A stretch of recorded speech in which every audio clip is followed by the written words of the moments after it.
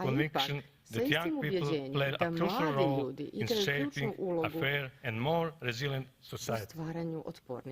I'm certain that I'm speaking to future decision makers and guardians of these values. Therefore, I wish to underscore the importance of the Council of Europe, which born in the challenging time after World War II, set standards for protecting fundamental values and fostering common ground among its member states. Today, as we face new crises and global challenges, it remains essential that we continue to uphold and strengthen these very values. For Montenegro, the theme of this forum, democracy and diversity, holds a special significance. Although small, our country is proud of its diverse social fabric.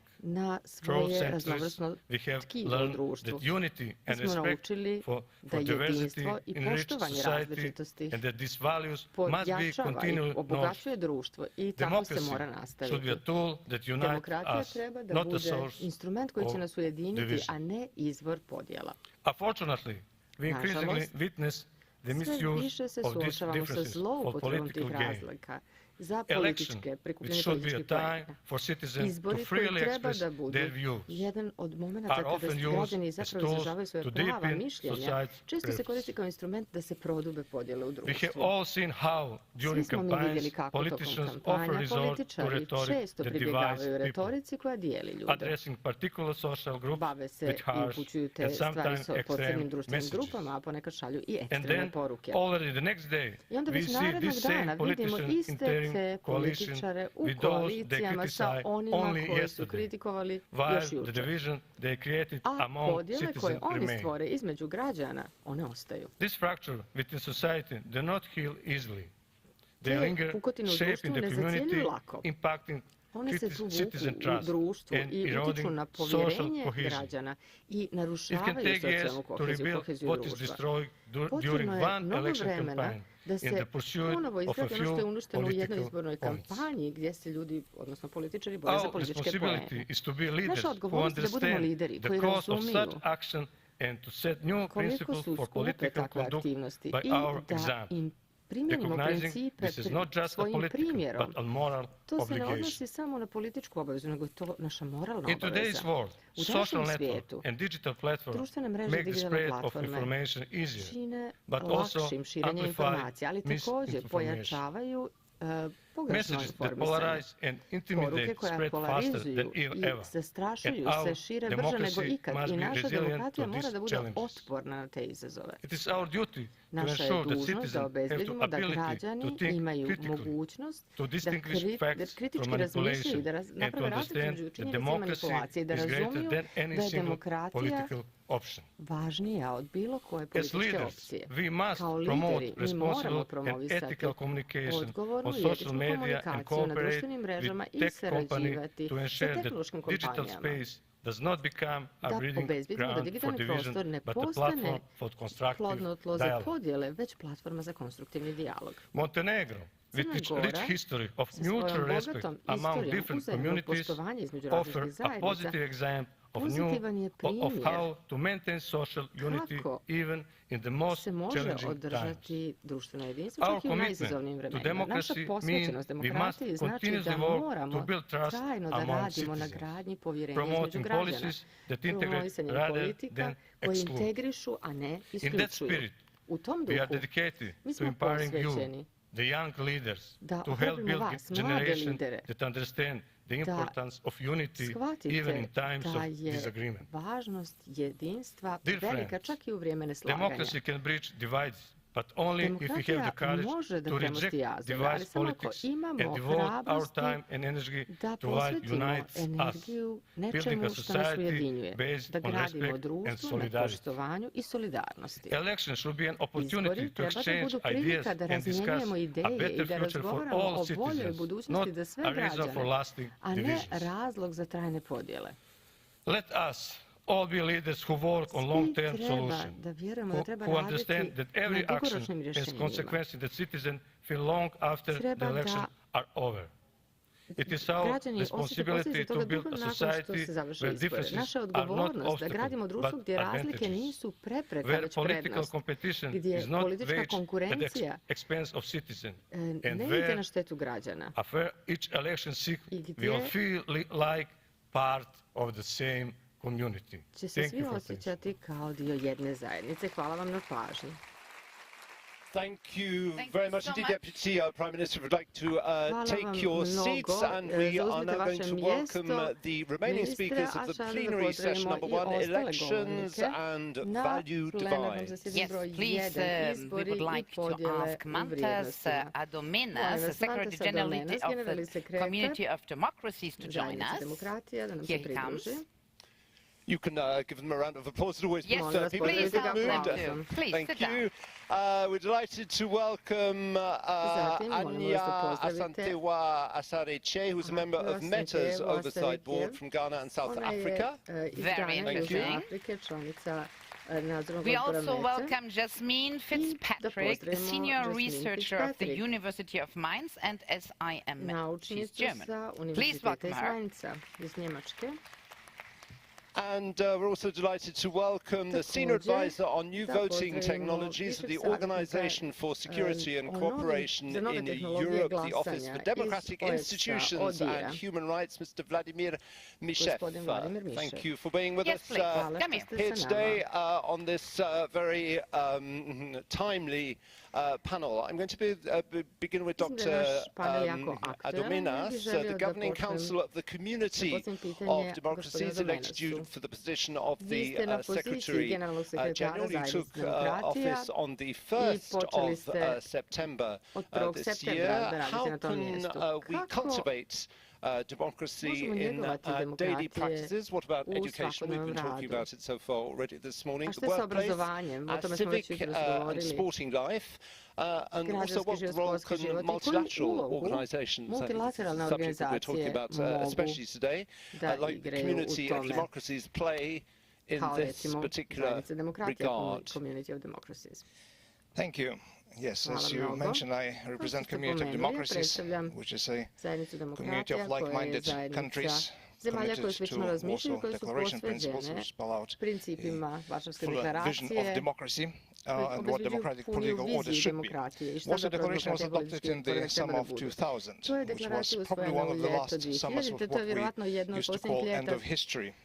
koje End smo of history nazivali mentality krajem istorije i taj was characterized by kind of universal belief in the je bio tada ultimate victory karakterisan of univerzalnim democracy as a uvjerenjem default da political je order, default demokratija political form jedan of governance. politički And poredak it koji also je was the jedini dobar i time of the great dialectical advantage of democratic bila velika narrative, where prednost it seemed that demokratskog there are narrativa, no dijalektička real prednost. challenges and there are no real Nismo mislili da ima alternatives. And nekakvih it looked as alternativa though i we pravih had izazova. reached end of geopolitics and end of grand Bližili smo se kraju polarizations geopolitike i velikih globally. polarizacija How wrong globalno we were. gledano. Ali bili smo And jako I u think krivu, that sad vidimo. the distance from this Mislim da fateful summer, I think, is very distanciranje i clear now udaljenost od when tog we have sudbonosnog quarter ljeta of a je vrlo century jasna almost, sada and kad gotovo 20 godina the kasnije state of the world today should shake us out of the complacency and the imamo still situaciju da recurring smo iz tog optimistic samozadovoljstva fatalism, which istreseni somehow zapravo zbog situacije u assumes, svijetu. without thinking Nekako how smo to, bili but assumes that pretpostavili somehow bez all things will be razmišljanja well da će with sve democracy. biti dobro Well, sa demokratijom. Pa geopolitics is back with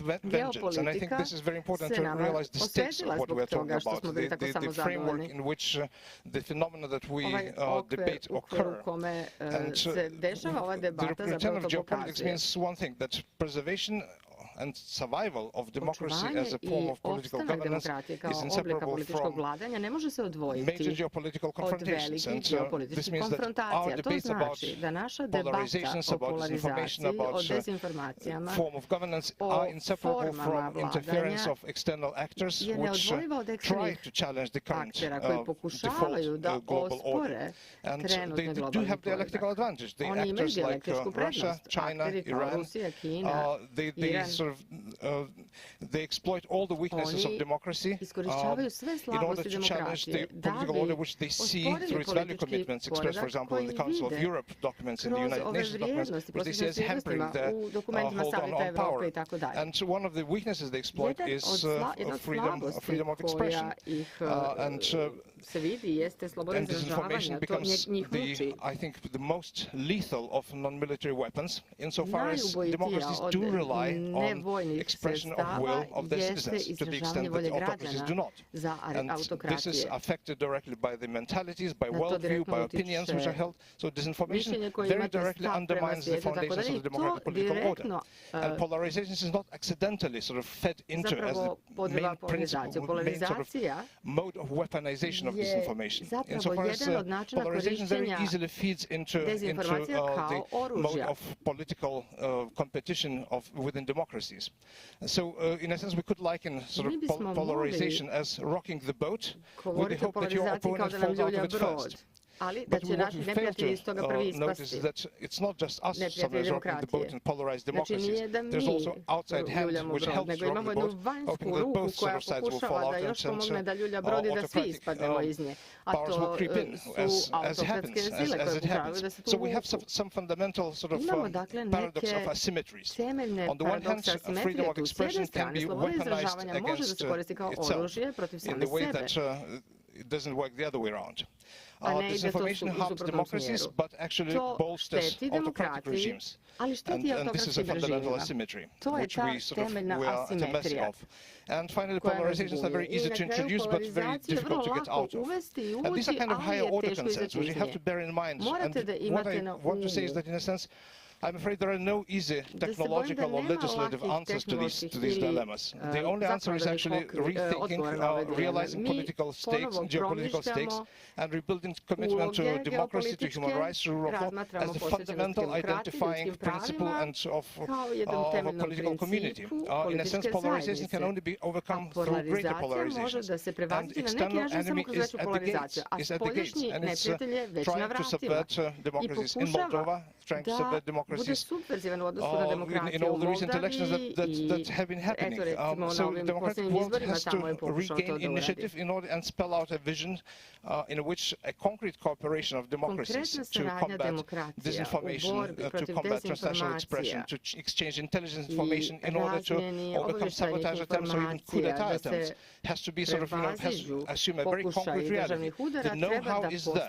What we need is political will, and realizing geopolitical stakes is the only way that we can regain this political will to do that. Thank you. Thank you very much for this point of view. And I'm very happy that we have a member of META today amongst that. So, Mr. Sara J, the speaker just mentioned the election in Moldova. As we all know, there's a huge possibility that there was interference from Russia, but even if now the pro-European candidate won, it's really a threat, and it's not only about Moldova. And I think there's a huge responsibility on constructions like META about it. What do you think can these major companies like META do to foster ethic public discourse and to prevent interference in elections? Thank you very much, Annette, for that question. Before answering it, let me just thank the Organizers Council of Europe for inviting the Oversight Board to be part of this very important conversation. And what a significant day, symbolically, to be having a conversation about democracy and diversity. I would admit I came in here a very depressed woman to this hall. I woke up, listen to the self-declared speech of I guess now we can call him President Trump. And he said, the enemy camp. And that just gave me such a serious pause for concern. The Oversight Board is an independent body of about 22 experts, human rights, freedom of expression experts and activists from around the world and from across different political platforms. we make binding decisions on what should stay or be taken down on Meta's platforms. And the three platforms that we have mandate over is Facebook, Threads, and Instagram. Unfortunately, we do not have mandate over WhatsApp, where a lot of news, toxic narratives spread.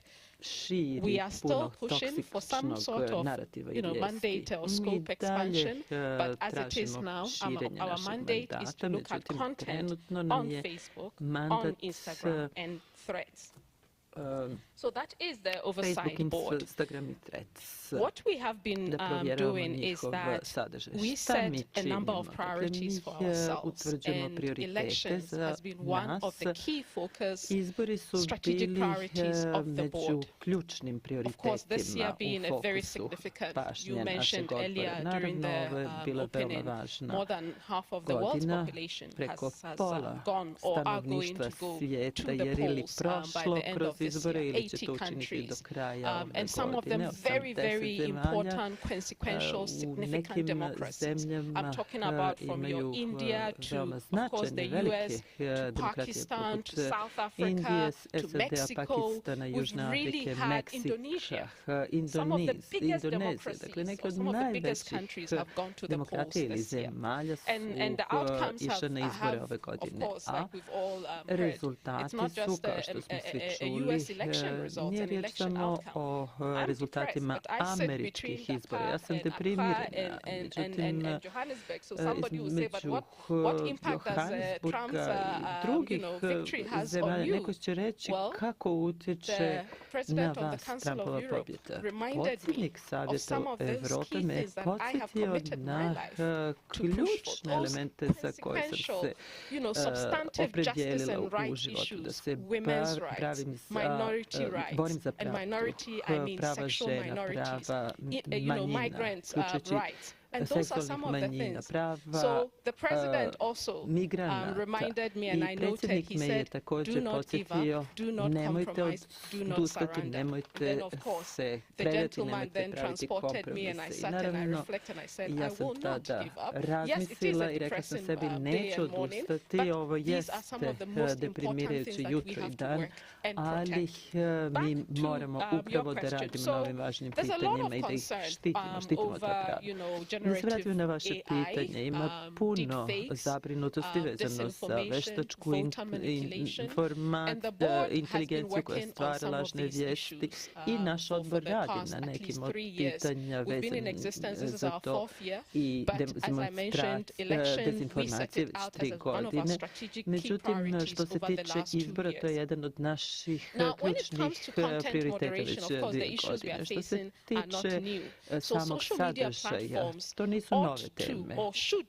Društveni mediji treba da nauče iz prošlih grešaka i da preuzmu odgovornost za mjere kako bi se uvjerili da mi ćemo spriječiti nanošenje štete online. Se govori o podjelama i polarizaciji. Svijet je u raznim krizama, imamo svuda podjele i vidimo da su ti jazovi sve dublji i dublji. Međutim, ono što također vidimo, to je utjecaj novih tehnologija. Pred izbore u Južnoj Africi mi smo vidjeli jedan video sada predsjednika Trumpa i gdje on poziva naše glasače da glasaju za jednu stranku koju je upravo prethodni predsjednik Zuma osnovao. Međutim, to nije bilo tačno, da to je bilo generisano od strane vještačke inteligencije. Kasnije kad smo provjerili, vidjeli smo da je riječ o intervju Trumpa iz 2017. godine za NBC, gdje je govorio o uklanjanju čelnika FBI-a, a oni su stavili druge riječi u njegovo usta. Da, a pred izbore u Indiji, gdje je 500 miliona ljudi izašlo na glasanje, glasači tamo su bili bombardovani izjavama slavnih ljudi, pa čak i mrtvih političara. I ponovo, većinom su to bili lažne vijesti, lažna obraćanja. Dakle, tehnologija pretpostavlja ima i dobre i loše strane. Niko od nas nije mogao da zamisli načine koje će se koristiti ta tehnologija. Naravno, ovdje postoji i dobra strana. To je da mi smo na taj način dobili nove inovativne načine bavljenja satirom i komentarima na političkom planu, zatim kako biti aktivista u restriktivnom, autoritarnom društvu. Međutim, te pozitivne strane vještačke inteligencije postoje. Međutim, vidimo i puno negativnih strana. Međutim, otići ću direktno na naš rad vezano za izbore i daću vam neke ključne primjere toga što radimo. Ono što smo mi uradili do sada je da smo mi, na primjer, sagledavali političku satiru i rekli smo da je ona vitalni dio demokratskog diskursa i to naravno omogućuje građanima da se izraze i da drže lidere odgovornima. I tu imamo primjer iz SAD-a gdje su prikazivane ponižavajuće slike oponenata u političkoj debati. Vidjeli smo to u slučaju Kamale Harris, posebno u Minnesoti. I zatim vidjeli smo također i pitanje da li je Meta bilo pravo ili ne kada je suspendovala predsjednika Trumpa iz platformi. Da li je trebalo ukloniti njegov nalog ili ne? Mi smo nedavno pokrenuli debatu o predsjedniku Bidenu također. Ne znam koliko vas je to vidjelo u ovoj prostoriji, ali postoji jedan izmanipulisan video predsjednika Bidena gdje djeluje kao da on svoju uniku neprikladno dodiruje. Zapravo je tu bila riječ o uglu snimanja. Dakle, zatim imamo Kambodžu, na primjer, pitanje da li premijer je trebalo da bude iskorišten za promovisanje vrlo toksičnog narativa koji dijeli društvo. Dakle, mi to sagledavamo i donosimo odluke o nekim ključnim pitanjima vezanim za izbore i kažemo Meti da vi morate da promovišete i štitite slobodu izražavanja ili da sprečavate štetan sadržaj koji može izazvati štetu i nasilje u stvarnom životu. Hvala, sigurno sam da kad sa auditorijumom budemo razgovarali bit će zanimljivih pitanja. Što se tiče vaših preporuka Meti, je li to obavezujuće? Vi kažete ovaj sadržaj je neprikladan, da li oni to moraju da uklone, da uredu? To je vrlo važno. Ono što posebno zabrinjava, to su oruđa manipulacije. Ja sam prošlog mjeseca učio kapčat. Mi kao novinari vidimo da možemo da pošaljemo video gdje ja govorim na francuskom, a mogu djelovati kao da govorim kineski. Nevjerovatno je to što možemo učiniti, ali je i zabrinjavajuće. I zbog toga je dobro čuti malo više i s vaše tačke gledišta, Jasmine Fitzpatrick, jer ova demokratska debata zavisi od povjerenja stvarnih građana. Znači, možemo možda da falsifikujemo video kod kuće na našim kompjuterima i da to objavimo, da ljudi smatraju da je to istinito. Koje mjere se mogu preduzeti kako bismo se borili protiv toga i šta pokazuju vaše istraživanja o lažnim nalozima? Primjer, svaki put kada vi objavite neki tweet, imate puno botova. Šta sa botovima? Šta možemo učiniti kako bismo se borili protiv toga? Najprije mislim da kad govorimo o izborima, moramo da znamo da imamo 3 dijela. Predizbornu kampanju, izbore i period posle izbora. Prije izbora to je kampanja i tu moramo imati kodeks ponašanja za vođenje kampanje i moramo imati sankcije nakon utvrđenih nepravilnosti. Jer do sada ako neko širi dezinformacije, a poslije toga mi to ispravimo, vjeruje se da će ljudi to zapamtiti. Ali to nije tačno. Vi kada ponavljate dezinformaciju, ljudi se toga sećaju. I tako erodirate povjerenje u javnosti. Da, imamo primjer nereda u Ujedinjenom kraljevstvu letos. Da, ima puno primjera. Svi možemo se sjetiti nekog primjera gdje ste nešto više puta vidjeli u medijima. Iako to nije vjerovatno, vi mislite možda je to tačno i možda ja griješim. Dakle, tu se postavlja pitanje povjerenja. Mi znamo da demokratska društva se oslanjaju na povjerenje. Mi vjerujemo ili u rezultate izbora i da to neće utjecati na moj život. A sada se to mijenja. Sama egzistencija i ljudska prava više se ne mogu u potpunosti štititi. I dakle, to je zapravo jedna poruka koja nas zastrašuje, jer to je u srži demokratije i na to se sada utječe. A kada govorimo o srži demokratije, mi uvijek govorimo o vrijednostima. Međutim, problem je što govorimo o istim vrijednostima, ali razumijemo drugačije stvari. Dakle, ono što mi moramo da učinimo, mi ih naučnici volimo da definišemo stvari. Mi kažemo, ako govorimo o slobodnim izvorima, to znači to i to. Znači, po meni moramo da imamo jedan kodeks ponašanja i definicije šta znače slobodni i pravedni izbori u ovom novom svijetu sa novim tehnologijama zasnovanim na webu.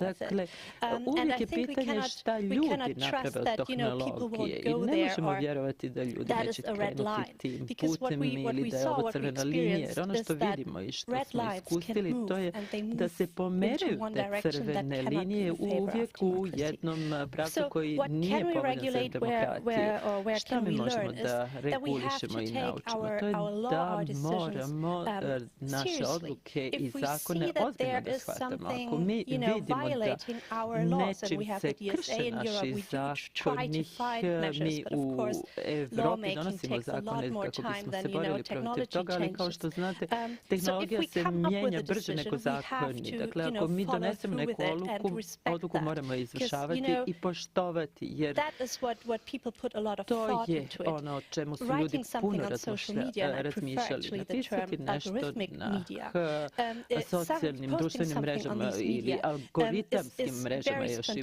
bolji izraz. To je nešto što se spontano čini, mnogi ne razmisle uopšte o tome produbljeno.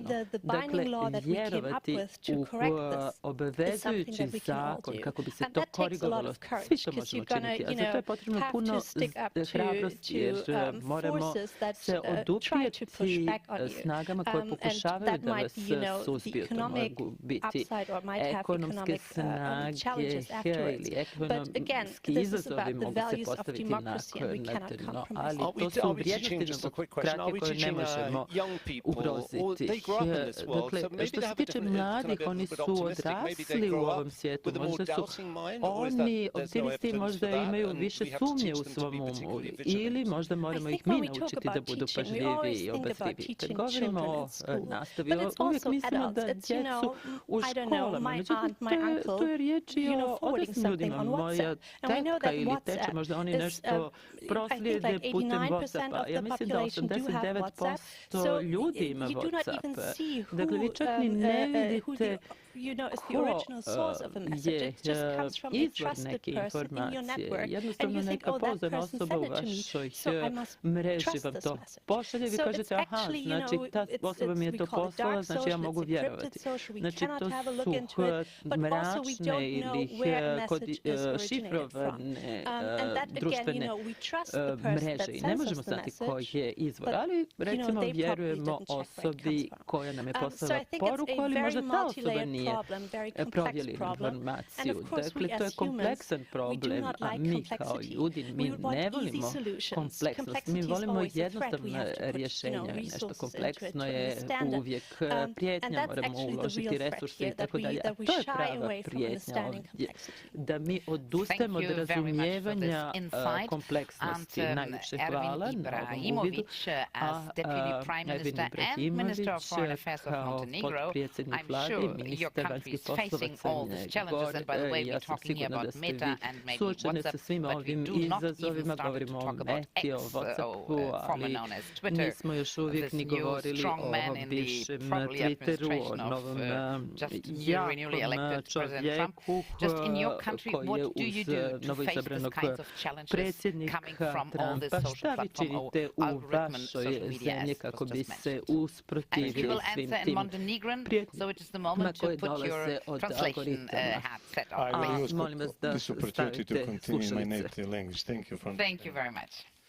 Ako krenemo od toga da bi izbori trebali da budu praznik demokratije, onda bi svako društvo trebalo da prepozna rizike koji mogu da ugroze izborni proces, a samim tim i demokratiju, odnosno demokratske vrijednosti i jedinstvo jednog društva.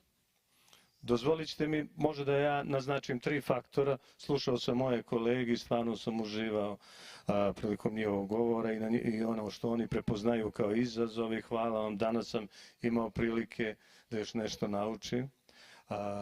Ono koje ja prepoznajem možda 3 faktora koji mogu da utiču na ove izazove, na izazove demokratije. A to su prije svega lideri. Važno je zbog ovih mladi ljudi ovdje gdje sam nekada i ja sjedio, kao što sam vam rekao, i sutra će voditi ili možda već vode neke partije, oni moraju uticati na društvene procese. Drage kolege, kao lideri morate mijenjati retoriku u društvu. Onu retoriku koja ugrožava demokratske vrijednosti. Lideri moraju jačati sistem vrijednosti u svojoj državi. Zato treba hrabrost, zato treba odlučnost, ali ovo je cilj koji će sigurno dati doprinos u nekom sljedećem političkom utakmici. Želim da kažem, ne smijete dozvoliti da zarad minus slave određenog političkog poena pojačate populizam, pojačate retoriku i samim tim dovedete u zabludu potencijalne birače. Jer vjerujte, to je na kratkom hodu. Poslije određenog vremena, kada se završe izbori, vaši potencijalni birači ili birači najčešće dođu do razočarenja. I poslije toga oni će birati nekoga drugog ko će imati jače argumente. Gledajte sad, kada gledamo političke kampanje, imali smo u Sjedinjenim Američkim Državama, imamo u svim vašim državama kampanje i često se desi, barem ja vjerujem u to, da one kampanje koje su sa najviše sjaja, sa najviše novca, nažalost, najčešće najviše i sakriju nedostataka te partije i ponude te partijske grupe. A one partije koje su dobro radile i koje vjeruju da će to građani prepoznati, one ne daju na taj sjaj, na te mreže, na medije, na novac. Ali, ono što je važno, ne smijemo zanemariti utjecaj medija, mreža i toga sjaja. Zato moramo svi raditi na unapređenju ponuda biračima, na održavanju onoga što smo obećali, jer jedino tako ćemo imati zadovoljnog građanina i jedino tako društvo može biti demokratsko. I ako mi dozvolite, kada pričamo o političkim liderima, još samo da naglasim, moraju političke partije ono što obećaju građanima i da ponude i da ostvare. Ali znate kako će građani više vjerovati u tu ponudu? ako te političke partije daju najbolje od njih, ako te političke partije daju ljude koji su reprezentni, ljudi koji drže riječ, tako će građani odgovoriti na sljedećim izborima. Vrlo kratko ću vam reći primjer u Crnoj Gori. Crna Gora je prepoznata kao država sa visokom izlaznošću na izbora. Međutim, u zadnjih par izbornih ciklusa već počinjemo da vidimo da se smanjuje broj ljudi koji izlaze da glasaju. Dakle, možda jedan dio njih prepoznao populizam ili je jedan od njih prepoznao slabiju ponudu.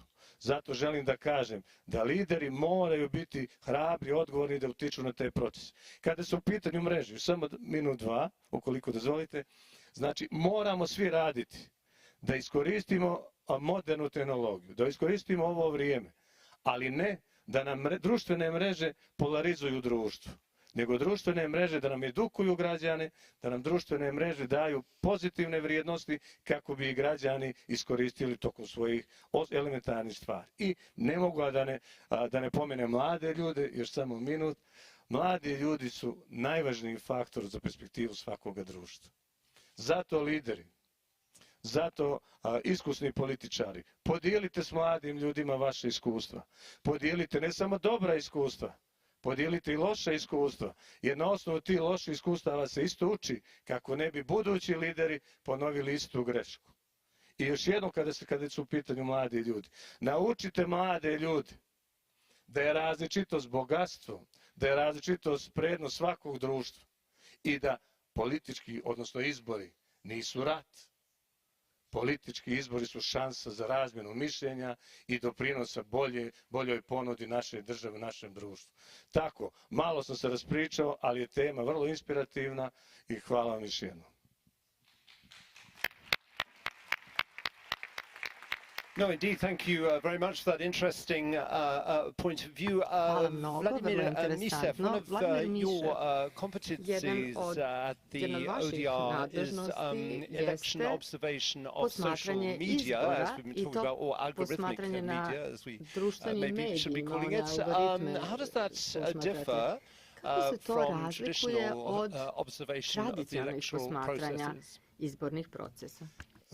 Thank you very much for the question. Thank you to the organizers for inviting Ode. Hvala mnogo organizatorima što su nas pozvali na ovaj važan događaj. Velika mi je privilegija i zadovoljstvo što sam ovdje sa vama danas. It's very much different. The times have changed. Velika je razlika. Znate, vremena su se promijenila. To su potpuno sada drugačiji procesi. We are calling it informally in the office. Very briefly about the organization, about ODIHR. We are intergovernmental organization in which 57 member states are participating, and we are operating based on a mandate given by the member states. Unfortunately, the mandate that we are having and the commitments, the political commitments under which we operate, are not adjusted to the modern times. Mi funkcionišemo, nisu prilagođene modernim vremenima. Just to give you some numbers, we are deploying approximately 2,000 observers annually. We so far in our 30 years history we've deployed over 60,000 observers. We are deploying approximately 16 countries per year. In 2021 we had the 400 election observation missions, so we are around 450, and in many of those missions we've been actively cooperating with the Council of Europe institutions, including the Parliamentary Assembly or the Congress. What is important from intergovernmental point of view organization is that we give an equal treatment, an equal assessment of all countries where we are observing the elections. Although each elections are specific, they are followed by a specific context, but we try to assess the elections against the international obligations, standards and commitments, or the good practice where we are lacking obligations or standards. What we are trying to do is to make a comprehensive assessment of the election that it's very important, although we are trying to focus on specific issues depending on the importance within the country.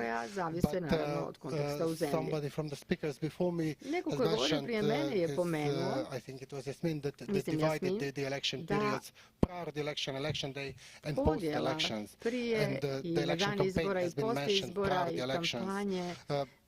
True, it is the election campaign, but it's also more than that. It's the registration of voters, candidates, the redistricting.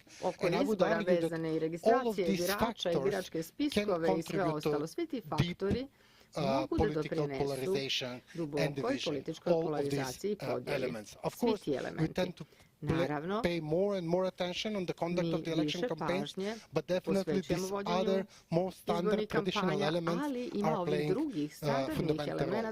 So I'm following actually the new voting technologies and online media for quite some time, and at least for 10 years, and I do remember times when we start talking about technology in elections, half of the audience would leave, but suddenly this becomes the most interesting topic around the elections. I to je odjednom postala najinteresantnija tema vezana za izbore. Pristup podjela u ocjeni tehnologija tokom izbora je trojak, ja bih rekao. Prvo, naš fokus je na tome šta je u suštini izbora.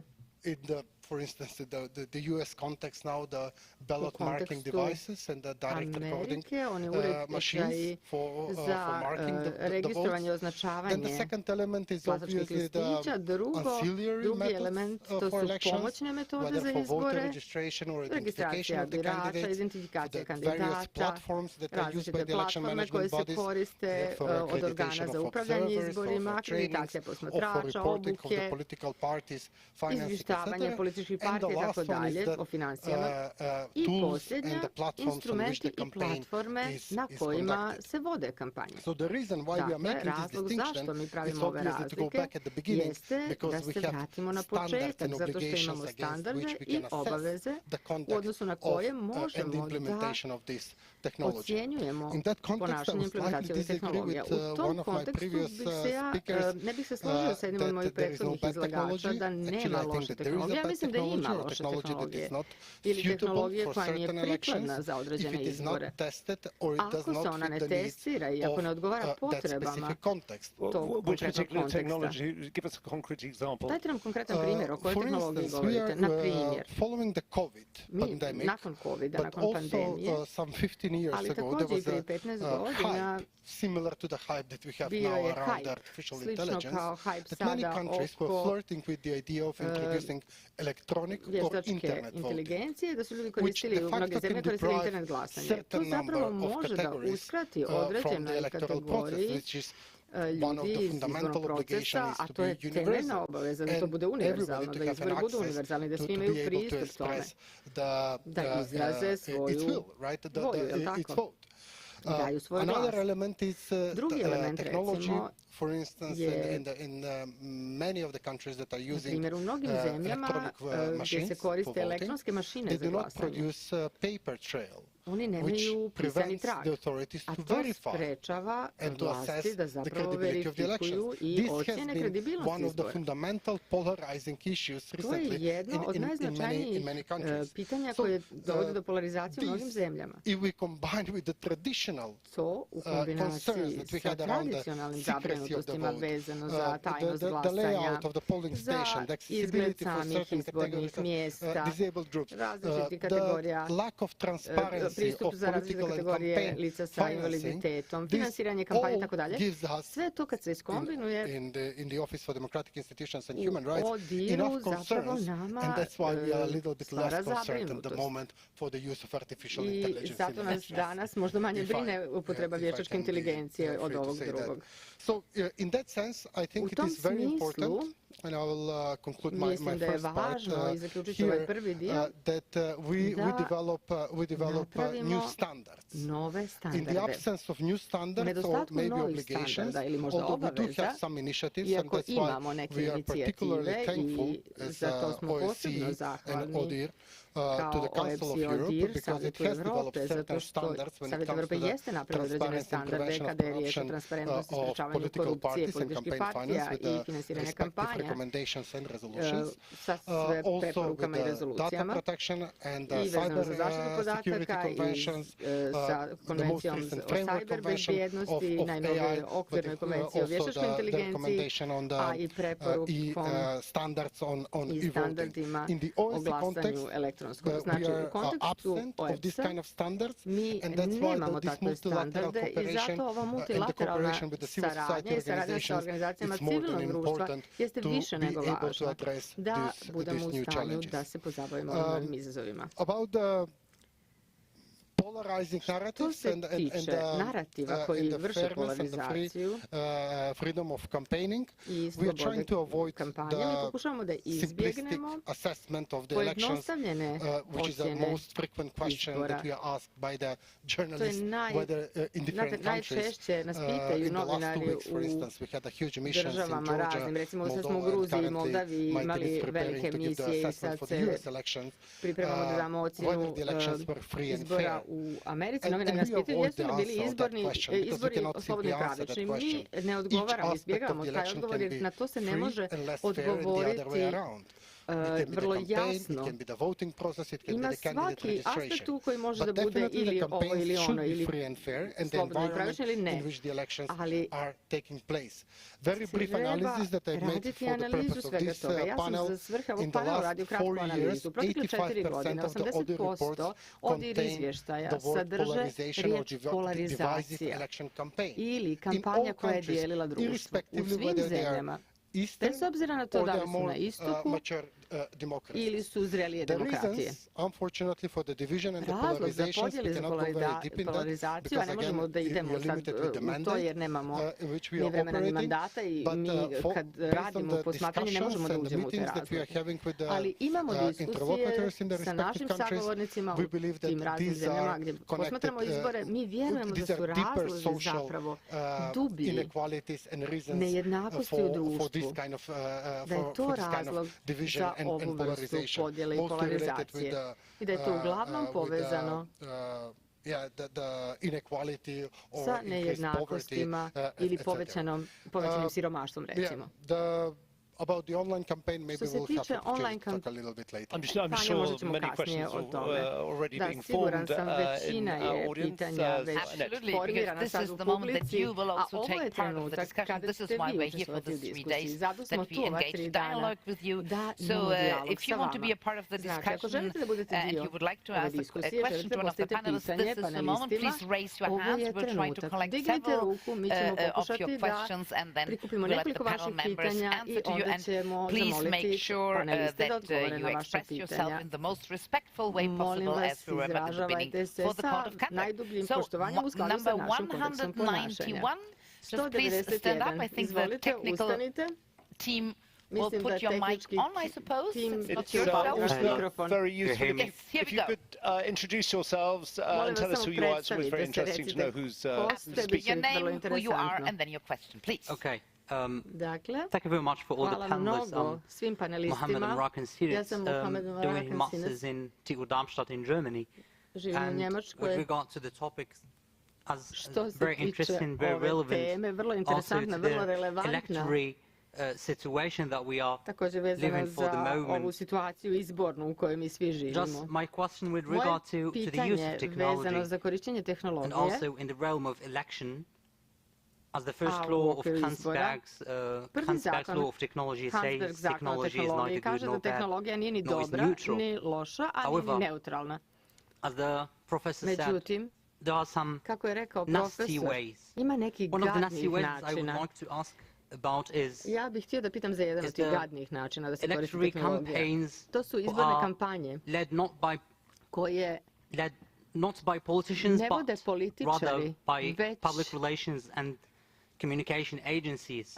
So to what extent is that democratic? To what extent is it democratic when we have a voter who have a discourse, koji ima diskurs i političko mišljenje koje je inženjeringom napravljeno, a nije napravljeno iz političke svijesti, građanske svijesti i samosvijesti. Da, to je opet pitanje o obrazovanju. Could you stand up when you talk so that we can see you? Thank you very much indeed. Let's have somebody from this blue half and half. Let's have somebody from this side who would like to make a brief comment. Just right at the back, 476. Please take the floor, and if you could stand up and remind us who you are. Thank you. I have a question to Jasmine Fitzpatrick. About you were talking about the values. I'm sharing your opinion that all the problems are about the values, and each person understands different things about talking them. I wanted to know how the values can be standardized in order to avoid complexity, and during your career path, if you had some practical example that you have implemented, some method that you could share with us, and we can implement it also in our da mi možemo da ih implementiramo u našem radu. Everyday life as an engaged member. Absolutely. Very nice. And we will take the I can't read your number this way. 73, please. Would you please stand up and introduce yourself to ask your question? Thank you. Greetings to everyone. Thank you. My name is Lia Guardshelia, and other youth delegate. I'm here as the voice for the youth of Georgia.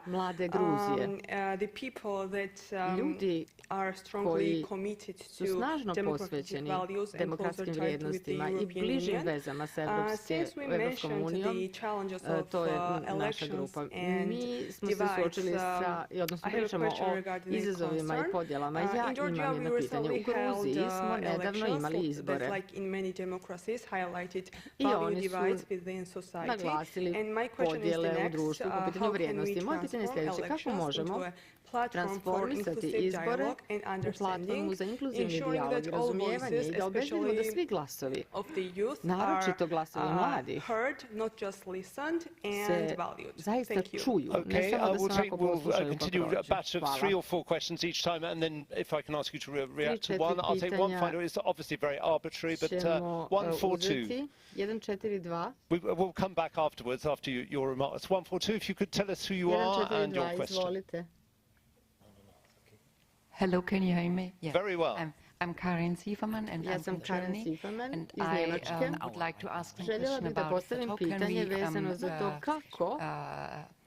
have it happen that not so much insulting is happening like we saw in America when the political other parties are just insulted with words that are very low and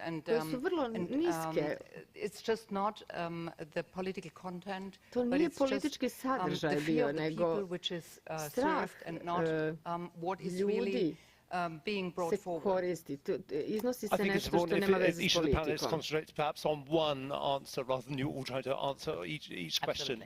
Any, would you like to, which point would you like to? Maybe Jasmine, there was one question directly to Jasmine. Just start and then we will answer to the others. Please, Jasmine. Thank you. So the standardization of values, that's of course a very difficult topic because, you know, it's also what you choose if you adopt a definition of something or if you just decide to apply to employ a different definition. So that's, you know, the point is that it's up to choice. What I think where we can start is trying to find out where misunderstandings are. So where do we have different definitions? And I think those are the questions that are most apparent at the moment, because I think right now we do not know where our misunderstandings from using different definitions stem from. So I think that's going to be the first step, learning to communicate about misunderstandings. In terms of standardization of values, istraživanju. Zatim što se tiče there are always scientific standardizacije, standardizations, but even we argue what definition we want to apply. Međutim, ni mi nismo uvijek sigurni koju definiciju želimo da primijenimo. Clear and Dakle, transparent mislim da je about your bitno premises. biti What jasan i definition do you transparentan adopt? o And then tome somebody koju else can decide definiciju if they vi share that very usvajate i definition onda or if neko that's može already postaviti the pitanje core i of the izjasniti se conflict. da li And se you know, slaže sa if tim you ili je do to u not even srži have the same konflikta. Ako definition of nemate something, čak ni then istu a dialogue definiciju turns into nečega, two onda monologues, and that's dijalog postaje not going to dva bring us anywhere. monologa i na taj So I način think nećemo that's the nigdje core of the otići. Dakle, problem. mislim da je to u srži And yes, problema. as I said, I think the first step is going to ja mislim learn da about najprije misunderstandings and moramo that naučiti involves o dialogue and nerazumijevanju, discussion. nesporazumima, Thank you very much. a za Maybe to nam je an answer potreban to the dijalog i Georgian part of diskusija. question. I A don't know što who se feels tiče gruzijskog maybe dijela you want to answer pitanja, you. ne znam It's up ko to you. želi da odgovori, vi ili vi, izvolite, kako vi Let's hoćete. have you first. Yes, you start and then you, please. Najprije pa onda. Yes, we've been observing the Georgian elections and we've made our assessment of those elections.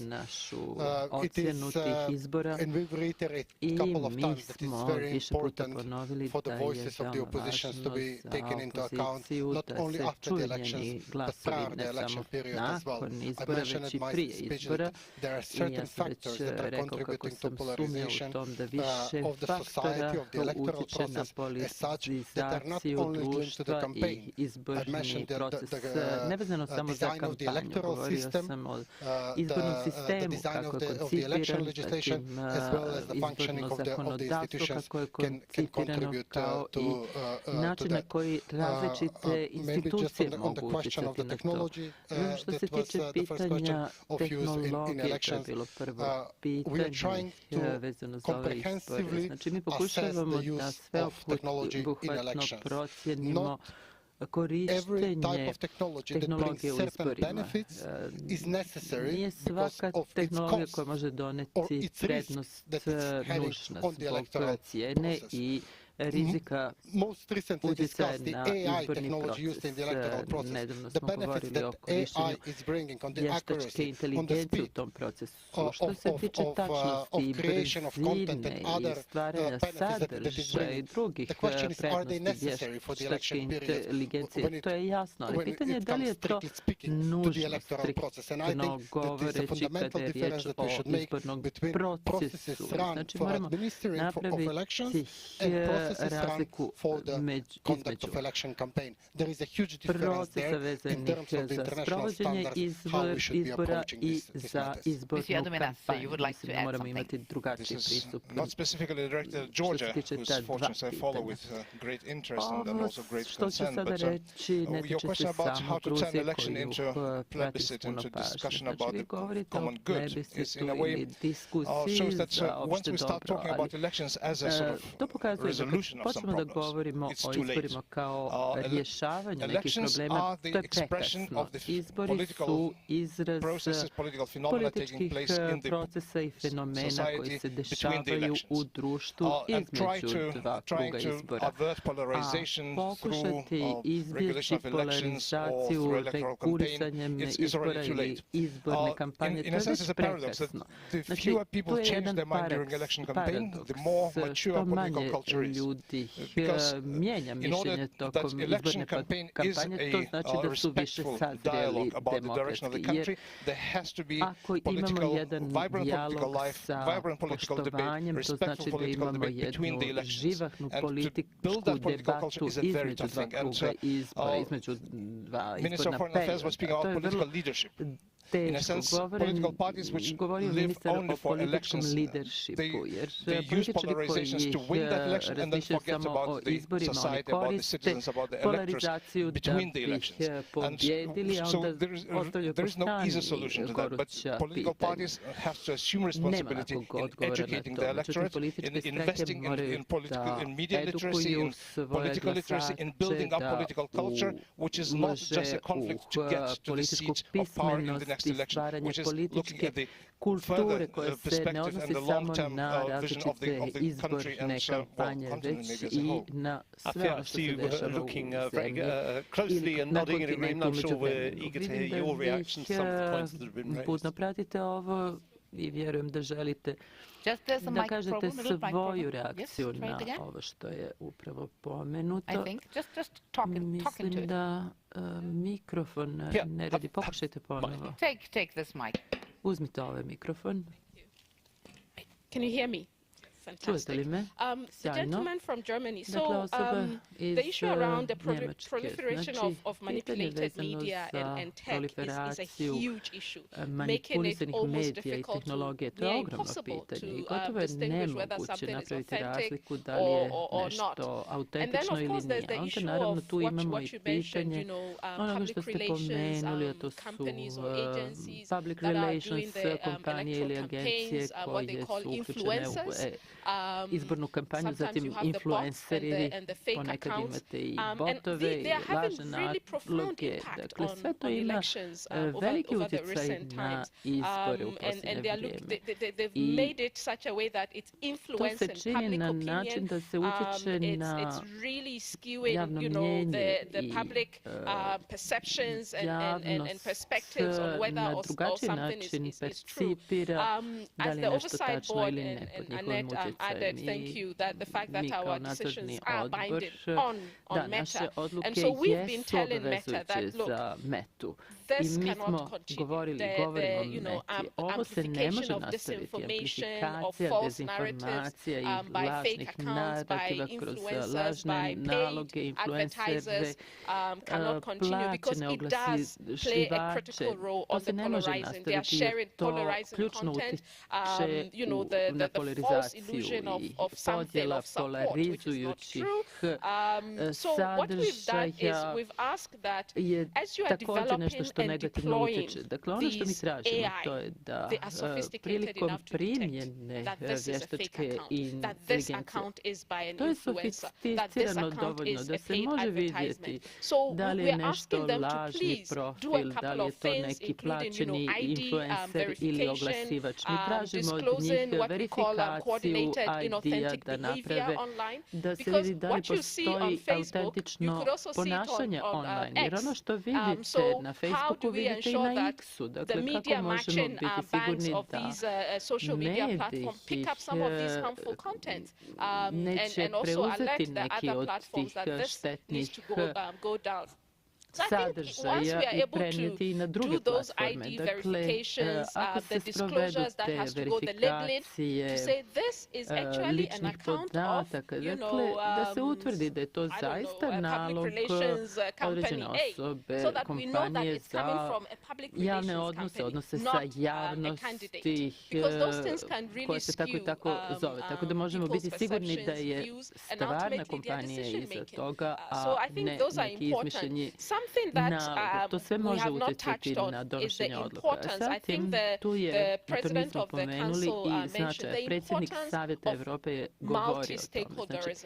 Znači, važnost multilateralizma između kompanija, organizacija civilnog društva, vlada, da postoji interakcija, jer su pitanja sa kojima se suočavamo vrlo kompleksna i zahtijevaju saradnju svih tih zainteresovanih strana. I kada je predsjednik Savjeta Europe pomenuo važnu ulogu organizacija civilnog društva u demokratskom društvu i stvaranju demokratije i jačanju i u onome sa čim smo danas suočeni. Dakle, to su i izazovi i prilike koje za sobom povlači tehnologija. Htjela sam i to pomenuti. I zatim, tehnološke kompanije imaju resurse, nemojmo to zaboraviti. Da, je pitanje, imamo moderiranje, sklanjanje as much money you more and more money you earn. So why do any moderation? I don't talk about Meta especially. I maybe talk a bit more about X. But however, just mean you would like to add Međutim, u svakom slučaju, pitanje što se može učiniti s obzirom na ogromne svote novca koje se ulažu. Hvala vam na pitanjima. Ja sam društveni naučnik, nisam u informatici. Mislim da je važno razumjeti šta potiče od ljudske strane, a šta je tehnološki aspekt svega toga. I znamo da sa ljudske strane postoji znači jedna sklonost. Na primjer, ako bot ima stvarni utjecaj, to je tehnološko pitanje, ali ljudsko pitanje je da li ljudi vjeruju da to može imati utjecaje. I mi znamo na osnovu nauke da je to dovoljno da bi ljudi bili pokrenuti. Znači, ako smatraju da je nešto možda realno, može stvarno utjecati na njihovo ponašanje. Znači, ne mora to da ima neki merljiv utjecaj. To se osjeća na ljudskom nivou. Dajem riječ ponovno potpredsjedniku vlade. Uvaženu koleginicu iz Đorđe, vrlo jasno. Nikada ne treba podcijeniti glas nijednog građanina svoje države. Svake izbore treba gledati kao šansu, ali isto kao poređenje programa.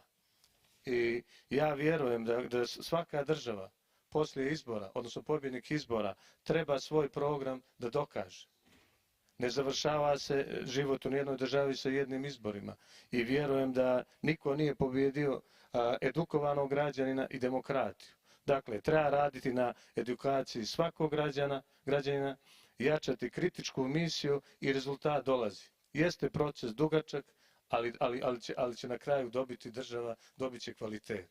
I kada je u pitanju oko tehnologija, modernih tehnologija, vrlo jasno treba reći. Znamo da čovjek piše, čovjek koristi tu tehnologiju. Svako društvo mora dati odgovor na to.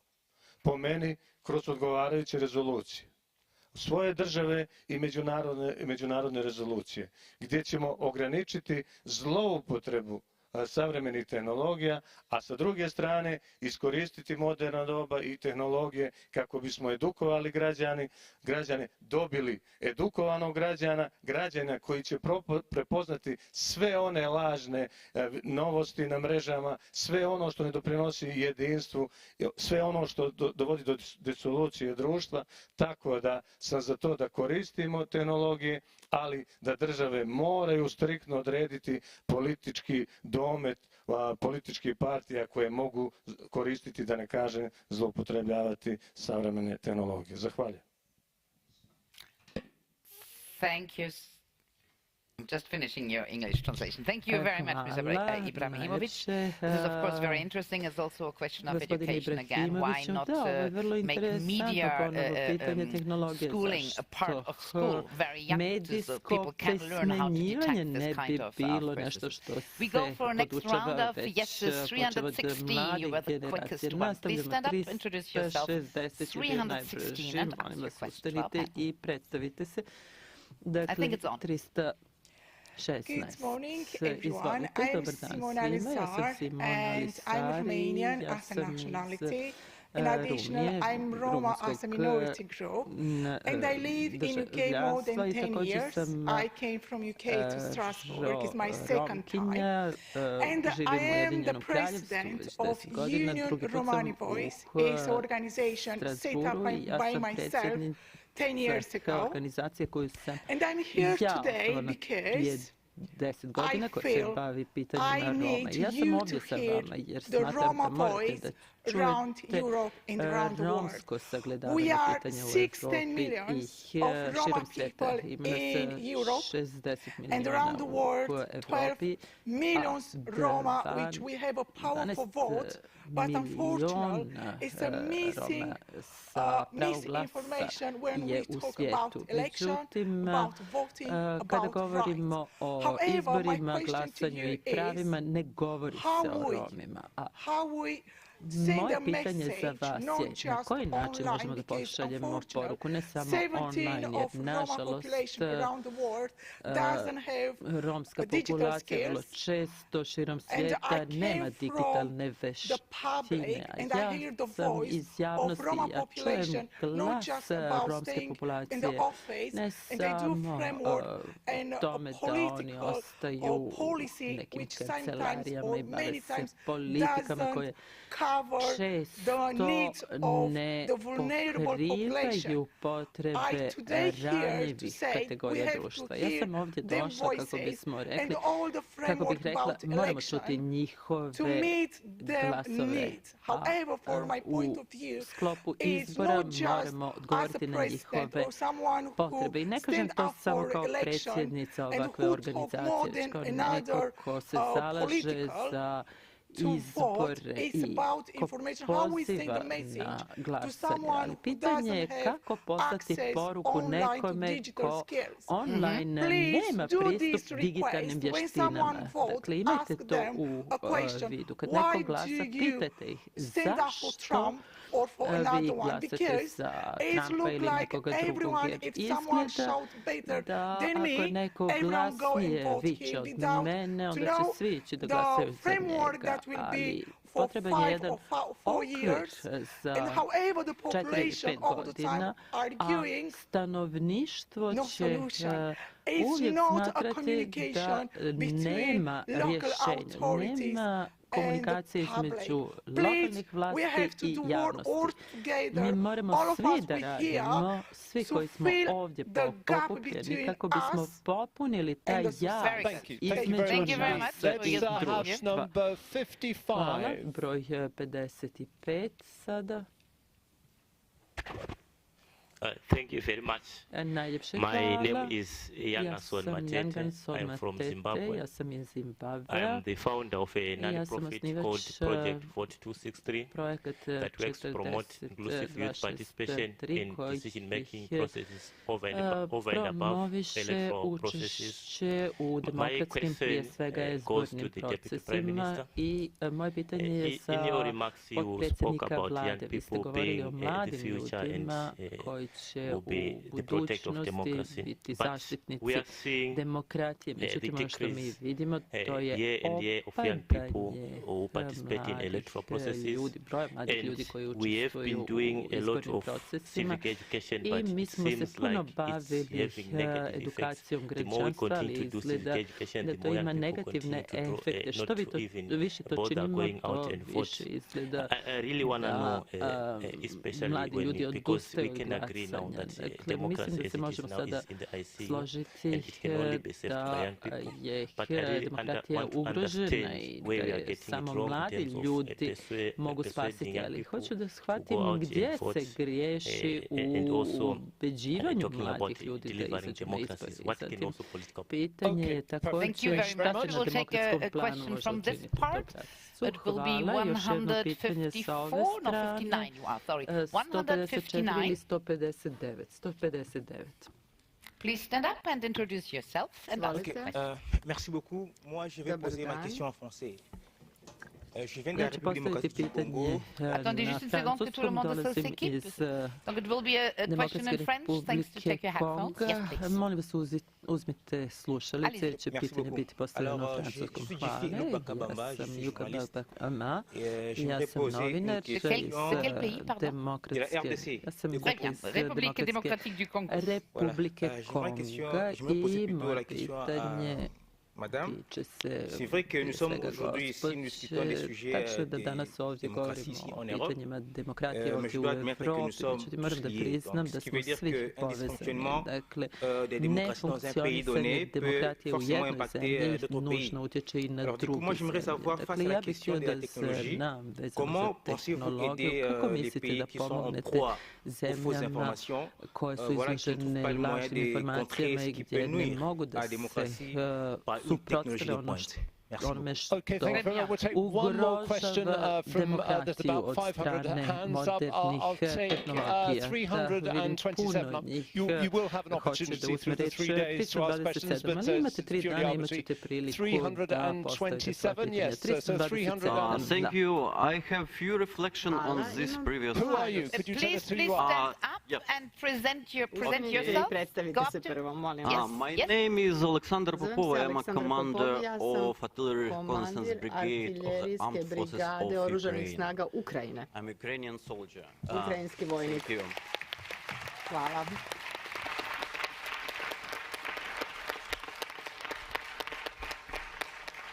I'll speak openly and briefly Govorit ću otvoreno i kratko, zato što razumijem vrijednost vremena. U Ukrajini se vrijeme mjeri ljudskim životima. Tema našeg foruma danas jeste demokracija i različitost. A pretpostavljam da svi mi pričamo zapravo o autokratiji i različitosti.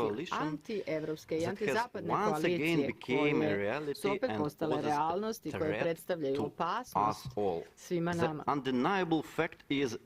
Neporeciva je činjenica da Rusija, Iran, Sjeverna Koreja i Bjelorusija jesu udružile snage na bojnom polju. One su se udružile ne samo da podrže Rusiju, a da idu protiv Ukrajine, već su se udružile protiv Zapada, protiv Evrope, protiv našeg načina života, principa vrijednosti i slobode. Ove zemlje šalju dronove i projektile na bojna polja i artiljeriju.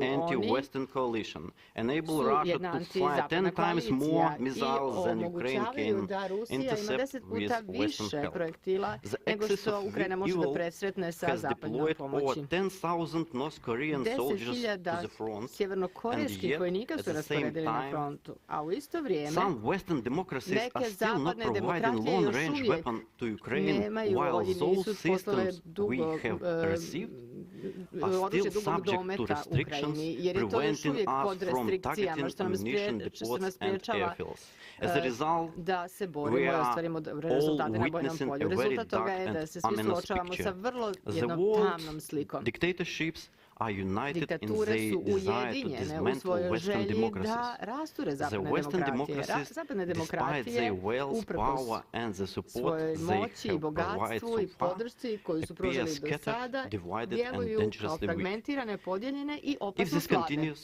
Ako se to nastavi, zapadne demokratije će izgubiti i svi ovdje će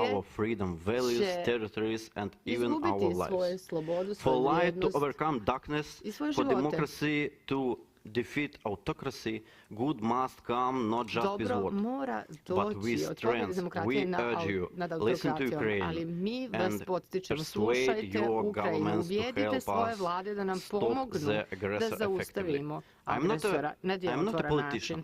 Ja nisam političar, or a diplomat, niti diplomatar. And I will not use Polish phrases and da koristim političke fraze i sentimente. Ja sam ukrajinski vojnik i ja ću govoriti iskreno i kratko. I'm Ukraine. Ja sam Let Ukrajina. Ukraine strike back.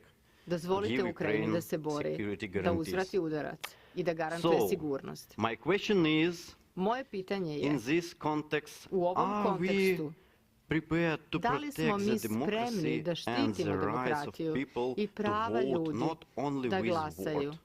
As Ukraine can tell you, after election interference, izbora i miješanja u izbore dolaze ruski tenkovi. Thank you very much indeed. I'm sure everybody's very understanding of your points of view. The Russian Federation war of aggression against Ukraine is to be condemned, and the Council of Europe has continually reinforced its stance in support of Ukraine. What I suggest is, because we have 10 minutes left, the closing remarks already. Including the closing remarks, so we have to go quickly. You have 2 minutes each to either conclude generally ili da zaključite ili da odgovorite na neko od konkretnih pitanja. Ako možete sve odjednom, mi bismo to cijenili jer imamo 10 minuta. Ko bi želio da počne? And you pick up your proper purpose and your closing remark together. Thank you. And in a way, it's very easy to conclude, starting with the remarks of Ukrainian officer. This is what I wanted to underline, that actually debate about the future of democracy is no longer separable from geopolitical conflicts that free world faces in the face of Russia, Iran, North Korea, China, and other satellites. And when we speak about disinformation, we sometimes speak about it as sort of, it happens disembodiedly.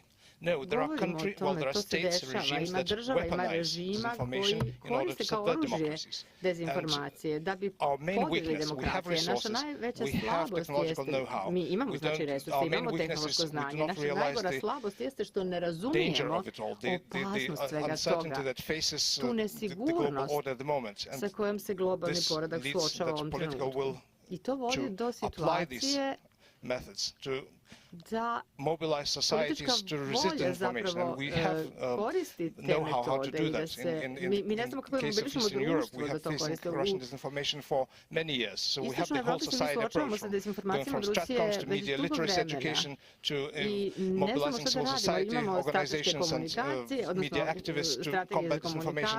But the important thing is that countries have to realize they are at the receiving end of this weaponized disinformation, and then we can supply them with know-how and methods how to do that. But political will is of paramount importance, and we have to realize the fragility of these democratic achievements in order to realize that we have to act now. Thank you very much.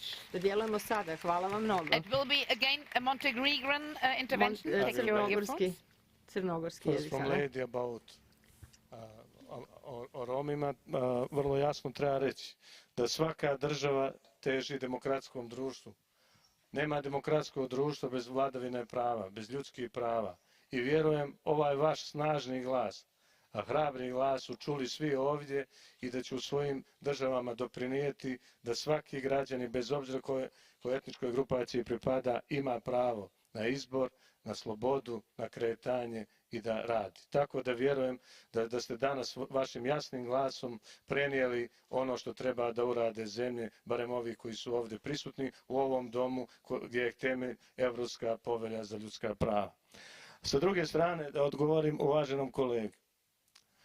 Nema promjena bez mladih ljudi. Više je načina da ljudima, mladim ljudima vratimo povjerenje. Pošto zbog kratkog vremena možda bi mogao 10 da nabrojim. Ajmo da krenemo sa prvim korakom. Znači da mladi ljudi vjeruju da je njihov glas jednako važan kao i svakog drugog građanina vaše države. A drugo je da se vrati povjerenje u izborni proces. To je višeslojan pristup, ali se mora vratiti povjerenje u izborni proces. Kada se vrati povjerenje u izborni proces, vratili smo povjerenje u demokratiju, a samim tim ćemo dobiti plodove te demokratije. Dakle, moja poruka je, najbolja je borba za demokratiju. Demokratija je zalog za sadašnjost, ali i za budućnost. Hvala vam još jednom na ovoj prilici. Absolutely. Thank you so much for your closing words. We make it in the row. Yes, please. Thank you very much. Dakle, ono što je od ključnog značaja, ono o čemu smo se mi dogovorili u ovoj prostoriji, jeste koliko su centralne i od centralnog značaja društveni mediji. Da bih odgovorila na vaše pitanje direktno, želim da kažem da ono što ja mislim da je potrebno, da je digitalna i medijska pismenost. Ona je ključna, naročito za populaciju koja živi u ruralnim oblastima. Populacija, kao što ste vi rekli, na mjestima gdje nema dovoljno resursa. Nama zaista treba da radimo na programima edukacija, medijske pismenosti i podizanja svijesti o ovim novim tehnologijama, novim mogućnostima i izazovima ovih novih tehnologija i kako ove nove tehnologije zapravo formiraju naš demokratski diskurs i naše demokratske rezultate i ishode. Vi ste iz organizacije civilnog društva. To su stvari koje mi možemo da uradimo u našim zajednicama, u našim selima, okruzima. To mi možemo da uradimo. Mislim da nam treba mnogo obrazovanja o digitalnim medijima na nivou zajednice. Što možemo mi da uradimo kao civilno društvo, kao vlade, kao organizacije? Mislim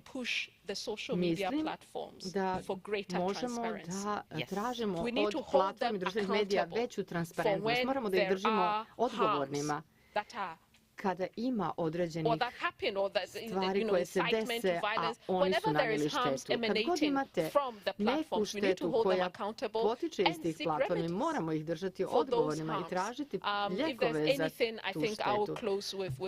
Ja ću zaključiti sa tim. Veća transparentnost i odgovornost platformi društvenih medija. Oni su milijarderi i oni kontrolišu budućnost demokratije. Which is an engine of democracy. it's between Mark Zuckerberg, the other man who we shall not name. We have a few billionaires that are controlling imate puno our milijardera koji, nekoliko milijardera koji kontrolišu našu budućnost.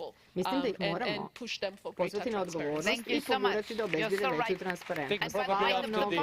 The point of media education will also apply to the Roma problem. If there's media education for everybody, it will also help. Absolutely. Please. Yeah, I was kind of dipping into the same direction. Ja sam zapravo htjela u istom smjeru da govorim.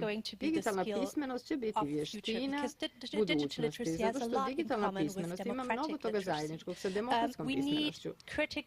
Nama je potrebna kritična publika i građani koji umiju da vjeruju, ali koji umiju i da ih preispituju.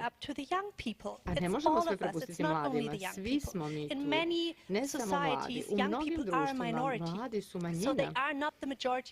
Oni nisu većina glasača. A svako treba da uloži nastojanje da nauči kako da bolje koristi digitalnu sferu. Mislim da je to što sam željela da kažem.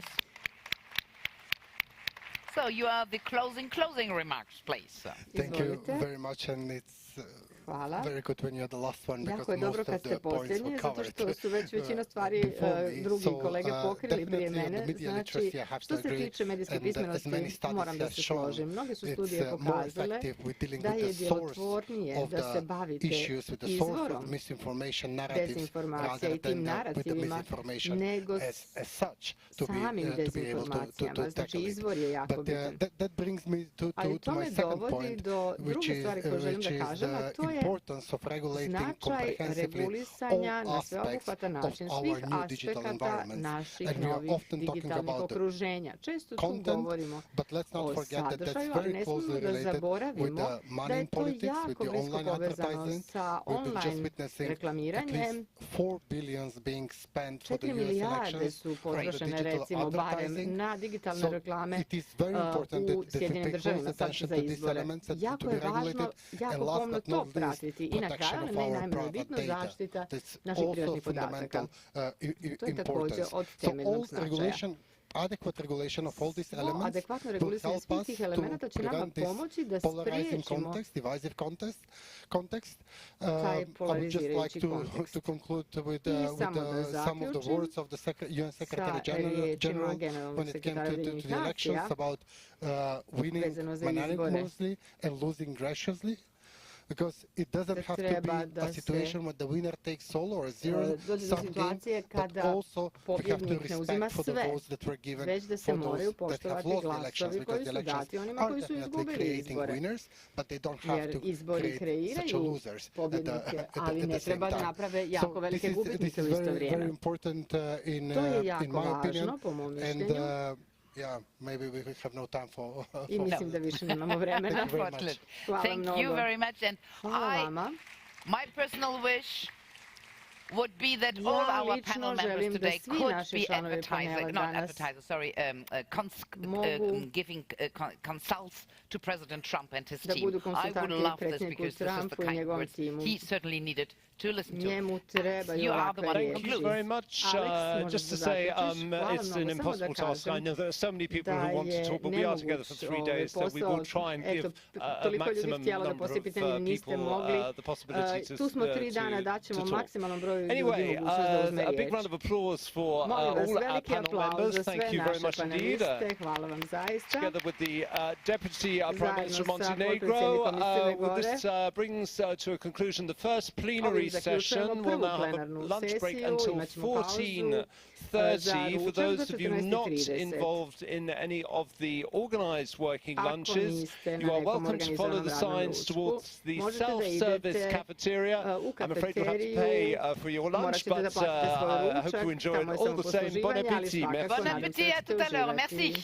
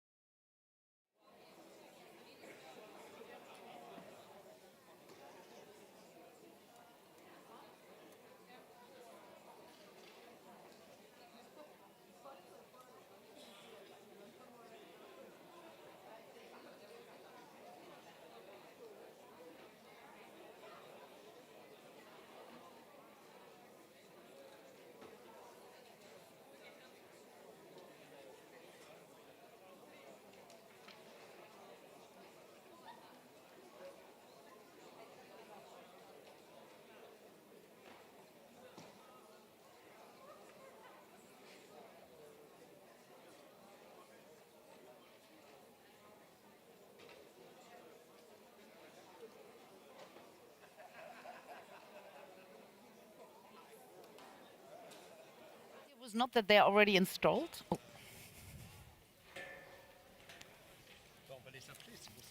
C'est ça, non mais tout à fait.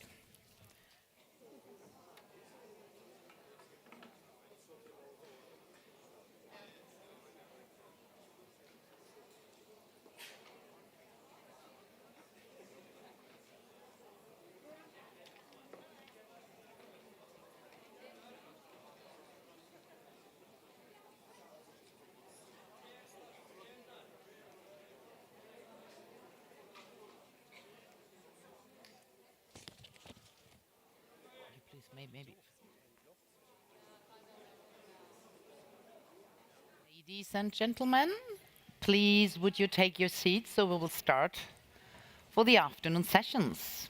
Mesdames et messieurs, si vous voulez s'il vous plaît prendre vos sièges pour que nous puissions lancer la deuxième partie de cette première journée du forum.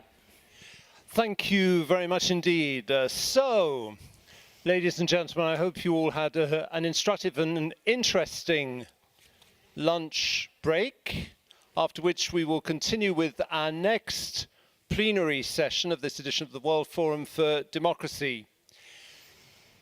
Disinformation, particularly online, as we all know, is a powerful tool to manipulate public opinion, to sow discord, and to erode trust in democratic institutions, as we've been quite extensively commenting on already this morning.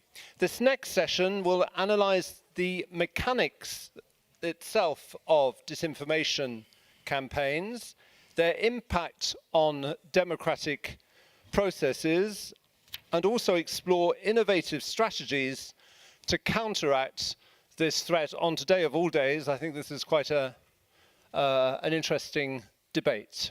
Absolutely, and for this plenary session, we're absolutely delighted to present you the speakers, starting with the Adjunct Assistant Professor, School of Computer Science and Statistics, Trinity College Dublin, member of the United Nations Secretary General's Artificial Intelligence Advisor Board, and he in Ethiopia and in Ireland. Please welcome Abeba Birhan with your applause.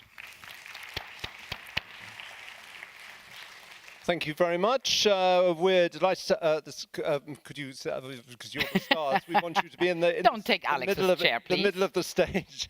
We're delighted to have with us too the State Secretary responsible for the Council of Europe, Democracy and Human Rights, the Political Affairs Directorate of the Ministry of Foreign Affairs Norway, Mr. Andreas Kravik. We are also delighted to present you a woman who works for the Japan Institute of International Affairs, Kuvahara Kiyoko. I got it. Kuvahara Kiyoko. Here she is. Please. The Harvard Kennedy School, United States of America, from there we're delighted to have with us Bruce Schneier. Bruce, welcome. Thank you for being with us. And last but not least, a member of the European Council on Foreign Relations, United Kingdom, Andrew Wilson, please. Now, before moving on to our discussion, ladies and gentlemen, we would like to invite the Minister of Foreign Affairs and European Affairs of the Republic of Croatia, Mr. Gordan Grlić Radman, to share with us his insights on his introductory address. Today is a very special day for both the Council of Europe and Croatia. 28 years ago today, on this date, the 6th of November, Croatia became a full member of the Council of Europe. So we're delighted to welcome Mr. Grlić Radman. If you could please... there we are. Welcome. I don't know how to say welcome in Croatian, but I'm sure you'll fill us in. Thank you so much. And I just wanted to say it and to express my proudness that I'm so delighted and so proud to be today on the very important day, on 6th, namely on 6th November, 1996. Croatia became the member of this the most important, one of the most important European institution, and at that time, actually, the oldest European institution or the institution which uphold the standard when it comes to the rule of law, democracy and human rights. Human rights, and we heard today and from the speech of our your Secretary General, who said that democracy, there is no democracy without liberty, there's not liberty without democracy, exactly so. And it's really also a great pleasure that so I was accompanied by the former minister, foreign minister who was at that time, it's for the Mate Granic, who is there. He's Homeland War, our former minister, deputy prime minister, and he's now advisor to our prime minister, Andrej Plenković. So, ladies and gentlemen, dear friends, we are living in challenging times, very dangerous. The time is very dangerous times, with wars and conflicts on our doorsteps. At the same time, almost half of the world's population has or will vote in national elections this year. In an age where information is plentiful and easy to access, the spread of false narratives poses significant challenges for our societies and citizens. It undermines democratic processes and trust into institutions by manipulating public opinion. Certain global actors use the power of narratives to form alternate realities, and establishing a narrative of false fact and disinformation is instrumental in achieving the goals of autocracies. Spreading deceitful narratives can also be targeted to harm democracies, as we in Croatia are well aware. Although disinformation is not a new phenomenon, last couple of years it has been used as a tool to achieve political goals by internal and external actors, often as part of broader hybrid campaigns by foreign state actors. We are witnessing a flood of disinformation regarding the war in Ukraine and conflict in the Middle East, causing false perceptions and creating divisions in the public, both in the affected regions and our countries. According to the Global Risk Report of the World Economic Forum, misinformation and disinformation are the biggest short-term risks in the world, and we need to address them jointly as a whole society. The erosion of trust in governments, institutions, media and each other is the main consequence of disinformation, and in the end, it causes further polarization of our society. Disinformation can directly influence electoral outcomes and undermine the integrity of the electoral processes. We have seen this in various elections around the world where false and fabricated stories and images have swayed voter opinions. New technologies such as AI, namely artificial intelligence, have a significant impact on the creation and dissemination of false narratives. As AI continues to evolve, its deployment must be governed by ethical principles that uphold human rights, privacy, and safety. An international risk-based framework for AI governance is essential to manage the potential harms, such as algorithmic bias, discrimination, disinformation, and threats to privacy. Given the global governance gap when it comes to managing the risks associated with AI and disinformation, there is a necessity for a coordinated international approach to ensure artificial intelligence is used responsibly and ethically. The Framework Convention of the Council of Europe on AI and Human Rights, Democracy and the Rule of Law, opened for signature in September, is the first international legally binding instrument in this fast-developing field and an extraordinary example of the Council of Europe standard setting soft power. To counter disinformation, AI governance must ensure that artificial intelligence systems are transparent, accountable, and subject to human oversight. We should create mechanisms to identify AI-generated content in order to maintain information integrity. International institutions such as the Council of Europe are actively working on countering the spreading of online mis- and disinformation through fact-checking and platform design solutions in a human rights compliant manner. The Council of Europe recommendation on promoting a favorable environment for quality journalism in the digital age recognizes disinformation and online manipulation as one of the key challenges for democracies. In such environment, distrust in traditional sources of news and information can be generated, which makes the media part of the problem but also a victim of disinformation. Many of us gathered here remember Doppelganger and portal combat campaigns, which demonstrated vulnerabilities of our media and information space. A stronger engagement from various sectors, public and private, as well as civil society, is necessary in promoting a favorable environment for quality journalism, independent media, and establishment of fact-checking projects. The European Union is actively supporting media, journalists, and fact-checkers, while simultaneously building legislative framework aiming to mitigate systemic risk, such as manipulation of information or disinformation.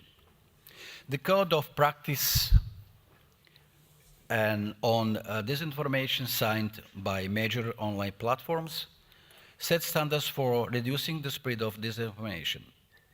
Companies should take responsibility for the content shared on their platforms, improve fact-checking efforts, not just in big main languages, but also in less spoken ones, and invest in media literacy campaigns for all age groups.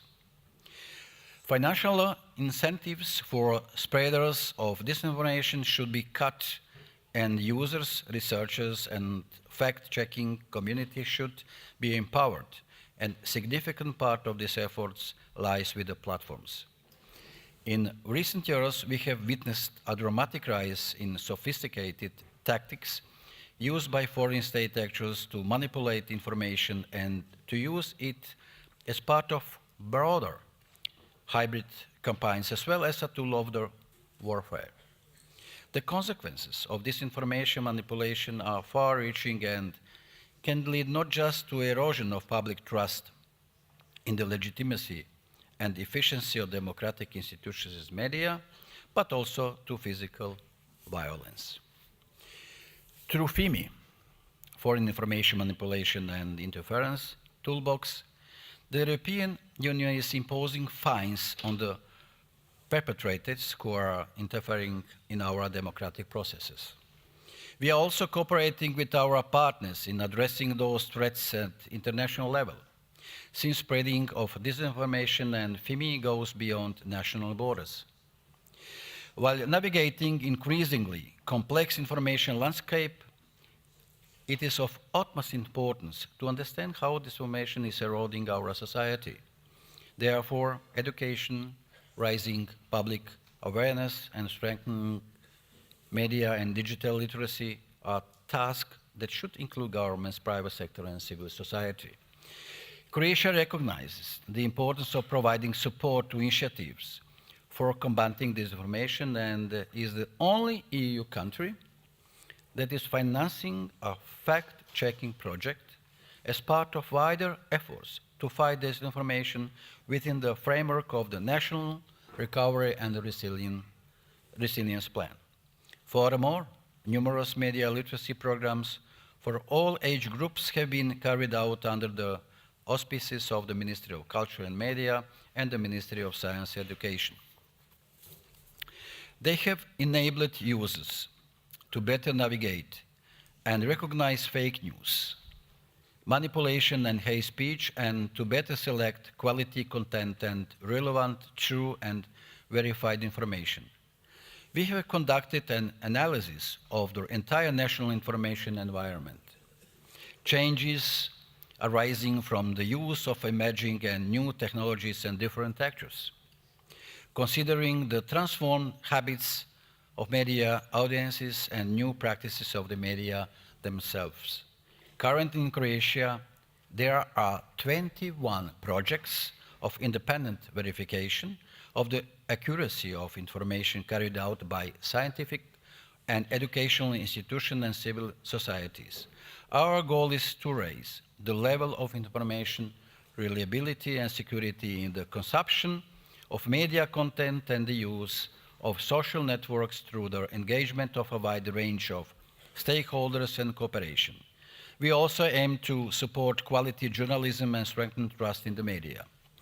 Ladies and gentlemen, it is often said that digital information is the new gold, but it is more like uranium. It can be used both as a fuel and a weapon. Disinformation affects different areas. For example, public health and distorts our understanding of critical issues like climate change and migration. The challenge is not only the content of disinformation, but also its ability to spread rapidly across social media platforms, often outpacing our abilities to respond. Therefore, all stakeholders at national and international level need to cooperate when addressing risk from disinformation that threaten the very foundation of our democratic societies. Let us remain resolute in our commitment to defend and uphold our democratic values and fundamental freedoms while ensuring resilient information space and informed citizens. Thank you so much. Thank you so much. Thank you so much for this introductory words, Minister Ratman. You really gave us the overview of all of it, and I would like to start our panel with the question to Andre Wilson. Andre Wilson, you are from the European Council of Foreign Affairs, United Kingdom, and you make the definition of the term political technology, and your definition is the supply side engineering of the political system in the service of partisan interests. This is what we are all facing today, and we see even the results today in the United States, what's happened with this. How badly are our democracies affected by this tendency? And is there a way of dismantling the global industry of political technology? Thank you. Pleasure to be here. I only have 3 to 5 minutes to explain the contents of this book, which came out in January. It's called Political Technology, the Globalization of Political Manipulation. It could have had many titles, but the title is fairly exact, and it seeks to do 2 things. So firstly, starting with a Russian phrase, political technology, that's ubiquitous in Russia. It's how everything works. It's the operating code of the political system. Everybody knows and uses the term. We don't have it in the West, but defined, as my friend has just done, as engineering of political systems, we have it in the West too. Spin, political consulting are radically outdated labels for what spin doctors or political consultants now do.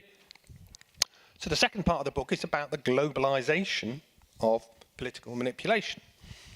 You don't just have Russian political technology, you have American political consulting, you have an Israeli school, you have a lot of what I call in the book hub states, which import and export political technologies. Hungary is an excellent example. It copied various Russian techniques, it employed Americans, then Israelis, but then developed its own kind of local alchemy, which in recent years it's been exporting, both to its immediate neighbors in Southeastern Europe to Georgia in the recent election, and to America, and I'll try and finish on that too. So this happens in various ways: emulation, copying, distance learning, exchange of personnel. There are some individual stories in the book about people like Paul Manafort, who've crossed the globe from America to the Philippines, to Ukraine, and then back to America, developing more and more manipulative techniques, and a certain amount of technological determinism. So the argument is that propaganda and disinformation, which I talk about a lot in the book, are only one aspect of much broader phenomena. Same with FEMI, a popular term here. FEMI is also EMI. Manipulation and interference are important, but they're all subtypes of engineering of political systems. So if we look at what happened in Russia, Russia started off in kind of anarchic democracy in the 90s. Its early experiments in political technology were called projects, an individual party or a politician, which then became what Russians call a lever, capable of changing the outcome of a key event, which in Russia's case was the 1996 presidential election. Then it moved on to what I call virtual political geometry. You have several artificially created subjects which move and relate to each other in kind of standard political formats. And then by mature Putinism, theatre politics. Everything in Russia is scripted and controlled, even your own supporters. And you see the same kind of journey in information politics, starting off with individual pieces of mis or disinformation and progressing towards an entire system of what Russians call dramaturgia, a hegemonic narrative which displaces all others, and if you can keep people focused on it, prevent they are not listening to other outside narratives and they're fixated on government propaganda. I recommend anybody to read the recent Department of Justice indictment of a whole bunch of Russian political technologists, including a young guy called Ilya Gambashidze.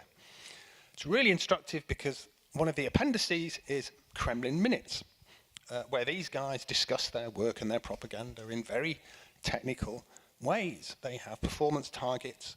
They basically have different strategies for different countries about how realistically, marginally, to make them worse and make their problems more acute. They don't talk about truth or fiction. They do talk a lot about us and them. But they also talk about their job as pre-reality or augmented reality. Right? Being is becoming. The process of their creation of reality is kind of reality as far as they're concerned. So in Russia you now have total control. In most other countries where Russian propaganda operates or where these other types of political technology are gestating in kind of domestic environments, you're much closer to the kind of kinetic or construction phase which Russia passed through in the 1990s. And that's where America is. You can see, I mean, politicians are real. They're not complete puppets like they are in Russia, but they're increasingly surrounded by this kind of alternative reality universe of media, dark money, proxy structures, which seem to have been key in this election, although it only finished yesterday. It used to be the case that money trumped everything in American politics. In 90% of the case, the overall highest spender won any given election. But now it's money times political technology. It's not just spending money, but spending it effectively through the kind of structures that Elon Musk set up this time. So his total spend via this America Political Action Committee, $75 million plus, seems to have been hugely effective in targeting voters in swing states. We don't know about Russia, but Russia was doing exactly the same thing, targeting a few 100,000 people in the same 7 states, much more specifically than it was in 2016. So where does that leave us now? For most of us, we're probably worried about Trump 2.0 and 4 years of neglect. If I was a Ukrainian, I would certainly be worried about that. But Trump's people are active players in all of these channels of mutual learning. All right, so watch out for them and others spreading their tactics throughout the world through contacts with Fidesz and others. A difficult 4 years to come. Thank you for this optimistic word to start with. Thank you very much for, and also putting that in today's context. Abiba Biahane Demitwas, it would be interesting to hear from you. As we've been saying, obviously AI, there's no way AI is not going to be playing more and more of a role in everything we do, including the democratic processes. We know how dangerous the biases of algorithms are. AI is probably 100 times worse. How can we fight it? We have to fight it. Some would say that maybe AI might have made a better choice in certain elections, but that's a comment I'll leave to others. What can companies and foundations like yours actually do? Yeah, we were promised, a world where everybody flourishes, where we have societal benefits, scientific advancement, and so on. With the introduction of AI, definitely over the past 2 years, with generative systems becoming mainstream, again, the general narrative remains that the technology equals advancement, advantage, and so on. However, the reality is far from it. We all want AI, to benefit society, to lead to better education, better healthcare, and so on. But there is a massive gap between wanting that and what we are seeing on the ground. So almost all AI systems, including generative systems, I work on evaluation of AI models. When you actually do thorough evaluation, thorough analysis, and taste how these models perform, they all fall short. Their capabilities don't stand up to scrutiny. But on top of that, these systems are systems that consolidate power in the hands of few, big tech corporations, authoritarian regimes, while disadvantaging, disfranchising, and harming people that are at the bottom of society, gender minorities, ethnic minorities, religion minorities, and so on. And in terms of democracy, we've seen maybe the biggest news was over 8 years ago with Cambridge Analytica, where we learned that technology really is interfering with democracy. And since, especially with the advent of generative systems, we have learned that it has become so easy to create deepfakes. Deepfakes are, synthetic video, audio material, that are generated using deep learning techniques, and they have proliferated everywhere, interfering with democratic processes across the world, from Kenya, Ethiopia, in Indonesia itself. Just at the beginning of the year, there was a deepfake video that gained over 5 million views. Where the long-dead Indonesian dictator, he died in 2018, but in the deepfake he was portrayed persuading people to vote for certain parties. And also a very recent analysis that came out last week actually looked at what kind of tweets are getting attention and who is being shadow banned. This came last week, and they found that with Elon Musk's takeover, Republicans are going viral, gaining massive followers, massive attention, while Democrats are disappearing. So the fact that AI technology and generative systems in particular are creating a dangerous political system across the world is not new. But what is important that most of us tend to forget is the fact that authoritarian states and big tech corporations and those that are developing and deploying this technology are almost aligned in their objectives and in their missions, because they both benefit from misinformation, disinformation, from controlling these massive medias. They benefit each other, they support each other, and as I said, these technologies harm the most marginalized. If you look at deepfakes, for example, another research that came out last year, 98% of all deepfakes that exist on the World Wide Web are non-consensual pornography of women, and out of that 98% deepfake pornography, 99% of them are of deepfake pornography portraying women. So you can see women are being harmed here. And also recently, religious minorities are at a disadvantage. We have companies like Zoom closing meetings for Palestinian discussions. We have Google and PayPal closing Palestinians' accounts and pushing them out of their platform. We have Facebook and Instagram shadow banning and deleting posts that are posted by Palestinian supporters with hashtags such as free Palestinian, from the river to the sea, and so on. So the point I want to make is that who benefits and who is being harmed is a really important question we have to consider. Not everybody benefits equally, and not everybody is harmed by equally. People that are minorities, religion, gender, and so on, are constantly harmed much disproportionately by all this disinformation industry. Thank you so much for this insightful point. Bruce Schneider, I would like to ask you, you are Harvard Kennedy School, in the Harvard Kennedy School, United States of America. I mean, you are the American today, the maybe first one, or the second one who takes the word. When we listen to all this, she just said corrupt politicians and big tech have the same aim and aligned to the same, they have the same point of view.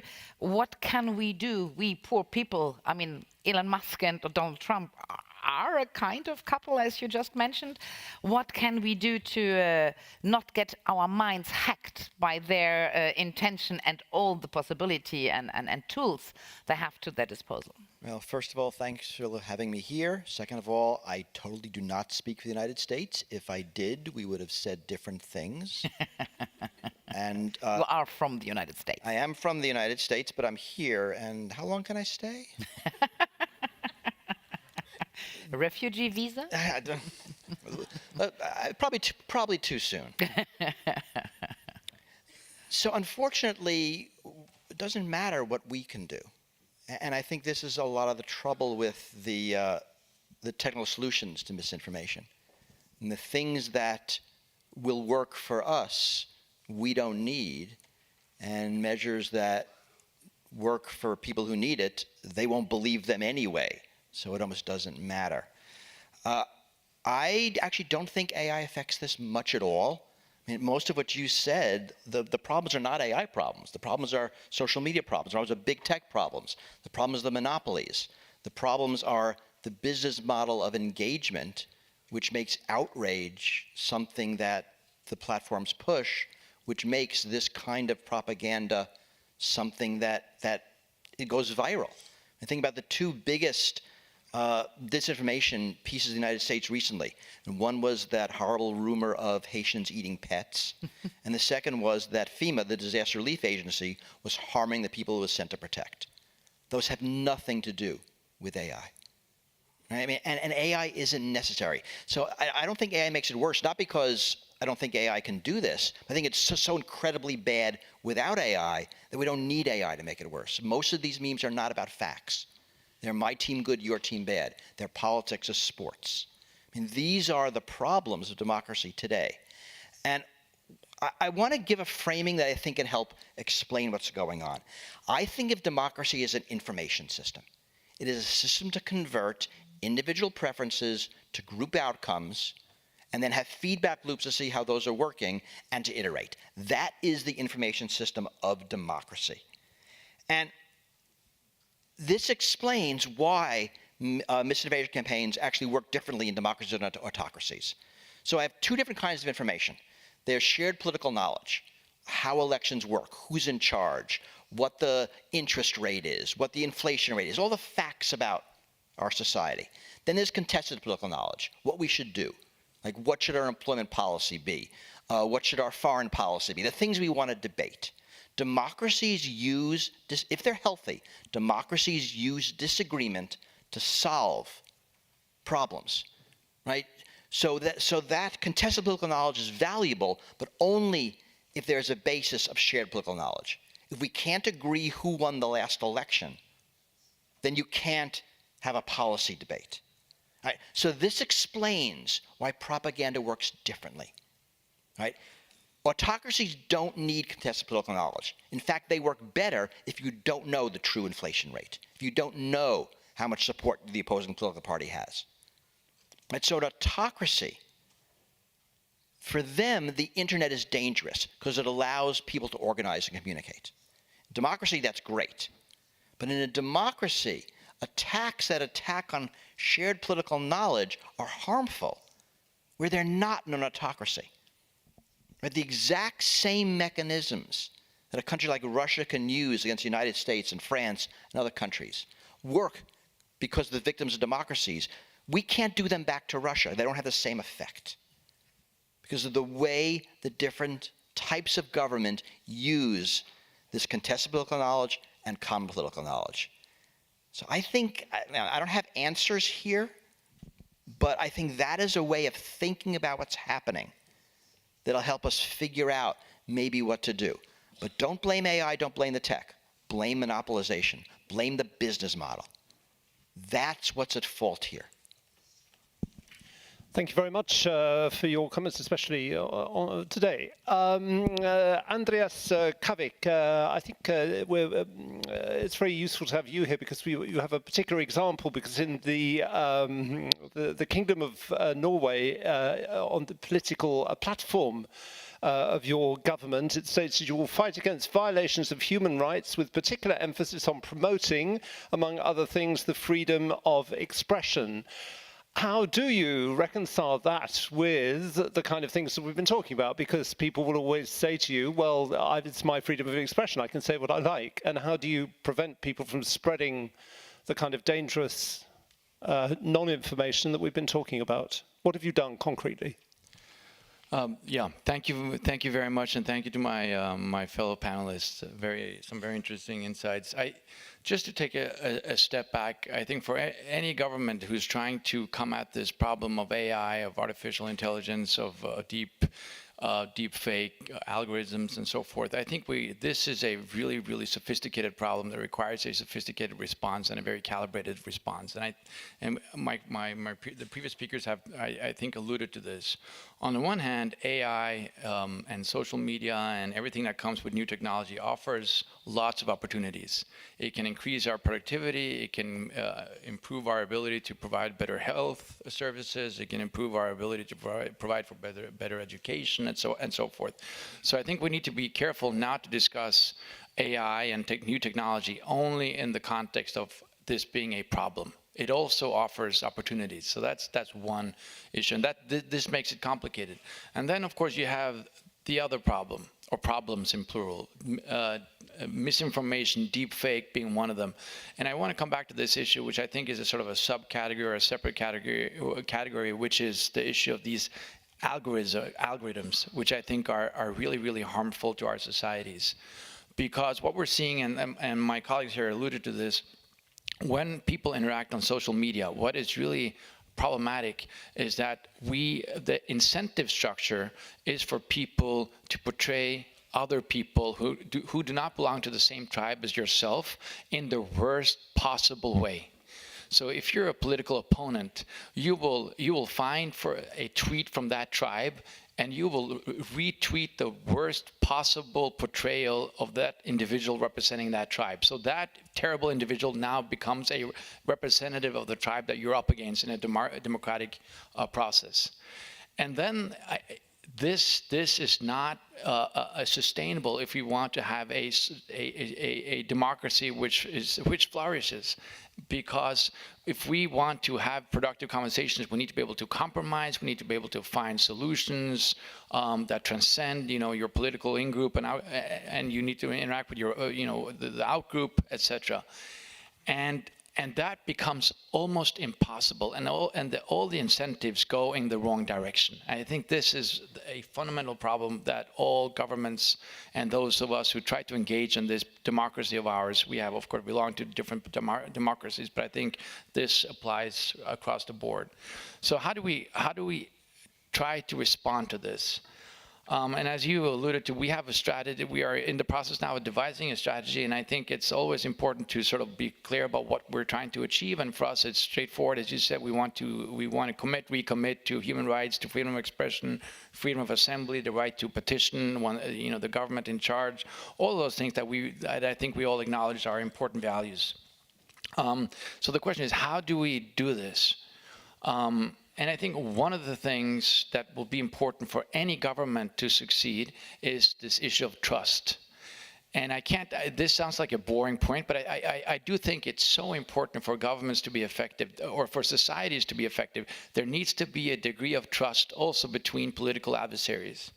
And that's why I'm a social democrat. That's my political affiliation. I think any society which is not based on a certain degree of equity, for instance, on social mobility, of a chance of getting ahead in terms of enrolling in a good school, enrolling in at a good university, you will just the social fabric will just break down. That's a fundamental problem. And these issues that we've seen in the past are just exponentially much more difficult now with social media. And it's interesting going back to the States, when you see Democrats referring to Republicans, they are referred to almost as representatives of the devil, and vice versa. And to operate in such a climate, that is difficult. Now, I'm not, of course, officially Norway has no position on either side, but I think even if there are problems with one side, I think we need to have a better dialogue, and that's hugely important. In order to achieve that, governments have a responsibility, but media also has a responsibility. One of the things that we've done or that the media has done in Norway is to create this fact-checking website, which is quite interesting, which I guess would translate into actual.no or factual.no or yeah, and which essential function is to fact-check things that are reported by other news outlets.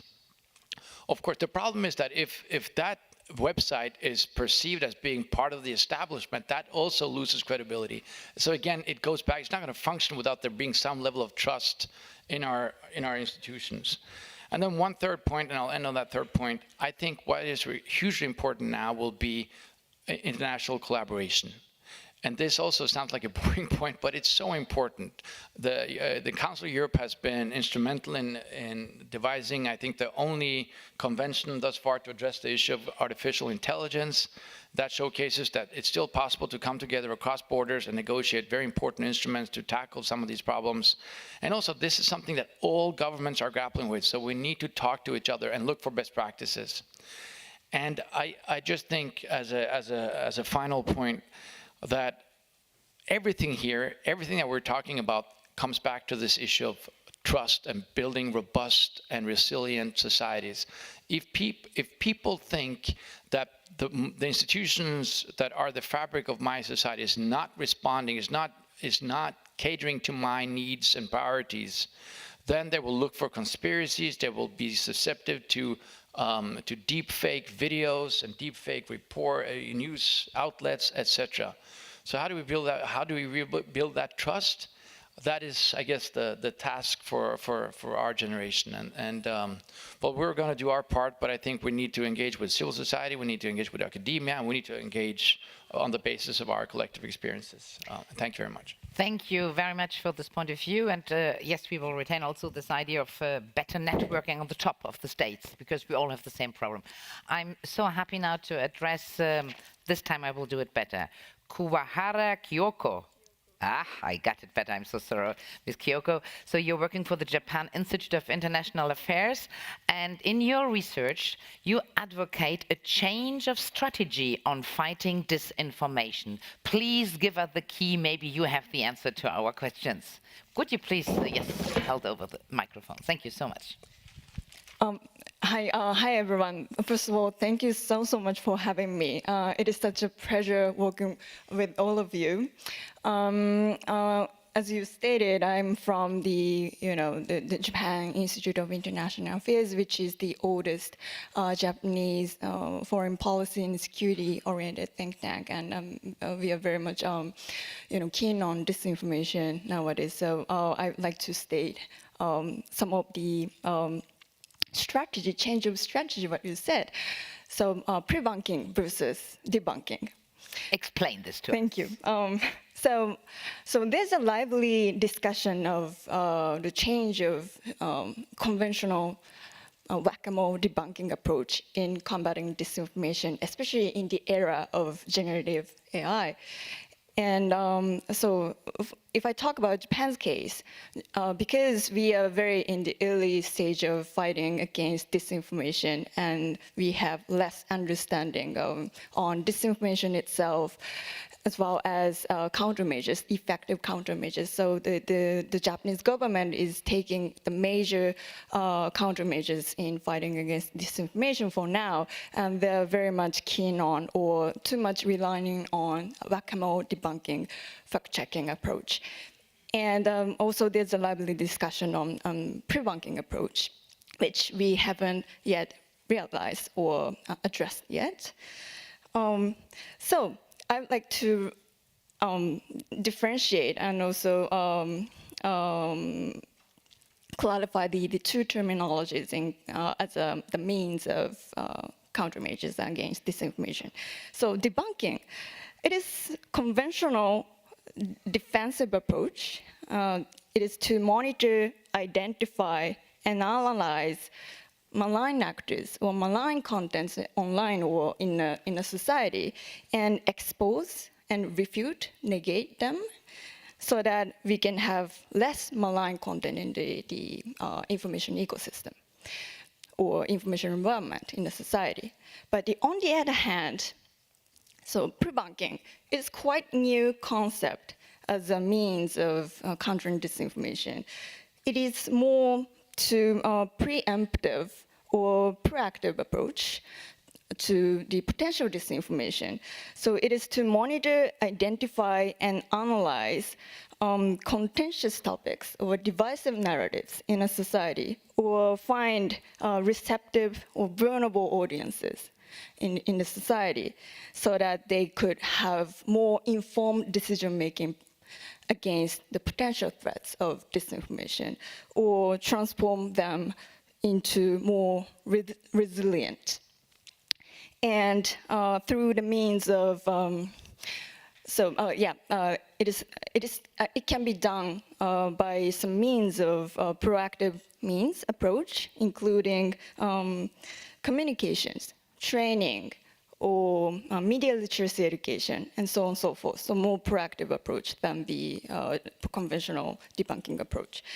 So what I would like to say that when we look at the current environment of filled with generative AI or AI-generated disinformation, the quality and the quantity of disinformation generated by AI is getting higher and higher day by day.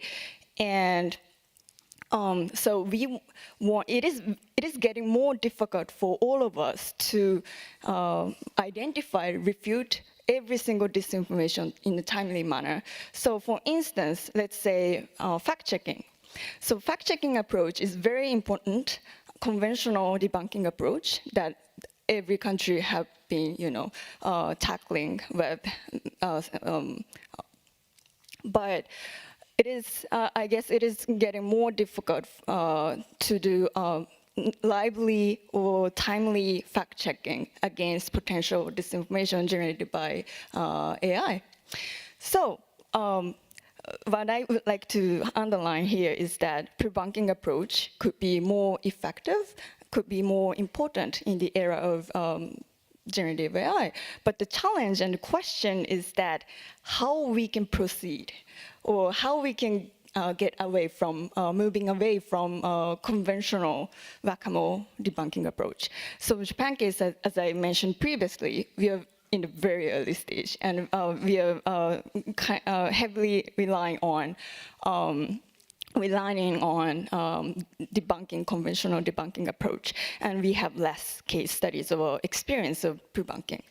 So some civil society organization is trying to do, or some Japanese relevant ministry are trying to do debunking approach, but because they have less knowledge on that concept, also they have less understanding of the effectiveness of debunking. They haven't been tapped into, in deeply yet.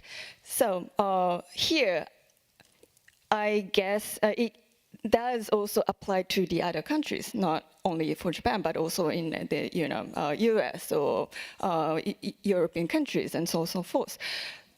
So as you stated, so here, international cooperation is very, very important to sharing the case studies or lessons learned on effective countermeasures, and collaborating with a variety of stakeholders, not only government cooperation, but also civil society to civil society, and civil society with private sector. So that's in that way we can find the more resilient countermeasures in combating disinformation at the era of generative AI. Thank you. This is so interesting. So what you propose is prevention instead of damage control, right? But so just I have to ask, how? How can you prevent disinformation? How you can act in advance before it's in the world and you have to combat it and debunk it? What is the method to do so? So thank you so much for asking. Debunking approach is based on inoculation theory. It's a kind of vaccine against the potential virus or something. And then if people or citizens are more informed or resilient against potential virus or potential disinformation, misinformation, they would have more informed decision in if they face the real disinformation or misinformation deepfakes. So that's I get you. It's a kind of a vaccination against the fact to be sensitive to disinformation. Exactly. Thank you very much to make this more understandable. That ties in with the question that I wanted to ask you, Mr. Grlic. Radman, it's all about education. How do you educate people, following from your opening remarks? And to be slightly provocative, wouldn't it be true to say that it's the weakness of democracy that we can't combat disinformation? It's much easier to combat disinformation if you live in an authoritarian regime. I mean, there's not much misinformation or fake news that goes around in Russia, simply because policemen in the street control what's on people's phones. Is all we have to offer against that as democracies are the rule of law and our values. Democracies uniquely badly armed to fight against this. It's maybe even an argument for authoritarianism, some would say. I'm being provocative, but what would you say? It's on. Thank you so much, and it brings me back, to the 1980s. I have experience living in the communism system and living in democracy. So I am able just to compare it, and democracy that is great. They are not alternative for democracy. Probably it's not their idea, however, but there is not alternative. Democracy, for me, means the rules-based order, national, international, worldwide, and so on. Of course, being a member of European Union, so that means We are 27 countries. We should share common values. Human rights, rule of law, freedom in any fields of their living, be it media, private sector, and so on. But yes, you mentioned Russian aggression against Ukraine.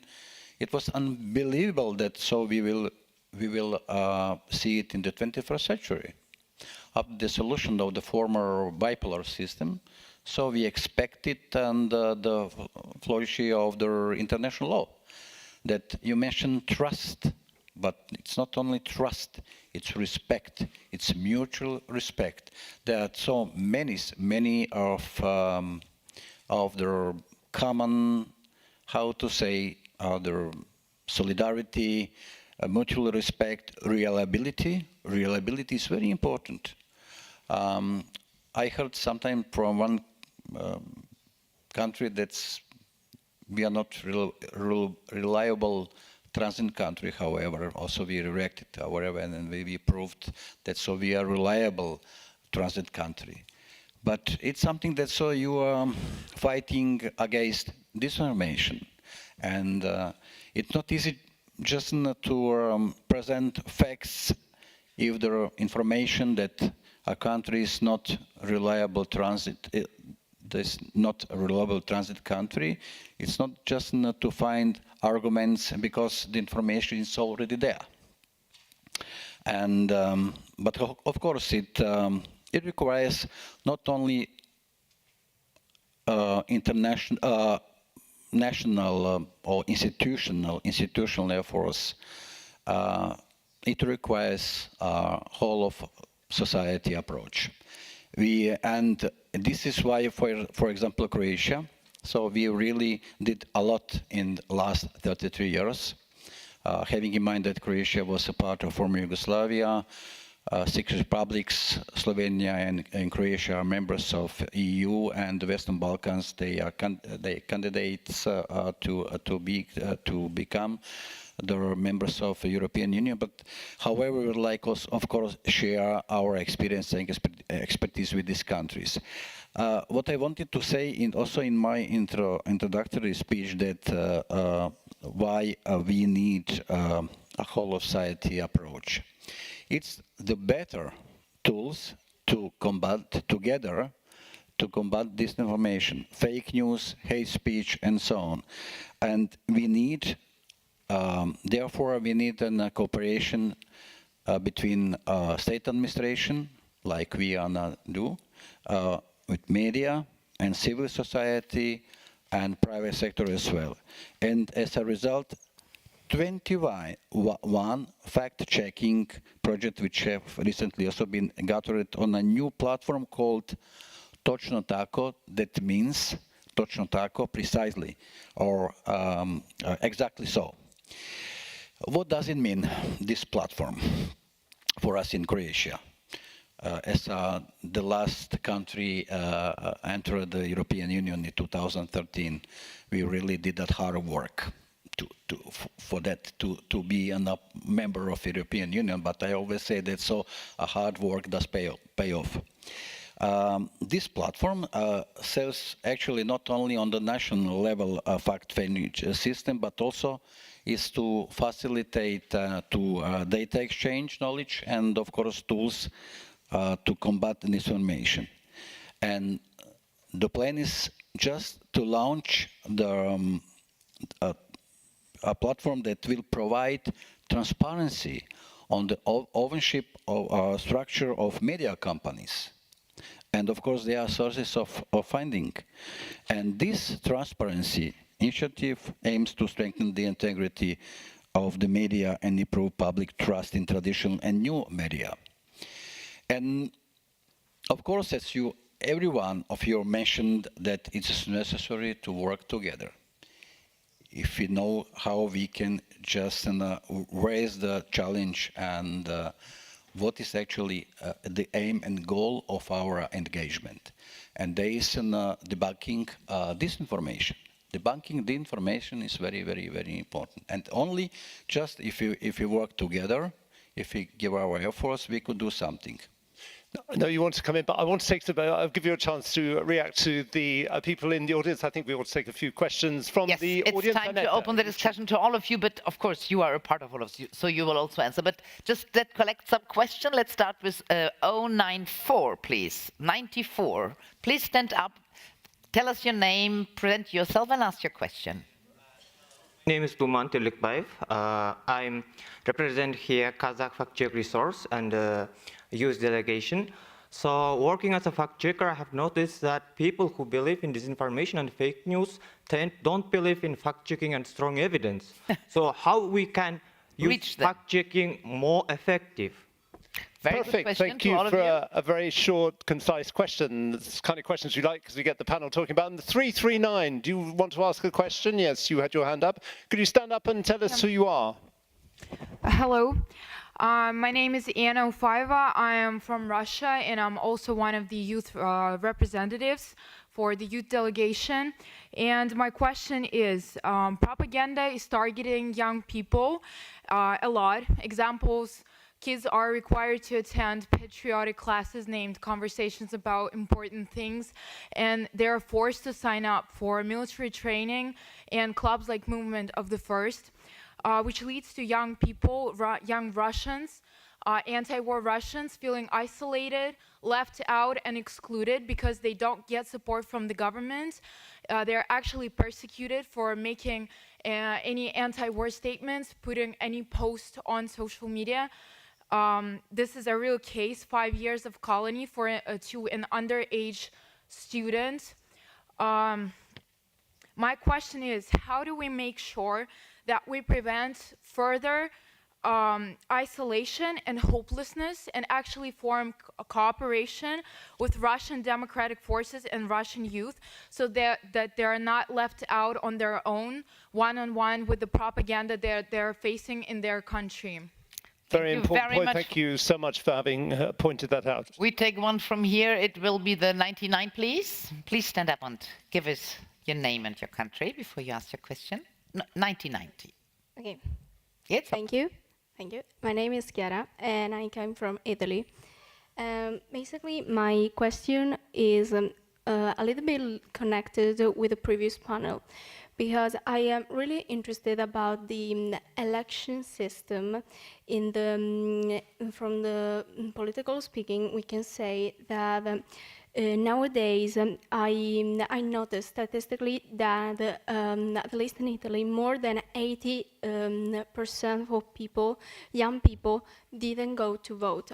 So it's like deciding of not deciding. It's a new kind of decision. And I believe that many times it is due to the bad information, web disinformation, and of AI social media use of young people, because they don't go to vote, or they decided to not decide just because they feel not just disinformed but manipulated also by their role models like pop stars or popular people like Elon Musk in this case, for instance.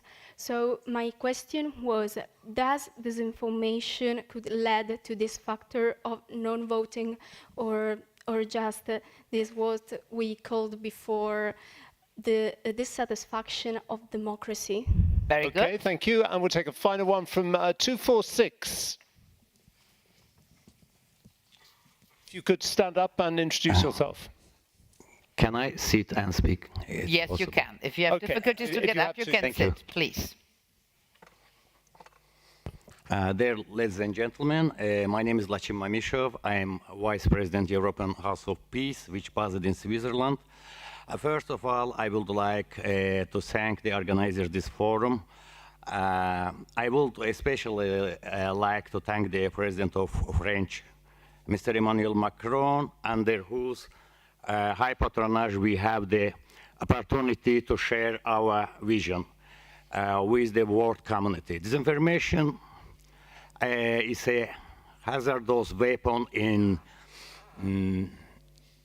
hands of millions. I'm from Azerbaijan. but for 10 years I live in Switzerland. In 2020, during the Second Karabakh War, the head of the Russian Foreign Intelligence Service, Mr. Naryshkin, spread disinformation that militants from same radical religious terrorist organization, for example, like ISIS, were fighting on the side of Azerbaijan. But to believe the information of the intelligence of a state that is recognized by the international community as sponsor of terrorism is absurd. What do you think happened next? The president of the French Republic, Mr. Emmanuel Macron, referring to this disinformation at the briefing following the first day of the European Union summit in October 2020, said, I discussed it with the President Vladimir Putin, who, Mr. Vladimir Putin, terrorist #1 in the war,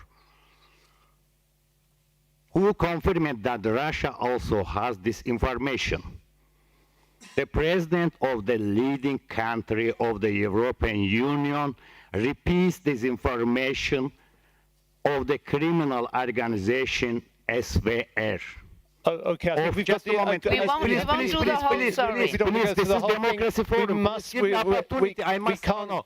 It's not because you're screaming that we listen to you. We will listen to you. Please come to your point and ask your question. We can't take so many time for one particular case. Why you cut me, please? Because we've only got 10 minutes left for everybody just a moment. Look, there are so many people who want to talk. We very much like to listen to you, but please come to your point and ask your question. We can't go from 2022 to now, today. A lot today. of people speak before Absolutely, go ahead. And 5 or 10 minutes. Ask your question, please. We listen to you. Just 2 minutes, please. Not 1. Okay, 1 minute. 1 minute, 30 seconds. Go ahead. This is good business. Then let me ask you there, Mr. Macron. Maybe we should believe Naryshkin's disinformation regarding Ukraine. For example, there are Nazis in Ukraine. Years ago, I was in Ukraine twice. I spent 2 months looking for Nazis, but I was unable to meet them in Ukraine. Tiring. Okay, I will cut something. Yes, very good idea. Just a moment. Question. Just a moment. And finally, I would like what message to say. I'm a warrior.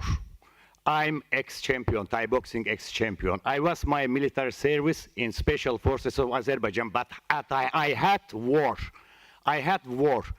We would like in Caucasian war.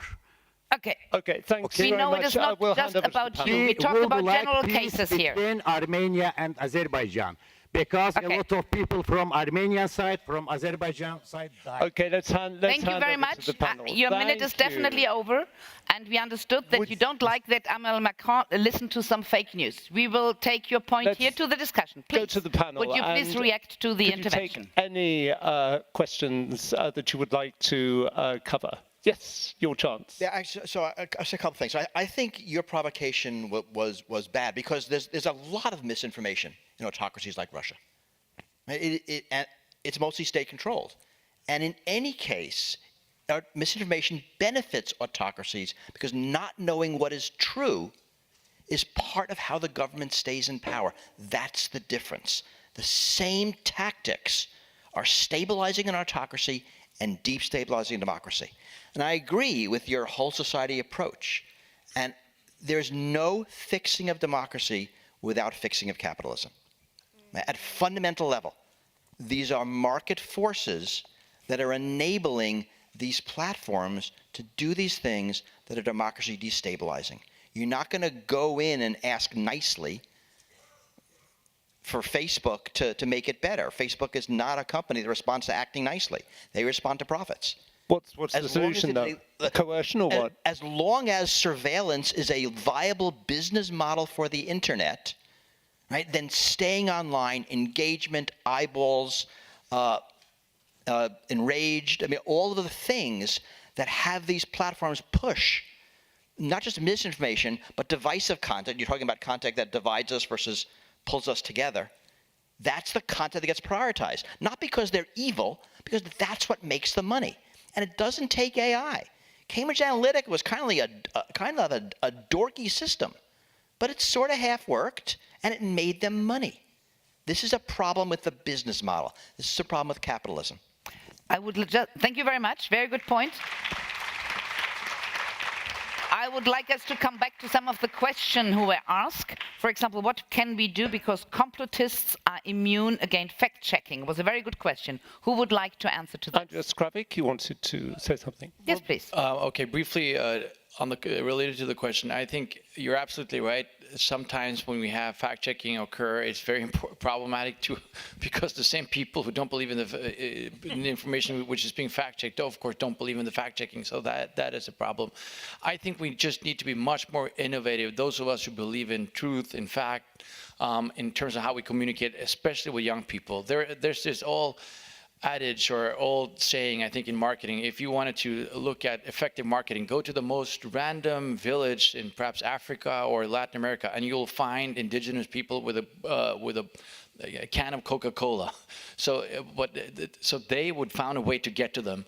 But of course, companies delivering medication, for instance, would just find it impossible, which means that if you're looking for profit, as was just alluded to, there's a way to get to these people. And I think we just got to be much more effective governments in terms of how we interact with young people. Sometimes what happens, we have panel discussions like this, and I recognize that there are there's a lot of young people here today, but typically the young people are elsewhere. So we need to find a way for us who believe in truth and facts to be much more to be heard also in those contexts. So that's important, I think. Abeba? Yes. So first of all, 100% agree to everything the professor said. Yes, thank you. There is no way of fixing misinformation, fake news, or AI bias, or anything like that without fixing capitalism. Having said that, I would push a little bit back and say that AI actually has everything to do. Yes, it's capitalism, but AI technologies, and I mean, AI is a massive field with so many subfields, so it's important not to lump all kinds of AI together, but generative AI particularly has really exacerbated a lot of the problems that we are seeing. I mean, with Google has introduced, Google are working on hardware, so they, for their Android Pixel 9, they have an app, a system called Recognition. So within just seconds, you can you can make anyone look like anything. You can take a picture and make it look like someone is doing drugs, or there is a bomb in a train station or whatever. So all these contribute to monopoly, but also to trust. Over the past 2 years, there is massive erosion of trust in technology from the public. And the root cause is big technology companies themselves, because they are releasing these technologies without any safeguards, without any safety measures. So for example, the information ecosystem we have for knowledge, resources like Wikipedia are becoming, are constrained. So Wikipedia has, for example, to start the AI cleanup project because there is so much AI slope, AI generated text and image entering the repository. They have to put so much resource to differentiate that. And this all contributes to the erosion of trust, which again, the technology is making it easy and exacerbating it, but it all comes down to monopoly. I mean, when Google was asked, so systems like the Ngram and WordFreak. Ngram is a system where you can trace the evolution of words, the evolution of books over the years. So that system has to be scrapped because there is so much AI-generated book entering the system. When this was brought to the Google leadership, their answer was that, well, we are working on it. So again, it comes back to having accountability, having infrastructure for accountability to keep these massive bodies that are profiting from it, so that they take responsibility, so that they ensure they have some safety measures before, better even don't even release them. Absolutely fascinating what you just answered. Thank you very much. Yes, absolutely. And just before we take the next round of question, I would like an answer to I know we only have 10 minutes, so I think we have to pass to the concluding remarks. I would just like to have an answer to the Russian intervention, where she asked what we can do to help the democratic and anti-war people in Russia. Is there any answer from you that they don't feel so alone? They are persecuted by their own government. Is there anything we can tell them? A question to you, dear panel. Yes. Actually, but not only politically and as a foreign minister, as a prime minister, president, and so on, but the first question is what kind of society we are. So actually, I didn't answer your. It was education.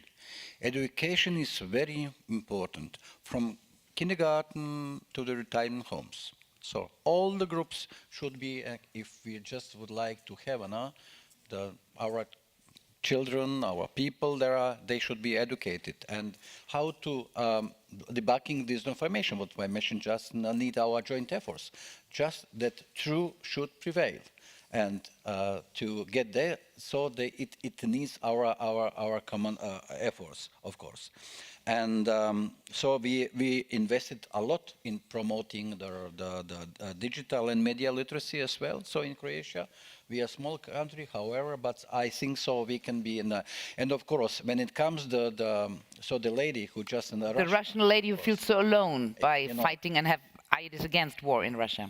I think so. We have to show actually the gestures. So what is missing? It's a lack of solidarity, I think so, because it's quite far from us. We should speak about the deported children, for example, in 21st century. We have to be in their shoes, and then to sometimes when we are emotional targeting, it's not easy just enough to prove it with the facts. It's not easy. But of course, to be engaged, to be fully engaged with Ukraine, to show solidarity. In Ukraine needs our help. Ukraine needs our assistance, and not only to await that politicians should solve this crisis. We all, the societies, we have to should be more solidary, more empathic. This is what you say. And of course, the citizens of Russia, of course, expecting, of course, our help. Okay, we only have 6 minutes left. There are 6 of you. I'm going to give you 1 minute each to make some concluding remarks, starting with Mr. Kavik. And there will be more possibility for you to ask questions in the following panel, just that you know. And on Friday too, so. Yes. All right, 1 minute. 1 minute. Okay, well, wow.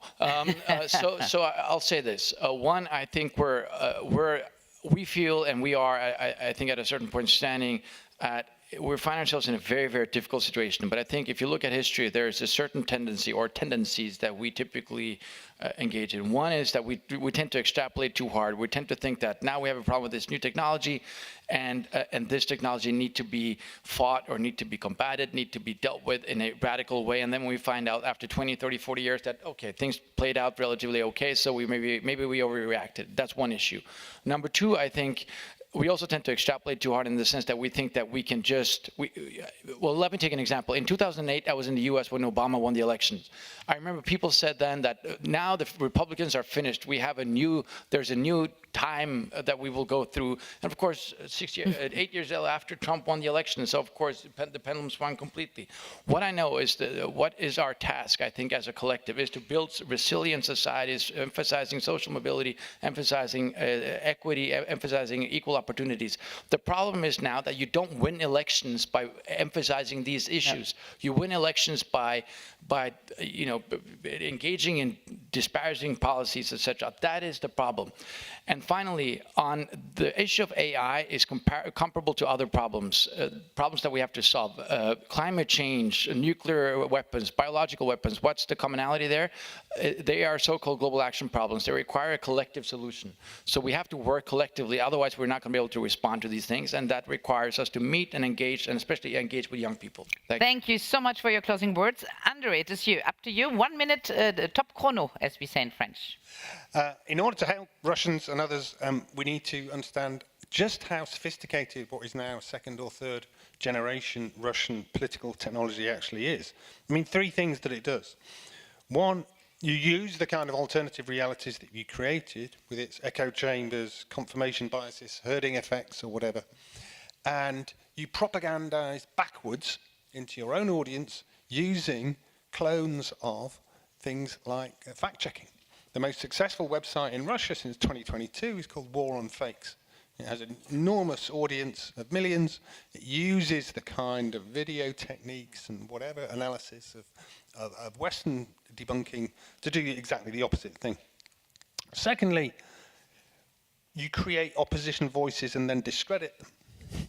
Thirdly, you deal with the problems that you create, like disillusion, anti-politics, declining turnout at elections, and you fake that as well.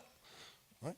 The most significant, the only new party in Russia in the last election cycle came out of sociological research where the Kremlin was told that people wanted new faces, so they set up a fake party called New Faces to do that job. Fake new faces. Yeah. Okay, thank you very much for this not very optimistic but very understandable insight. Please. Thank you. 2 points. So let's try to find a better combination of debunking approach and pre-bunking approach to bolster international cooperation among variety of stakeholders. And the point 2, number 2, is a realization of whole of society. So it's disinformation countermeasures cannot be done only by the government-led. Also, what you have stating was a monopoly of private sector. So civil society approach, civil society organization very in the important aspect of in combating disinformation. So civil society bottom-up approach will be or should be realized. In that case, Taiwan approach, the model of Taiwan's combating disinformation is a good textbook for all of us, I believe, from the Indo-Pacific point of view. Thank you. Thank you very much. So on the top, a better network and also a better society, more aware of it. Please, Mr. Minister, no, you only make your final remark. It's Bruce, it's up to you. Sorry. Right. So I wrote down 3. 1, AI is not the problem. I'm actually writing a book on AI and democracy that is largely optimistic. I think they're enormously useful tools for AI in decision-making, in consensus building, in benefits delivery. Right? There are lots of problems, there are lots of benefits. Don't blame the tool when the problem is systemic. 2, tech has affordances, right? Certain technologies make things easier and harder. And you were right when you said the technologies of today are easier for autocracies to work with than for democracies. This is a challenge for democracy with technology today. And as I said, it is tied up with the business models. And lastly, both the modern democracy and capitalism were designed in the industrial age for the industrial age. Right. We are not in the industrial age anymore. The information age systems of both political and economic decision-making and distribution are unlikely to look like they did in the mid-1700s. It just makes no sense. And we need to start thinking about that. Thank you very much for these closing words. And the last word of the last words are yours. Yes, great. We can applaud the professor. Absolutely. Please. Yes, absolutely. So I'll use my last word to actually set some records straight or to clarify some misunderstandings. Yes, the whole narrative around AI, whether you are in academia, research, whether you are in the media or regulating it, it tends to be very generic. You hear things like the potentials and limitations of AI. However, what this framing hides is the fact that the potentials, we are only, releasing this technology, most of it untested, unverified, based on just promises and potentials. On the other hand, as I said earlier, I do evaluation work. We critically study these models. We check their performance. We examine, what's the data set that they are training, or how are various things, represented in the data set or not. So it's not just my research. Before you believe anything about AI, look at the empirical evidence. The claims around AI, being able to make decisions, being able to think like a human, approaching consciousness, all that, there is absolutely zero evidence for that. All the evaluation indicates that these systems fail at every stage. There is plenty of papers examining how these systems perform in medical diagnosis, in code generation, in education. And it all shows that they are just mediocre tools. They are not that great. So all this evidence is being hidden under the promises, under the potentials, because a lot of governments and those that are deploying and selling this AI find it beneficial. So again, a lot of what you hear, if it's too good to be true, it's too good to be true. Don't believe it. Thank you so much for this wonderful closing word. Thank you very much indeed to all our panelists. Not only did you speak, you were very interesting, you were extremely passionate, but you also finished exactly on time, which doesn't always happen in these discussions. So thank you once again. Please feel free to take your seats or go back to wherever you want. And we'll go back in 2 minutes for the next panel. Thank you very much for all of you. Thank you so much. This was very interesting. This is always too short, we know. Thank you so much. Thank you so much. It was interesting. Pre-bucking. Bye.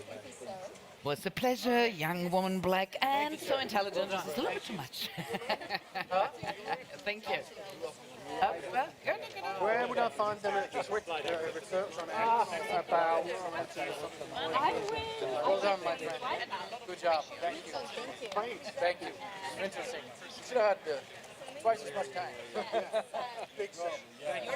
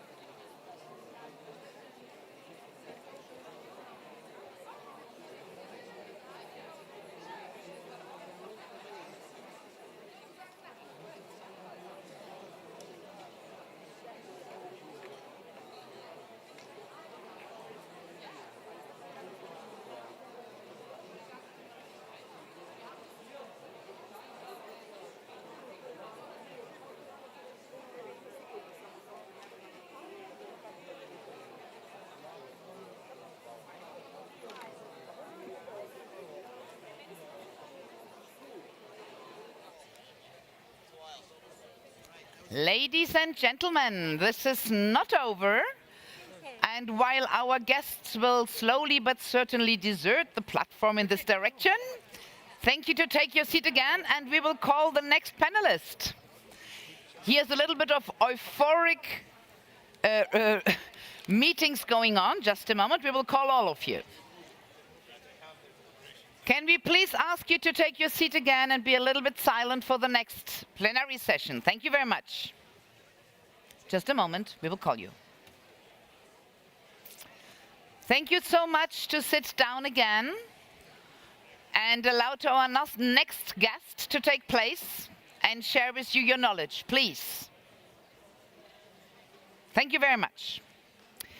So we are about to move forward to the last plenary session of this day. Many democracies are facing a crisis of citizen engagement.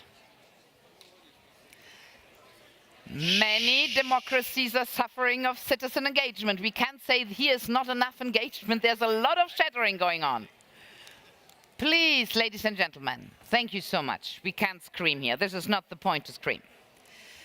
Democratic organizations which can freely associate are prerequisite for civil societies being able to foster citizen engagement. They help creating social capital, trust and confidence, which are instrumental in sharing democracy outcomes. So, ladies and gentlemen, if I could ask you to please take your We have still seats a panel to do. Thank you so much. for our final, for respect for our panelists, we are about to introduce to you. Thank you so much. So, ladies and gentlemen, this final discussion takes part in the forum, which will now assess the extent to which democratic institutions reflect a changing demos, and whether the sheer diversity of our population is adequately presented in everyday life. We had the point about youth in the last round table. Is it represented in business, culture, sports, and other areas of democratic life? It will look into new forms of citizen engagement and decisions making, which can help create spaces for constructive dialogue, the kind of dialogue we're having today, foster understanding and young people's engagement, to address your point, and build consensus on policy solutions that transcend narrow interest and deliver the common good. Wonderfully, and thank you for being so calm again. So to discuss this crucial point of citizen engagement, we're delighted to welcome our panelists. First of all, the Prime Minister of Tunisia from 2014 to 2015 and Club of Madrid member Mehdi Joma. Here he is. Thank you for applauding. Please, Mehdi, take a seat. We're delighted also to have the director of the National Civic League of the USA, Matt Leininger. Where is Matt? Here he is. And we also will welcome the executive director of the Ghana Center for Democratic Development, Henry Kwasi Prempeh. Here he is, Mr. Prempeh. Please take a seat.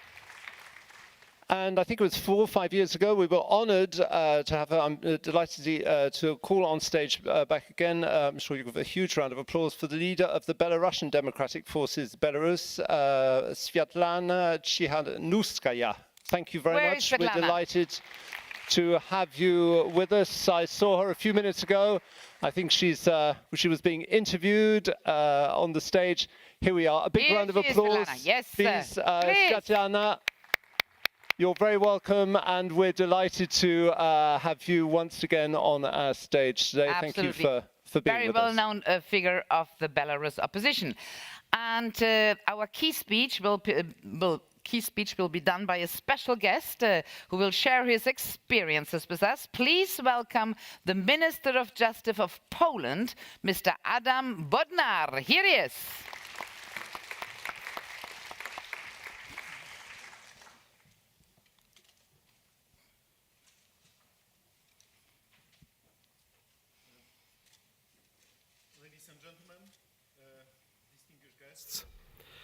I would like to thank you very much for inviting me to speak during this World Forum of Democracy. It is a great honor and privilege for me to be here with you.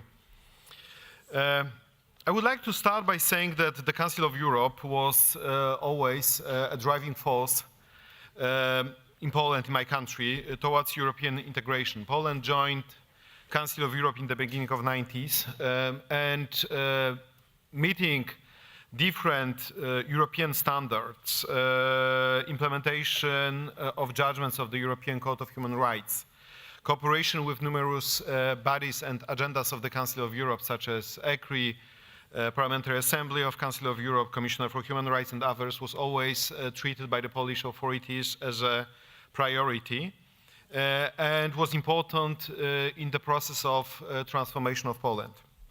And I would like to, I mentioned this because my feeling is that in the 90s and afterwards, Poland took a great advantage of the Council of Europe membership because this membership helped to change Polish institutions, but it has also contributed to shape civil society and human capital. I mean here especially non-governmental organizations, experts, members of academia, judges that have been trained in different Council of Europe programs. I mention this because it is a part of a story which is important to explain what happened in recent years. As you probably know, as you can be probably aware, and it was part of the first introductory panel of today, in years 2015-2023, for 8 years, Poland experienced kind of a road towards illiberal democracy. Some basic values, basic democratic values have been questioned. Judicial independence has been undermined. Women's rights and rights of different minority groups were neglected. Some issues relating to the dialogue with the civil society have been broken, as well as we could experience a period of lack of accountability for different decisions that have been made.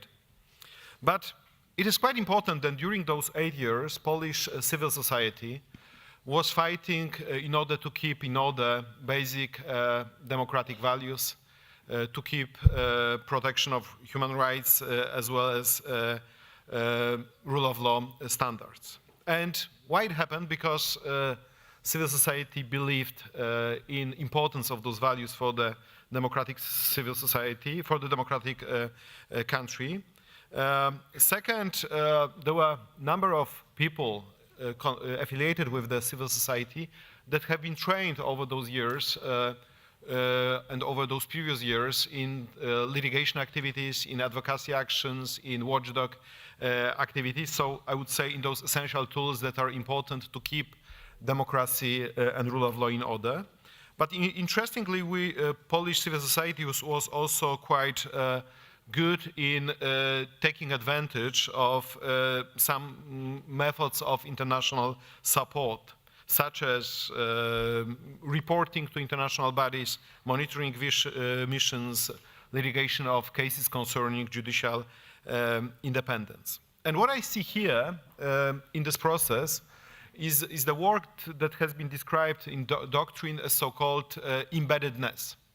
What embeddedness means? It means that you have certain values, you have certain institutions deeply rooted, entrenched in a given society. That you have certain, for example, international human rights documents ratified, but they are not just ratified on paper, they are understood and they are used by those that should take advantage of existence of those institutions. So my feeling is that this, let's say, resilient effort by the Polish civil society was important because different international instruments, including Council of Europe instruments, European Union instruments, were important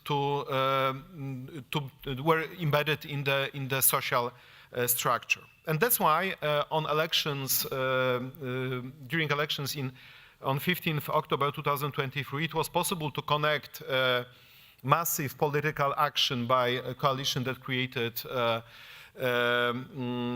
would say, democratic coalition, as well to connect this political effort with the stream of civil society. So kind of political and civil society streams as kind of two rivers joined together, and it resulted in historical elections with the turnout of 75% and with this new road towards reclaiming democracy and the rule of law these days. And this effort right now is quite difficult. I will not overburden you with some details, but just to tell you, you have to answer to yourself some basic questions in making this reclaiming democracy and rule of law recovery action. So first of all, how to make a change, like a real change, but without making a revolution. Second, how to make a sustainable rule of law recovery when there are still institutional limits and hurdles left by the previous administration. And the third, how to fight with polarization and disinformation, as well as with extreme political speech, which naturally appears in this context. But I would like to underline that during this period of 2015-2023, we took certain lessons that I would like to share with you. Those lessons that, in my opinion, are quite universal in value. So first of all, you cannot protect rule of law and democracy when you do not have a strong civil society, independent academia, as well as bar associations. So those institutions, not civil society at large, are kind of a vaccination against any illiberal or authoritarian or populist threat. And that's why during the Polish presidency in the European Union that is coming next year, we are going to take it as one of the priority topics. And I'm really grateful that Reykjavik Declaration of 2023 refers extensively to this. I think also that we should move forward with preparation of the Council of Europe Convention on the profession of lawyers. There is ongoing work on this, but I think this status of lawyers and their independence should be strengthened. Second, we should not forget about value of international cooperation. The work of such organizations like Council of Europe is important not only just to make some work, but in order to show solidarity to those who are under pressure, to those who are subject of different illegal actions, but also just to give this feeling that there is somebody in the world that is looking after you, that is creating a platform for the discussion. So sometimes when on the ground you feel that everything is gone, that some basic values are questioned, you have still a place where you can go and you can seek for some kind of refuge. And the third point I would like to say refers to a book by Timothy Snyder. He wrote a book about lessons for democracy, and one of the lessons he put is that you should protect institutions.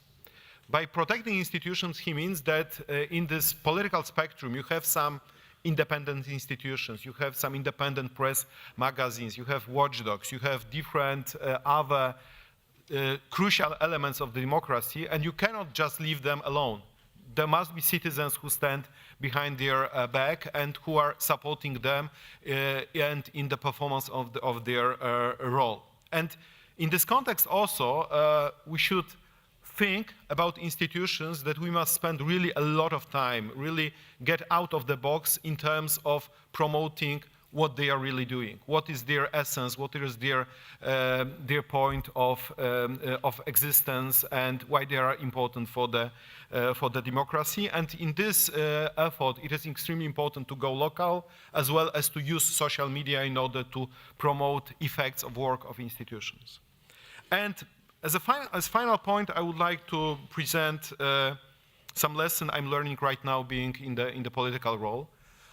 Because there is always this problem, okay, but why are we fighting for liberal democracy, and what liberal democracy is going to offer in order to create an alternative to some populist liberal rule? And I think that the major answer to this is that if you are in a liberal democracy, you must take care about delivery of proper results to your voters.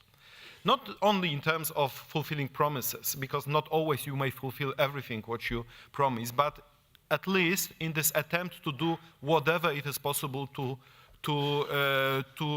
resolve some difficult problems that naturally appear in any democratic government. That with every day you must, with your service, with openness, transparency, with dialogue with the civil society, with this responsibility for results, you must give a proof that you are much better than those who are providing easy answers to difficult problems. And I'm really grateful that basically during lunch we have this discussion with Prime Minister of Tunisia, Mr. Yama, and my feeling is that we have the same view, that at the end of the day it is about delivery of results, and by this effectiveness you are proving that liberal democracy may properly work in our world. Thank you very much for your attention. Thank you.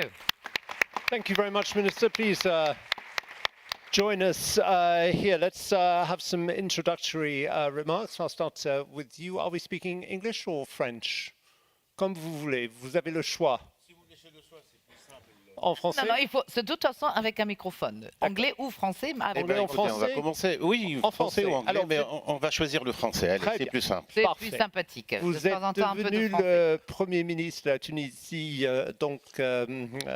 lorsqu'il y avait beaucoup de polarisation sociale. Ce serait peut-être intéressant que vous me fassiez part de votre expérience. Comment est-ce que vous avez pu faire en sorte que toutes sortes de fausses informations ne circulent pas? Où est-ce que c'était le problème? Bien, tout d'abord, merci pour cette invitation. Je vais donner un point de vue en fait sur la démocratie en général, d'une démocratie naissante, mais après essayer de faire le parallèle avec les démocraties matures ou les démocraties qui ont un peu plus d'histoire et d'ancienneté. Pour répondre directement à votre question, je pense que la clé en Tunisie, c'était le dialogue, la conscience de la règle. Je pense qu'on a évité tout ce qui s'est passé en fait dans la région de vagues de violence qui s'est transformé parfois en guerre civile, ou en confrontation civile, ou confrontation violente, physique et même armée. On était conscient, et c'est un peu aussi dans nos traditions en Tunisie, ce petit pays en fait qu'on connaît comme pays d'accueil, c'est aussi une terre de dialogue, de civilisation, mais en temps de crise de dialogue. Je pense que le mot-clé, c'était la concertation et le dialogue. Là où c'était un peu plus dur, c'est que, en fait, dans la gestion du pays, donc pour sortir de la crise et aller vers des institutions, vers des élections, c'était le dialogue, mais c'était aussi une bonne gestion ou une bonne gestion qui a permis le passage de crise, et c'est le manque de gestion qui a permis de retomber dans la crise. Donc, n'oublions pas que la Tunisie est un pays qui a des racines démocratiques qui remontent à Carthage, hein, parce que moi je suis jaloux quand on parle de démocratie, d'histoire de démocratie, on se réfère à la Grèce et à Aristote, mais Aristote lui-même fait référence à Carthage et la séparation de pouvoir entre le pouvoir politique, le pouvoir militaire, le pouvoir juridique et entre autres. Donc la Tunisie a des racines. Sa première constitution moderne date de 1856. Mais ça n'empêche, aujourd'hui, on est dans une transition qui n'est pas linéaire. Honnêtement, on sait que dans l'histoire, en fait, les transitions ne sont pas linéaires, elles sont lentes. Nous, on a voulu défier l'histoire en espérant faire une transition linéaire et courte. Eh bien, l'histoire l'a remporté sur nous, mais ça n'est qu'une partie remise. Donc, pour aussi, sur cet aspect, en fait, hein, je pense qu'on n'a pas réussi à faire la part des choses par rapport à tout ce qui est invasion de fake news. Là, on n'a pas réussi. On n'a pas réussi et ça a contribué à ne pas avoir, durant les 10 années suivant la Révolution, à ne pas avoir la qualité de leadership nécessaire pour gérer un pays en transition. Et c'est un point, je ne veux pas accaparer la parole, mais c'est un point sur lequel je souhaite revenir. Quels sont les facteurs de réussite en fait de démocratie? Quels sont les challenges auxquels on fait face aujourd'hui dans notre région, mais d'une manière générale? Et pour annoncer la couleur, c'est moi ce que j'ai retenu de peu d'expérience que j'ai, c'est la qualité de leadership et la capacité de cette démocratie à faire émerger un leadership qui est capable de gérer les problèmes, de ne pas décevoir et de permettre et de donner envie à ces jeunes de s'engager pour soutenir leurs institutions et leur démocratie. Merci beaucoup pour donc ce point de vue. I will switch back to English to go to your neighbor. So yes, the Tunisian civil society certainly made some fantastic efforts, but right now we can't say this is very free and wonderful functional civil society. So what I would like to know, please help me for the pronunciation of your last name. There are so many letters, but so little to say. Matt Light? Leininger. Leininger, here we go. Sorry, Matt. So Matt Leininger, you're working for the National Civil League in the United States. What can we say? Can we say something like a healthy civil society makes a better and more sustainable democracy? And second question, what does this say about the American society? Good questions, especially today. Thank you for having me. I've always enjoyed being here at the World Forum before. I've always been inspired by the people I met and the things that I heard about. I need some inspiration now. I was here actually this very day in 2016, during the 2016 presidential election, and I was here last night during the 2024 election. And even though I really enjoy coming to the World Forum, my friends, family, and colleagues don't ever want me to come to the World Forum again. But one thing I think we kind of can take out of this crisis is the need for some new thinking and for some inspiration, for some innovation. And we have to recognize that a big part of the problem is that people, reasonable people, in huge numbers, are not voting for democracy all over the world. You know, there are unreasonable people, but it's the reasonable people that we need to be thinking about. And the reason that many of them are not voting for democracy is it's not compelling to them. The form of democracy we are offering to people is not compelling. It doesn't give them a voice. It gives them only limited policy choices. It doesn't honor their role as problem solvers in their communities. It's not a type of democracy that works for them now. The National Civic League, the organization I work for, was founded at a time of crisis in American democracy. It was founded in 1894, at a time when people were not trusting their political institutions, where democracy was not delivering, was not well managed, there was corruption, all sorts of things. It was founded by Teddy Roosevelt and Louis Brandeis and several other people in order to fix many of those problems, and it was part of the effort over the next 2 decades that did that. The set of reforms that emerged in the US at the early 20th century were innovations that were made into reforms, that were innovations that were plugged into the system. Things like the city manager form of government, the ballot initiative and referendum process, votes for women, all of those sorts of things came about during that time period in American history. Those innovations, those reforms served us well. In fact, in America, they served us so well that we don't even realize that there's other possibilities. We're so used to the system of democracy we have, we don't even realize that we can actually improve it. And this is one of the things that we can learn from many other countries.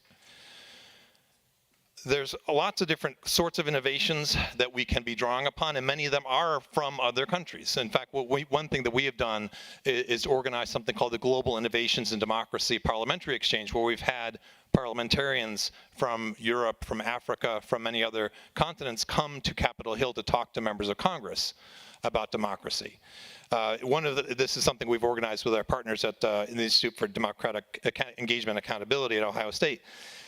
And one of the things that's interesting about this is that, first of all, the members of Congress have very little experience of any of those things. They haven't heard about them at all. And second of all, it's interesting and inspiring to hear the parliamentarians from other countries talk about the impacts of some of these sorts of innovations.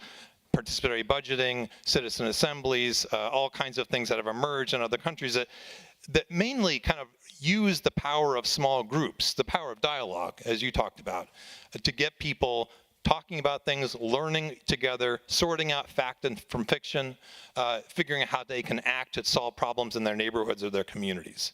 So the power of the small group is not really embodied in American democracy right now. And many of these innovations would do that. We do know that those sorts of things have impacts. They produce better supported public policies. They support problem solving by citizens themselves. And in fact, also, when you do democracy in a way that strengthens social networks, we also know from research that that actually does have impacts on people's physical health, their economic opportunities, how well their kids do in school, all of those sorts of things. So there's all kinds of things that we can be latching onto. We just don't know in the US that many of them exist.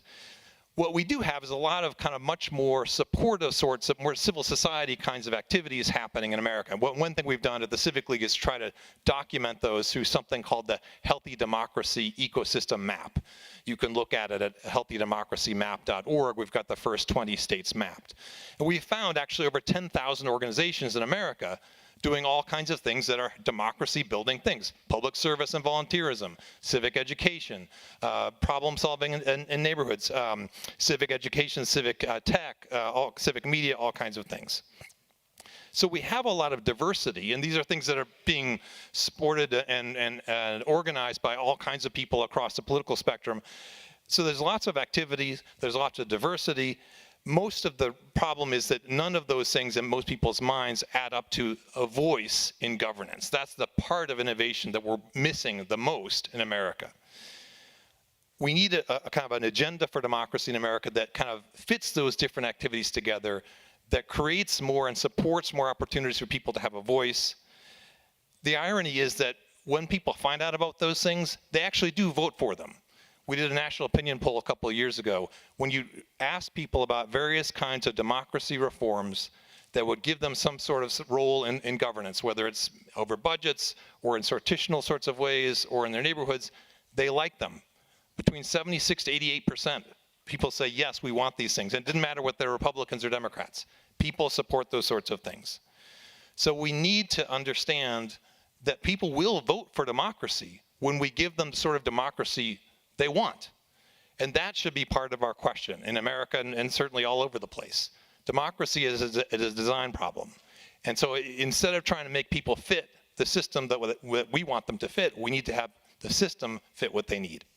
Thank you very much indeed for that point very cogently. Yes, indeed. Big round of applause. We're delighted to have with us Henry Kwasi Prempeh. An interesting fact, since 2013, African initiatives have won most Democracy Innovation Awards here at the World Forum for Democracy, which is illustrative of the high quality of ideas coming from Africa. Yourself, as a member of the senior advisory team of Afrobarometer, could you tell us what is going on? What's the secret? Help us, give us a few tips. How can we win more awards? And more seriously, how can we further initiatives to develop democracy within the context of what we've been talking about today? Thank you. I think my view on this really resonates. I mean, what Matt just said resonates very well with where I'm coming from on this issue. I think we tend to look for democracy or hope for democracy, or tend to look for evidence of the health of democracy sometimes in the wrong places. The wrong places, in my view, being some of the very easy cases. Older, established democracies that tend to be stuck in their ways of doing things. We tend to look for democracy or measure its health in the behavior sometimes of political elites, urban and other populists and autocrats who are set out on an agenda to undermine democracy. And then when we measure their behavior, we say, well, democracy is not doing too well. And sometimes, too, I think, one area where we tend to look for democracy too much is at the center instead of subnational or the local level. And I think what we're seeing in Africa is that, it's not one of the easy cases. It's not an easy case. There are a lot of structural challenges to doing democracy in Africa, obviously. Structural economic systems, many different things, historical, part dependency, all kinds of things. And yet, if you look closely, you will find, Afrobarometer has been doing surveys in Africa, testing the pulse of everyday Africans since 1999. And while we do find, like everywhere else, basically a backsliding of sorts, there is actually evidence also of a good deal of resilience. What I might call democratic help, a democratic renewal or restlessness. A lot of Africans still want democracy. They're not getting as much of it as they want. They want more voice, they want more participation, they want more accountability, more transparency than their government is giving them. So at Afrobarometer, what we have concluded from our studies over so many years is that the demand for democracy is holding fairly steady. It's going south a bit. The problem is the supply problem, right? So it's a supply problem. Africans are not voting against democracy, actually. They are voting for more of it. It might sound counterintuitive when you look at the fact that there have been 6 coups d'etat in as many countries, but on the other hand, from Senegal to Nairobi to South Africa to Botswana just last week, huge numbers of citizens are voting for democracy. So there is, in some of the hard cases, we might find evidence of some hope. And then, of course, at the local level, there's a lot of initiative, and some of the points you're alluding to basically come from the local level. It's really almost sometimes a matter of necessity being the so-called mother of invention. There's a lot of need there. If the system is not responding to your need, if the system is too slow to respond, if governments and public institutions are not responsive to you, you have to innovate around the problem. You need them to deliver certain services for you. You need them to do certain things for you. So I think the onus then is on you, it's on us as citizens to really do the innovation, the work of innovation, just innovate around the problem, try and find ways to get the state to respond. So that's part of the secret that you're talking about. And I think that lastly, not looking too much at the behavior of elites. I think political elites will be political elites. But if you look beyond that to what citizens are doing, what civil society is doing, there is a lot of hope for democracy at that level, right? So I think where we turn our gaze in trying to look for democracy and its health also affects what kind of narrative we put out. So there's a lot of backsliding narrative, but there's also a good deal of resilience stories that I think you can find. Thank you very much indeed for those helpful tips. Absolutely. I think we can learn something from Africa. I'm turning to you, Svitlana Tsikhanouskaya, certainly malpronounced. We all know you because you're one of the most famous figure of the Belarusian opposition, and you are fully aware, of course, how quickly a populism can slide towards an openly authoritarian regime. This is what's happened with your home country. What can we learn from your experience? Means what can maybe other countries, other civil societies do better to resist to the slip to an authoritarian regime? Because right now, even if you had a very engaged civil society in Belarus, we do not hear anything anymore about them because of the regime who is taking place and taking over their voices. For this short period of time, I have heard so much about democracy, more democracy. And sometimes I feel that people who live in democracy, young people, they stop understanding what it means in reality. Because democracy is opposition to dictatorship. And many people who don't understand what dictatorship is, they don't know how to take care of democracy, what it is, And one of my tasks is to explain what you may lose if you will not cherish democracy you already have. And it's very important to explain what dictatorship is.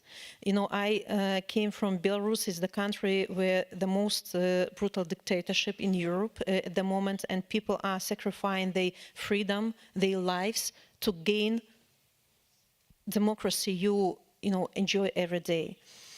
So and it's very important to understand how dictatorship starts, because when Soviet Union was collapsed, Belarus for 3 years was free, independent country, and then we chose wrong person. And first, Lukashenko dismissed parliament, then he changed constitutions, he closed all alternative media, and he told to people, these populistic messages, go ahead with your life. There are people who know how to do better. And people, they started to take care of their lives. They didn't interfere, and step by step, we lost sense how fast dictatorship prevailed in Belarus. And now in 30 years, we have thousands of political prisoners. We have at least 500,000 people who fled Belarus because of repressions, because we realized that we have to return democracy back, to our country. And this is the high price we are paying for. This. So what's important is for people to participate in political life, to be part of civil society. Now we have civil society, but the civil society mostly in exile, because Lukashenko ruined everything alive in Belarus. He ruined alternative media, ruined all the NGOs, political opponents, they are in prisons or in exile. It's impossible to do something in Belarus because you don't know the rules. You don't know what's happening in the country. You don't know what you will be punished for. You speak Belarusian language, our national language, you can be put in prison. You wear white, red colors because it's colors of our national flag, you can be put in prison. If you show solidarity with political prisoners, or if you have anti-war messages, you can be put in prison. So this is what lack of freedom of speech. You know, sometimes when I hear in democratic countries about lack of freedom of speech, you know, it's not really what we in dictatorship experience. And the same about like elections. I'm really envy of Americans who didn't know till the last moment who will be their next president. You know, it's a luxury not to know who will be chosen. In Belarus, in January, this illegitimate Lukashenko is going to reappoint himself in this farce, imitation, circus, I don't know, ritual.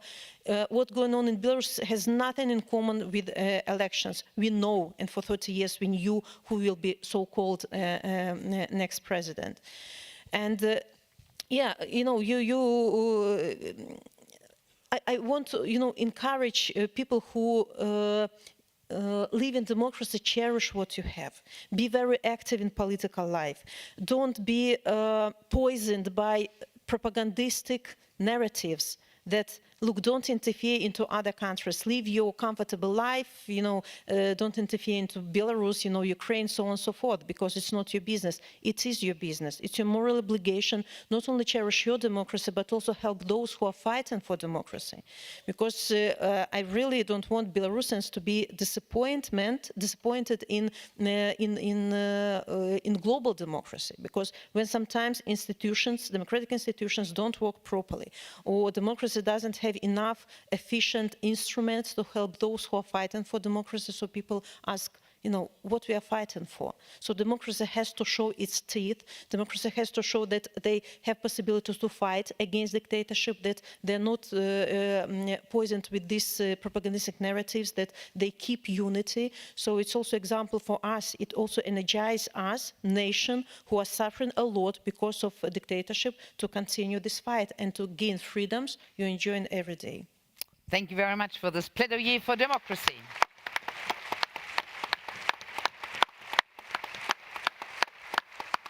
Thank you very much indeed. And a final question before we open up to the floor. After your introductory words, throughout your entire career, Minister Bodnar, you struggled against racism and for the advancement of human rights through the rule of law. We've all seen what a massive change there's been in your country after the last elections. How do you go about rebuilding trust? Because some of the issues with, let's call it what it is, populism, mean that people lose trust.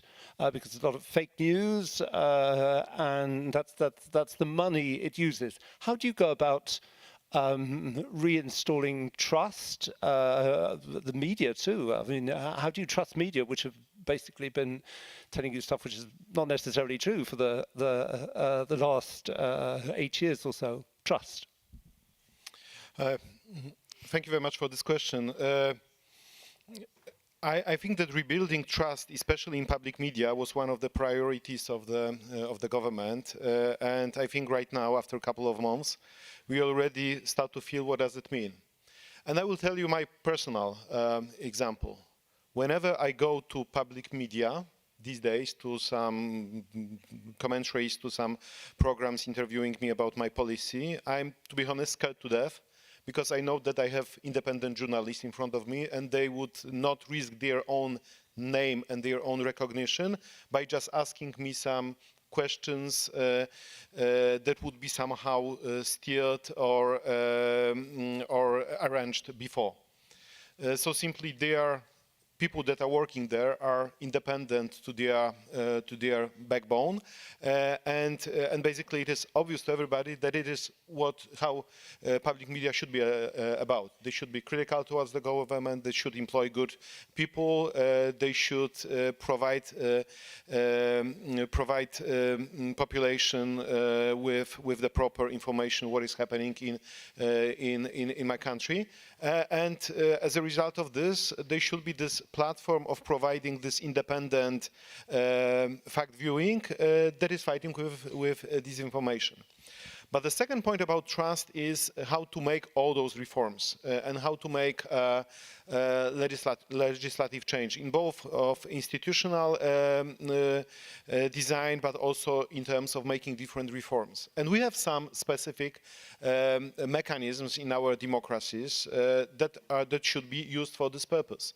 Like, for example, that whatever law is proposed should be subject of extensive public consultations. You should organize public hearings of different laws. You should be ready to answer all difficult questions coming from critics or NGOs that are opposing certain pieces of legislation. Moreover, if you are electing people to some positions, you should make it with the use of transparent rules by competitions. I think there was a good example here, even in Strasbourg, that the judge from Poland was selected 3 times by the previous administration, and 3 times this Parliamentary Assembly of the Council of Europe decided to not accept the list of candidates. With the new government, the competition that has been organized attracted more than 20 good candidates, and finally there is a judge, Judge Anna Damska-Galant, who has been selected without any problems here by the Parliamentary Assembly of the Council of Europe. So I really believe that this kind of openness, respect for real dialogue, competition-based policy is something which is not very much attractive on the first day, but after months, after years, it becomes a standard practice, and it is accepted by fellow citizens.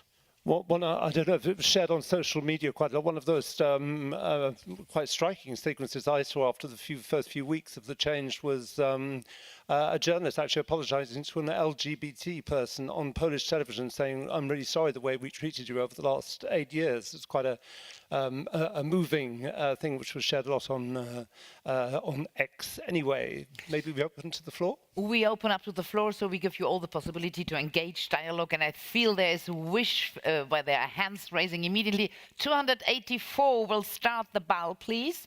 Like always, yes, stand up, introduce yourself, and ask your question. Not too long, if possible. Thank you. Thank you very much for giving me the floor. I will try to be short. My name is Yaroslav Morozov. I'm from Ukraine, and I work at the American Councils for International Education in Ukraine, and my field of expertise is youth education and involvement of young people in the public service attraction. So it is famous fact that there is a war against Ukraine right now, and during the war, despite the war, and with the help of our Ukrainian heroes, young people, they stay engaged and they continue to do a lot of good initiatives, great initiatives in the public sector.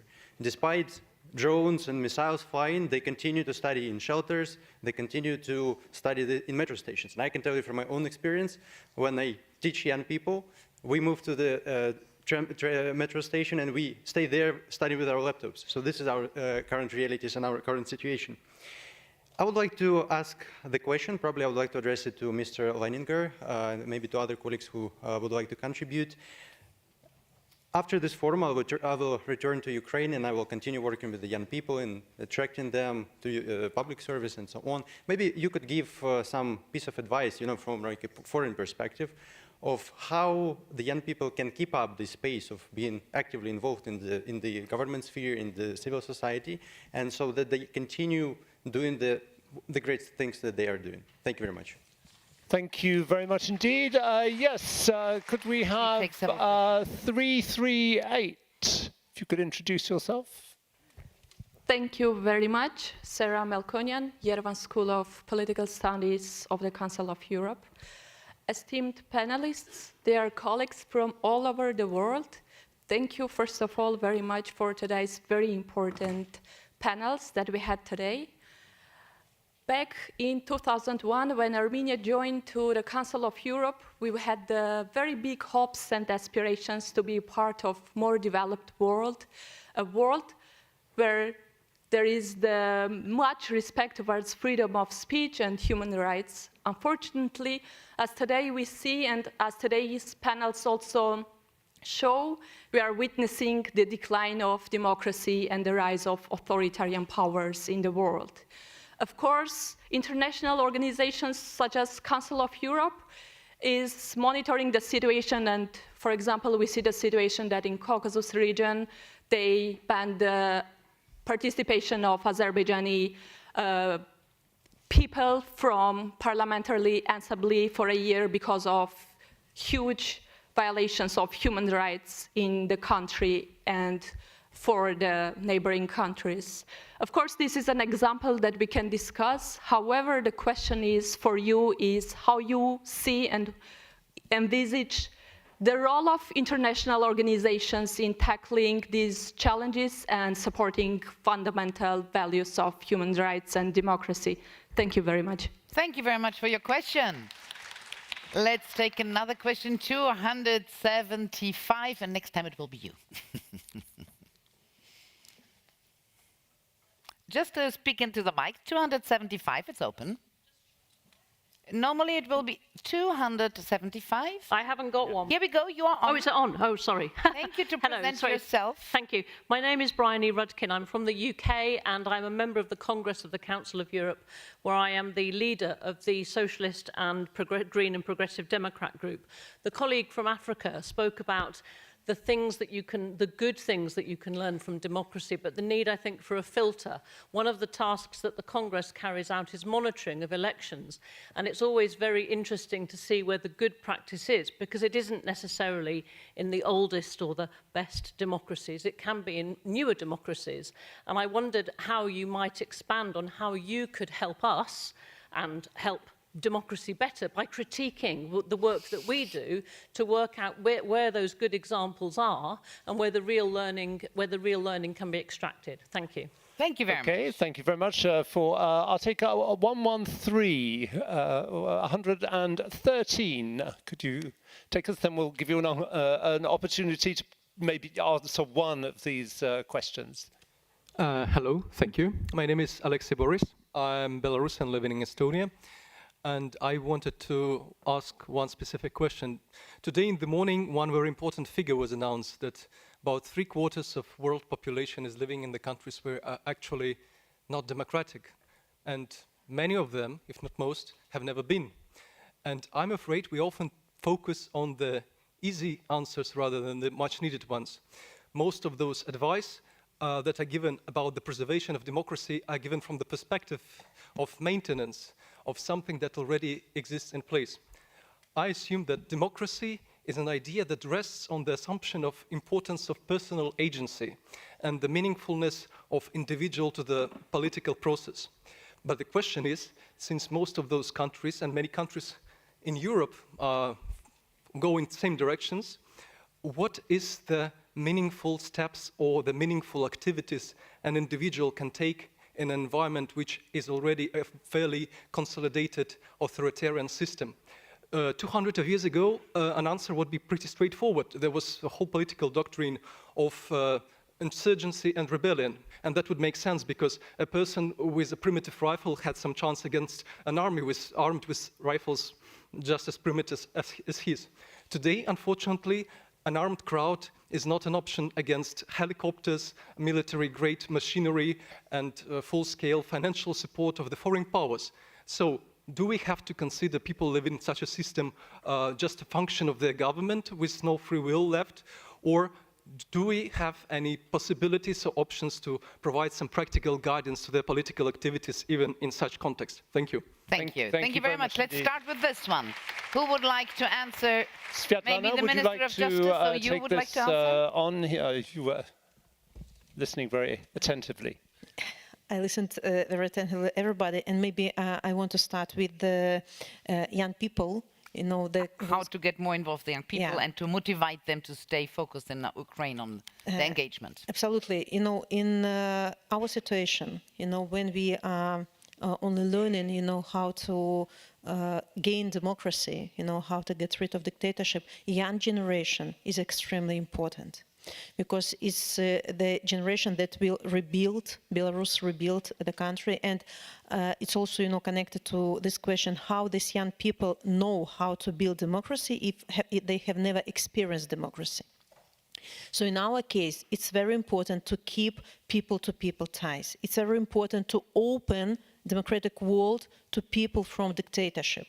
For many years, Belarus was one of the biggest consumers of Schengen visas. It gave opportunity to Belarusians to travel, to study in foreign universities, to have internships and in different democratic institutions. They saw how this system has been working, and they wanted to bring their expertise inside Belarus. And now, when because of Lukashenko's policy, because he made Belarus country co-aggressor in the war, many opportunities for Belarusians have been closed. Here we have to distinguish very clearly Belarusian regime and Belarusian people. Punish the regime, but give more opportunities to people of Belarus, to young generation. The first time for many, many years, more Belarusian students went to study in Russian universities than in European universities, only because Lukashenko gave our land to participate in the war. It's not honest. In these turbulent times, give more opportunities to people, to students. And I'm so grateful to the Council of Europe that you made an unconventional decision to establish, to formalize relationship with the democratic movement. We opened contact group in the Council of Europe, and now our journalists, our activists can participate in the work of the Council of Europe and see how the system is working. We have to give more opportunities to people inside the regimes to see what democracy is, what the advantages of the democracy, for them to promote this. How can our parents, the generation of our parents, they don't know what democracy is because they have never experienced it, but give us and younger generation, opportunity to feel it, to breathe it, to explain, what is this, what it is, to for us to understand why do we have to fight. Absolutely. Fight. This is the word for giving some advices to the young Ukrainian boy. What can we tell him, again, to motivate the other youngsters in Ukraine to stay focused on studying during the war? Do you have some advices for him? I don't think that we have to persuade those people who want to learn, who want to be active, to be so, because we in Belarus, in Ukraine, we understand importance of education, importance of European integration, importance of studying what democracy is. It's very important for democratic world to be more active in countries where dictatorship prevails, to promote democracy. This is important, for you as well. Yes.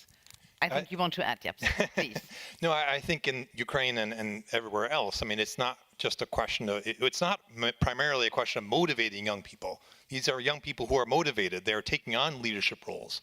It's what we can do, and this also, as you say, connects to the role of international organizations, what we can do to give them more arenas in which to exercise that leadership.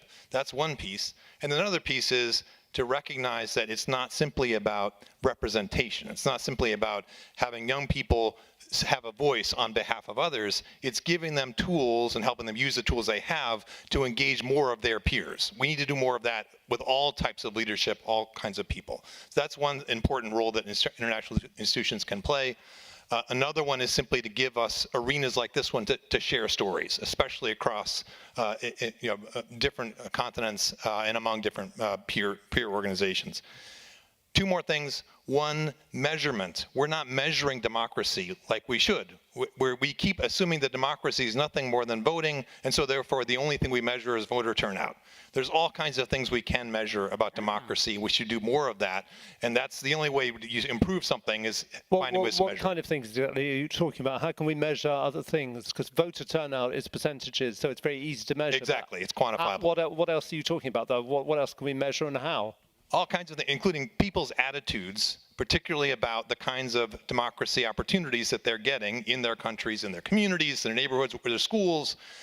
What do they think about, and do those things affect them not only in terms of do they like them, but do they make them feel more connected to others, more informed, more able to solve problems, more able to have a say on issues that they care about. Those sorts of things we can measure quite easily at scale with all kinds of technology, that should be part of what we do with democracy all over the place. J'ai envie d'écouter Monsieur le Premier ministre. Oui, je vais faire un commentaire sur comment on peut juger la démocratie. Effectivement, moi je me rappelle, j'ai eu... Attendez 2 secondes parce que je vois que les gens, the people are putting their headsets on. I want people to actually hear the benefit from the wonderful things that you're saying. Until I think you've had time not to. Si vous pouvez recommencer avec autant d'enthousiasme. Oui, non, je voulais faire un commentaire sur comment juger la démocratie, sur quoi la juger. Je me rappelle, j'ai eu une discussion avec Madeleine Albright, c'était dans un débat dans une radio à Washington, et je lui posais la question sur l'Irak. Vous avez fait tout ça? Oui, elle m'a dit, on a fait des élections. Mais je lui dis, les élections, ce n'est pas une fin, c'est un moyen. La démocratie doit délivrer. Et aujourd'hui, le thème principal de ce forum, c'est le réengagement citoyen, le réengagement des jeunes. Aujourd'hui, s'il y a désertion, parce que justement, on est à une époque où, dans les démocraties matures comme naissantes, on fait une très belle campagne, on sort aussi des communicants qui font des promesses et on ne délivre pas. La démocratie a bien fonctionné quand elle était performante et elle délivrait et elle donnait les dividendes aux citoyens. Aujourd'hui, on donne que des... Et d'ailleurs, un des problèmes de démocratie, j'observe même ici en Europe, et permettez-moi de faire des commentaires, même si je suis au sein d'une institution européenne démocratique. Soyez libre. C'est dans la liberté et puis dans le sens d'une critique positive constructive. J'étais en voyage et j'arrivais en pleine élection européenne. Je n'avais pas suivi.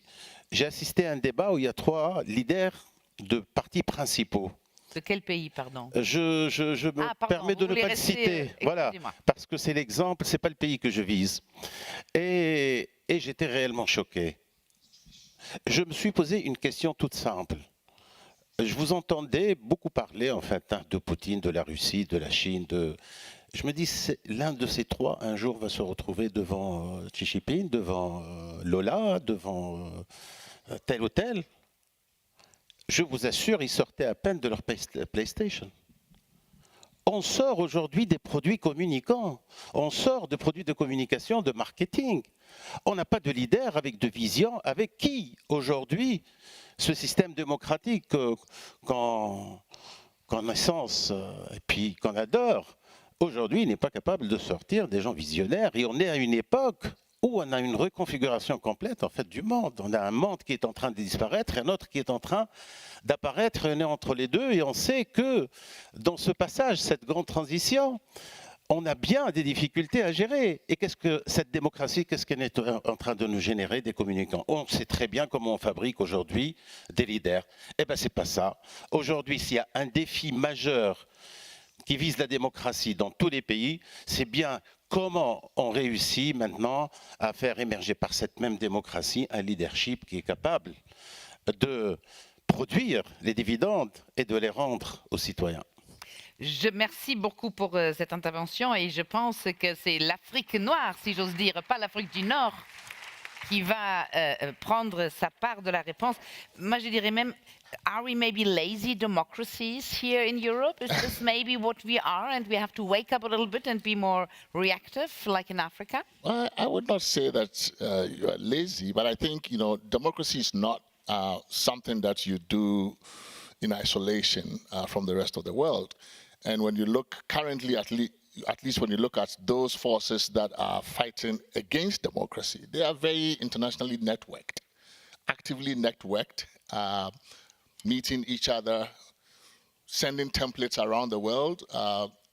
Very good example, anti-LGBT legislation across Africa, same template. You can tell, you see a draft, it's either from Russia or somewhere, Moldova or somewhere. It's in Kenya, it's in Ghana, it's in Uganda. So these are active organizations that are spreading a common template, sharing lessons, and I think that's what democracies must do.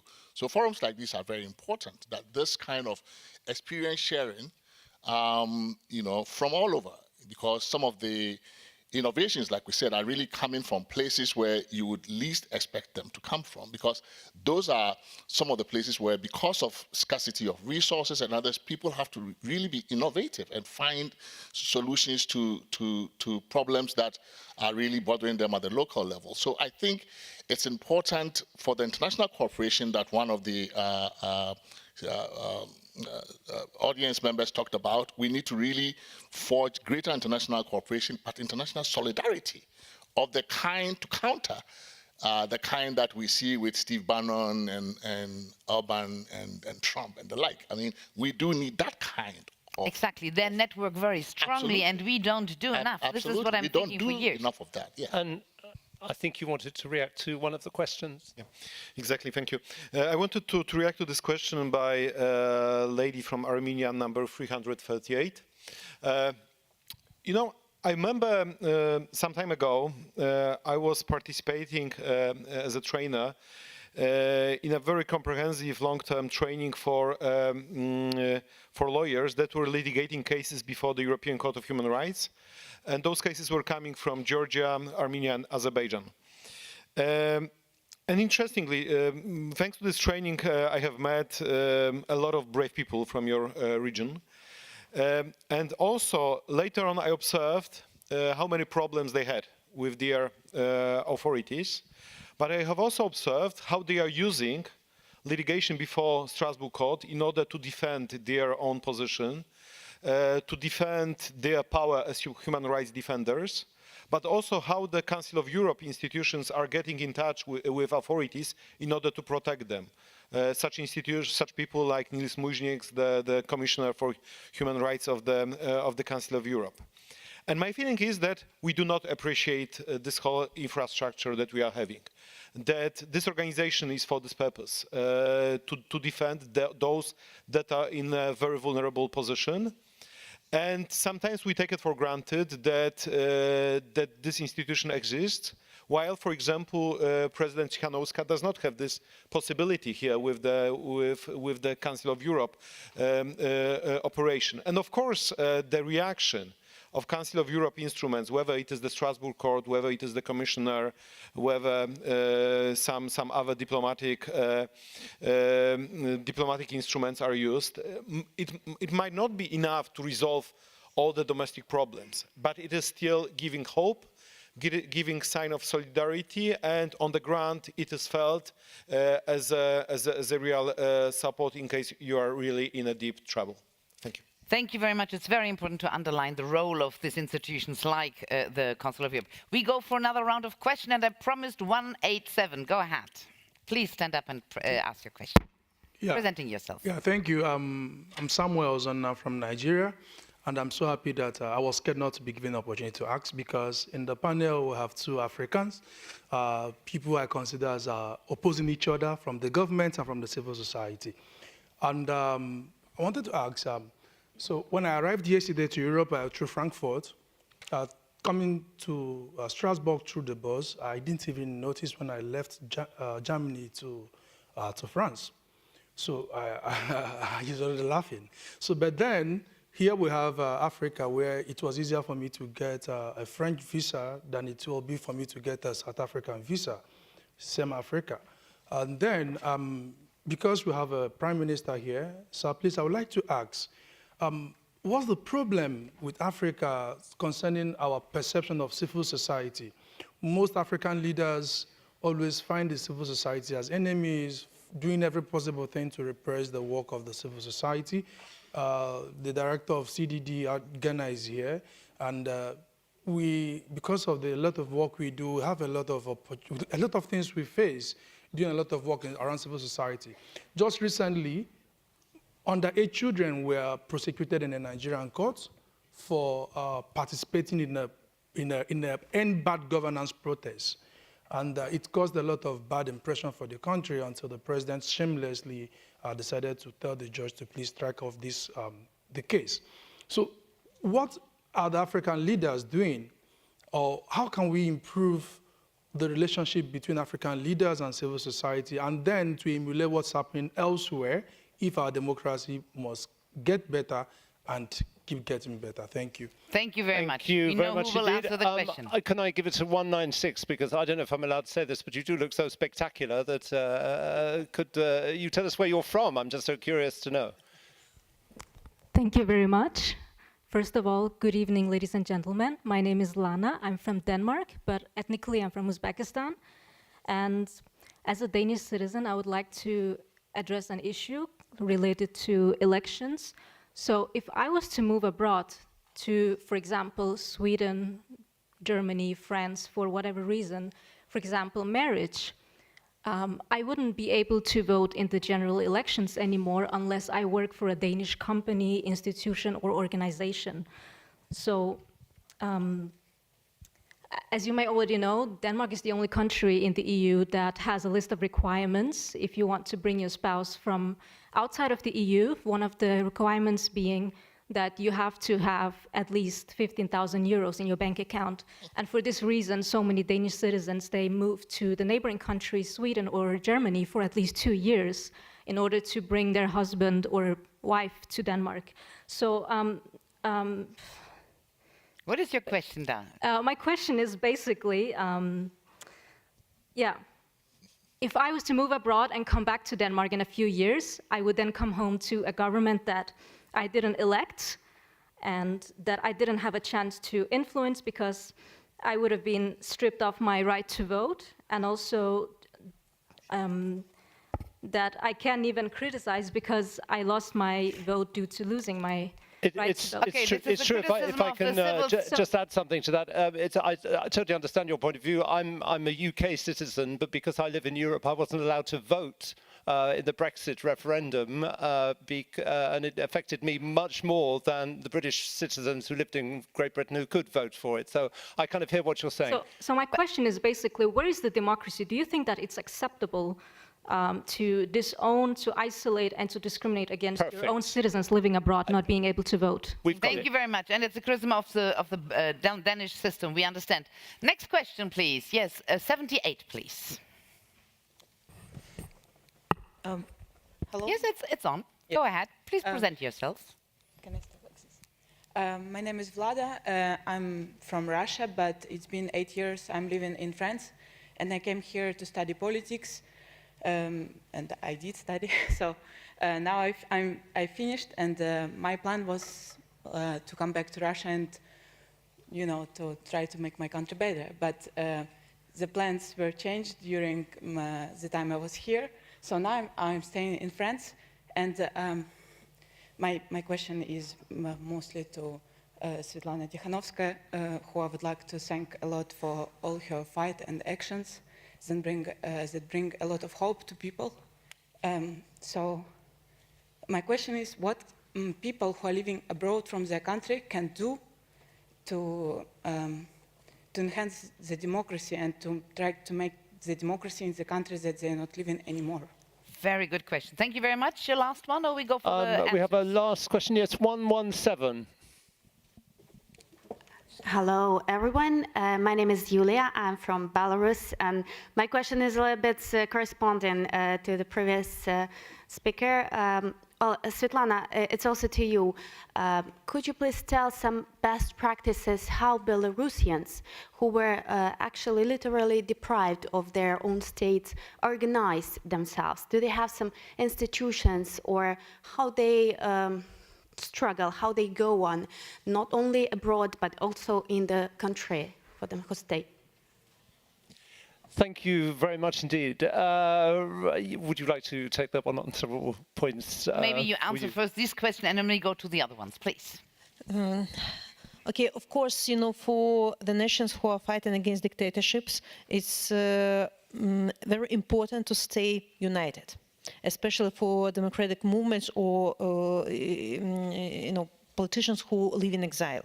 Because in Belarus, at least 500,000 people left Belarus since 2020 because of repressions, and our task is to stay consolidated and stay united. And when I realized that our fight is not sprint but marathon, I realized that it's important to build alternative institutions of power.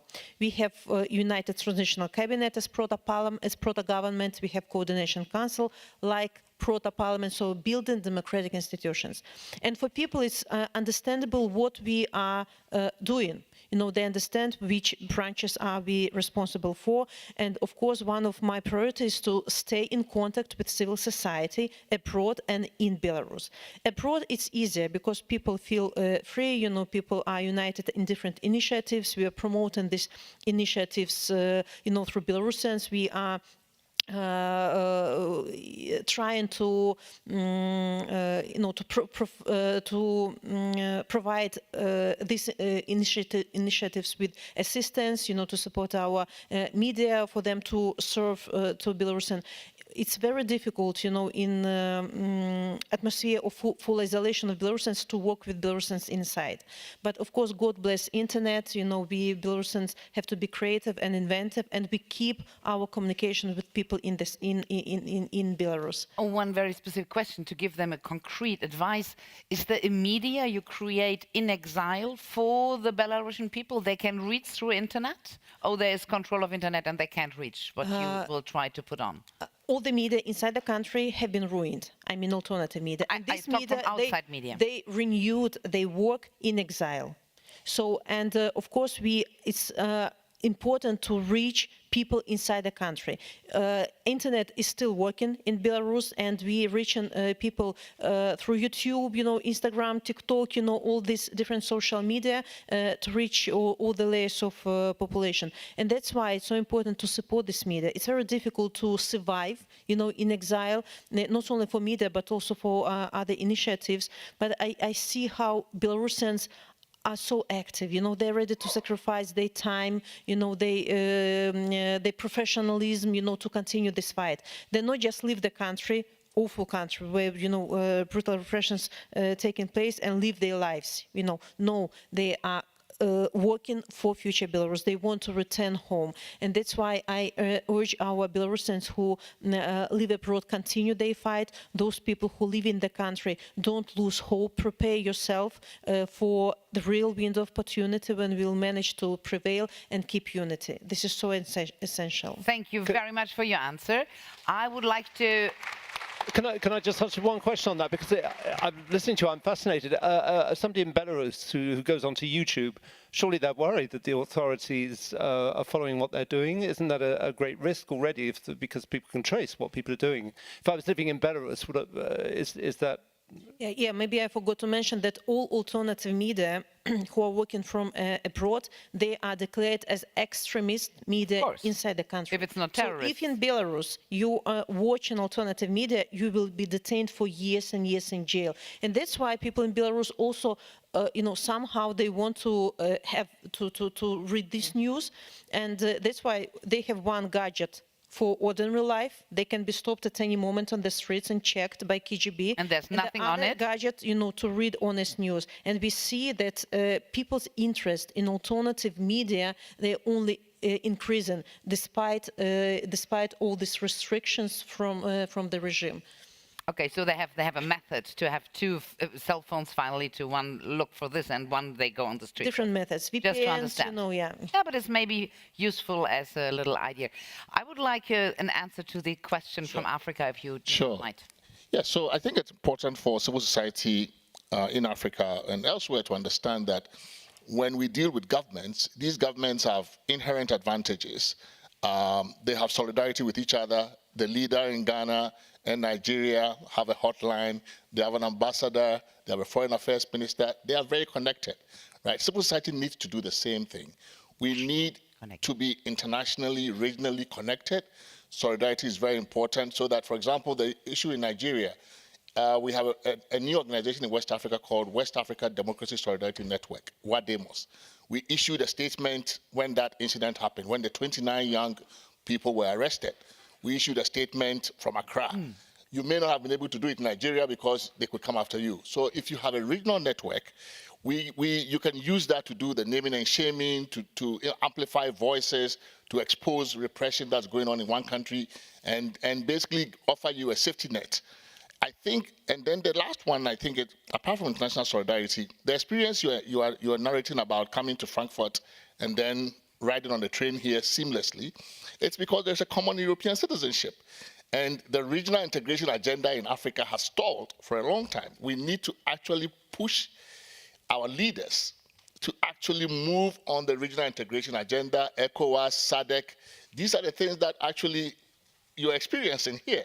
It's not some magic, right? It was something that it took many years, many leaders to work on to create a common regional citizenship or European citizenship. And I think that's also a very important asset that we need in the region.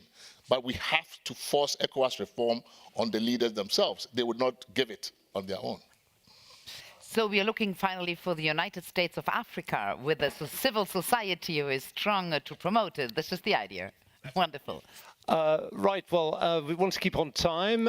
We have 10 minutes left. There's 5 of you, so that gives you 2 minutes each to say some concluding words. You can answer some of the questions or make points you want to about how can we involve citizens in the democratic process. Let's start with you, as and you just before started we everything start, for the audience, don't be frustrated. There will be a lot of workshops tomorrow where you can express yourself. And on Friday, we will have another plenary session where we can exchange with you. So please forgive us if we couldn't give the word to everybody here. Please. Thank you. I will take my chance to try to answer to this question to a lady from Denmark.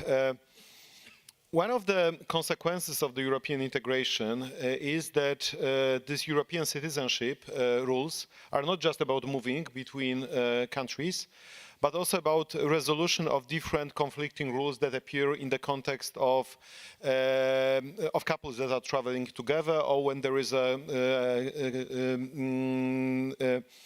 spouse coming from some third country, and possibly if there are some conflicts and typical differences between different EU member states, most probably sooner or later this case would end up in the EU Court of Justice that would clarify the rules that are making more difficult for spouses to travel across the EU borders, and not only travel but also to reside in some other EU member states. When it comes to the right to vote and citizenship, especially regarding citizens residing abroad, there is no common standard here. So there are countries that allow citizens to vote even if they reside abroad for 30, 50, 60 years. But there are some countries that, because of their constitutional rules, provide that after a certain period of lack of residence in your home country, you cannot basically... And there are some countries which changed too. The UK has changed. Yeah. I can now vote, but it's too late for Brexit. They suddenly changed their mind and now I can vote. Yeah. But it's... So there is no universal standard here. So it is up to the constitutional systems of different countries. Thank you very much. Thank you very much to make this point. Who would like to continue with the conclusion words, please? Yeah. So I think there's a need to bring down barriers to participation and voice in many of our democracies. Money in politics is a big barrier that is growing, actually. In the last session, I think the point was made that there is no fixing democracy without fixing capitalism. And I think that increasingly that is becoming true when you look at just the amount of unregulated money that is going to our politics. It's shutting out young people, shutting out women, and it's really creating a system where voice actually is captured. So we need to do something about that in our democracies. The American model cannot be, the model of democracy that we all practice. The Anglo-American model is just one variety of democracy. We have to find a way of doing democracy that gives voice to the people instead of to Elon Musk and these others who have captured it with their money. The other way of, I think, invigorating civic engagement is also to bring governments and the problem-solving institutions closer to the people. It makes it easier for collective action. It makes it easier for voice to have influence. When we keep government too distant instead of close to the people, which is local government, I think we also shut out a lot of people. One of the problems we're talking about in Africa now is if there was a lot more government at the local level, a lot more government at the municipal level that could solve problems, as opposed to waiting on the president at the center all the time to solve a problem, we could have a lot more civic engagement, because people cannot always don't have to go to Lagos or Abuja or Accra to air their grievances. If you have a municipal authority that has enough power and resources to solve the problem, that's where you would you would organize collectively to engage. And then lastly, one of the major threats, barriers, is now governments are tightening up on the right to protest. I think that is we should defend the right to protest all across democracies. A lot of governments are finding many, many different ways of clamping down on youth protests and others. And for many of the young people, that's really the only way they get voice in our democracies. So I think, we should work hard at bringing down the barriers that are shutting out so many people from active participation, not just voting, but participation in the democratic process. Okay, thank you very much. Thank you very much for this very good final point. Very inspiring. Please. I think one thing we have to do is stop using the old language about democracy being a single thing, a static system that we can't improve. It is a variety of things. It's not just one democratic process that people need to be involved in. There are many possibilities. And they're evident in this room, and they're evident every time you bring together people across borders to talk about these sorts of things. We need to kind of extend that language also to be clear about the values that these different forms of democracy, can provide, can embody.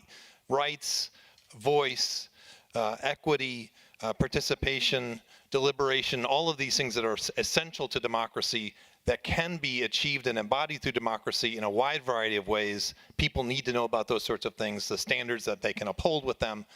And then above all, we need to understand that democracy is a design problem. The question is not, how can we save democracy? The question is, what kind of democracy do we want? And the answers can be different in different places. Thank you very much. And this applies also for America. And maybe we'll find other models in the future. We can orient us. Yes? Merci. Tout d'abord, je m'adresse à tout le monde pour une conclusion qui est simple, en fait. L'observation, la démocratie n'est jamais garantie. Donc elle a besoin d'efforts, elle a besoin d'être entretenue. Qu'elle soit naissante ou pas. Le deuxième point, c'est qu'on constate aujourd'hui qu'on est, quand même, on a des menaces, ou de l'extérieur ou de l'intérieur. Il faut qu'on prenne conscience de ça, parce que réellement, cette démocratie n'est plus à même de garantir, de délivrer la classe dirigeante dont on a besoin. Donc il y a une réflexion à mener. Et je pense, moi personnellement, c'est un peu parce qu'on est sur la réussite d'un modèle qui correspond à une autre époque et on n'est pas capable en fait, de sortir de schéma pour essayer de le réfléchir. Aujourd'hui, c'est comment garantir. Pourquoi ? Moi, je viens du secteur privé. Avant de donner la direction, parce que c'est une direction qu'on donne en votant en fait, on oublie, c'est-à-dire on confie notre avion à un pilote en pensant que c'est un excellent pilote qui va nous faire aboutir en fait à bonne destination. Je viens du secteur privé, avant d'arriver à des responsabilités, il faut réunir beaucoup de qualité, il faut réunir beaucoup d'expérience, et vous avez des étapes avant d'arriver. C'est ce qui se produisait avant d'ailleurs. Quand on revient à un schéma classique ici en Europe, on avait des partis, les gens ils faisaient leur classe dans le parti, il y avait une idéologie, une mobilisation. Après, ils commencent à assumer des responsabilités publiques ou pas publiques, en fait, petits, ils commencent à monter, et là, ils se forment. Aujourd'hui, hop, on lance un nouveau produit, en fait, sur le marché, on lui fait un bon marketing, avec en plus les médias aujourd'hui qui sont plus, on les critiquait parce qu'ils étaient entre les mains du pouvoir politique, aujourd'hui c'est eux qui fabriquent le pouvoir politique, donc ils sont capables de lancer le produit à tout moment quand ils veulent, c'est pas difficile en fait. Donc aujourd'hui il y a une réflexion sérieuse à revoir la démocratie et ne pas concentrer sur oui on a réussi les élections et on peut rester jusqu'à la dernière minute la main sur le cœur pour savoir qui est. C'est très bien, mais ce n'est pas suffisant. Aujourd'hui, c'est la qualité du leadership, c'est aussi tenir compte de tout ce qu'on considère aujourd'hui comme menace, en fait, le digital, les fake news, les deepfakes, l'intelligence artificielle. On peut, au contraire, les transformer en outils pour avoir une démocratie beaucoup plus interactive, beaucoup plus vivante, des cycles de validation aussi, de leadership, d'implication, de travail collaboratif. Pour impliquer la société civile dans la fabrication en fait, et la production du produit dont le citoyen a besoin, que ce soit sur le plan de droit, sur le plan économique, sur le plan financier ou même sur un plan social et sécuritaire. Donc voilà, mon message en fait est très simple, la démocratie a besoin d'être revue, la démocratie a besoin d'être entretenue, elle n'est jamais garantie, il faut de la vigilance, il faut de l'effort, il faut de la réflexion, mais ça reste la seule voie. malheureusement. Si on trouve mieux, on l'adoptera. Jusqu'à maintenant, les autres organisations, on les a vues à l'épreuve de l'histoire, n'ont pas tenu. Donc c'est peut-être le moins pire, mais c'est parmi les mauvais, c'est les meilleurs, et on peut la rendre extra si on apporte ce travail de réflexion et de Comme vigilance. disait Churchill, effectivement. Merci beaucoup, et d'ailleurs ça fait écho, merci beaucoup. For me, this is an echo to the Harvard professor who said just before, if you try to change your country just before the election, it's too late. You have to work in between the different election spots. This is important, to be engaged at all time, not only just before the election. The last word will be yours. Thank you for this interesting conversation. Maybe I will leave you with a couple ideas. The first one is that democracy is not given for granted. It should be seized by active participation. The second, fight for democracy is not local one, is global one, and it's obligation of every democratic country to be with those who are on the front line of this fight. And third, that sometimes fight for democracy needs patience, but it also needs consistency. So I urge you not to give up on your values, not to give up on your principles. And fight for democracy needs unity. And I urge you to stay united for the sake of Ukraine, for the sake of Belarus, and for the sake of Europe itself. Thank you. Thank you very much. you. Wonderful last words for this first day. Couldn't have imagined a better way to end this very interesting discussion, this first plenary. Thank you very much indeed. Thank you to all our panel members. Once again, a big round of applause, please, to all our panel members. And as my colleague Annette reminded you, we will try and take, but it's impossible to have everybody talking. Please stay in the room because we have a treat for you, something special. Please don't leave, but thank you very much to the round table, which brings the discussion part of the close today.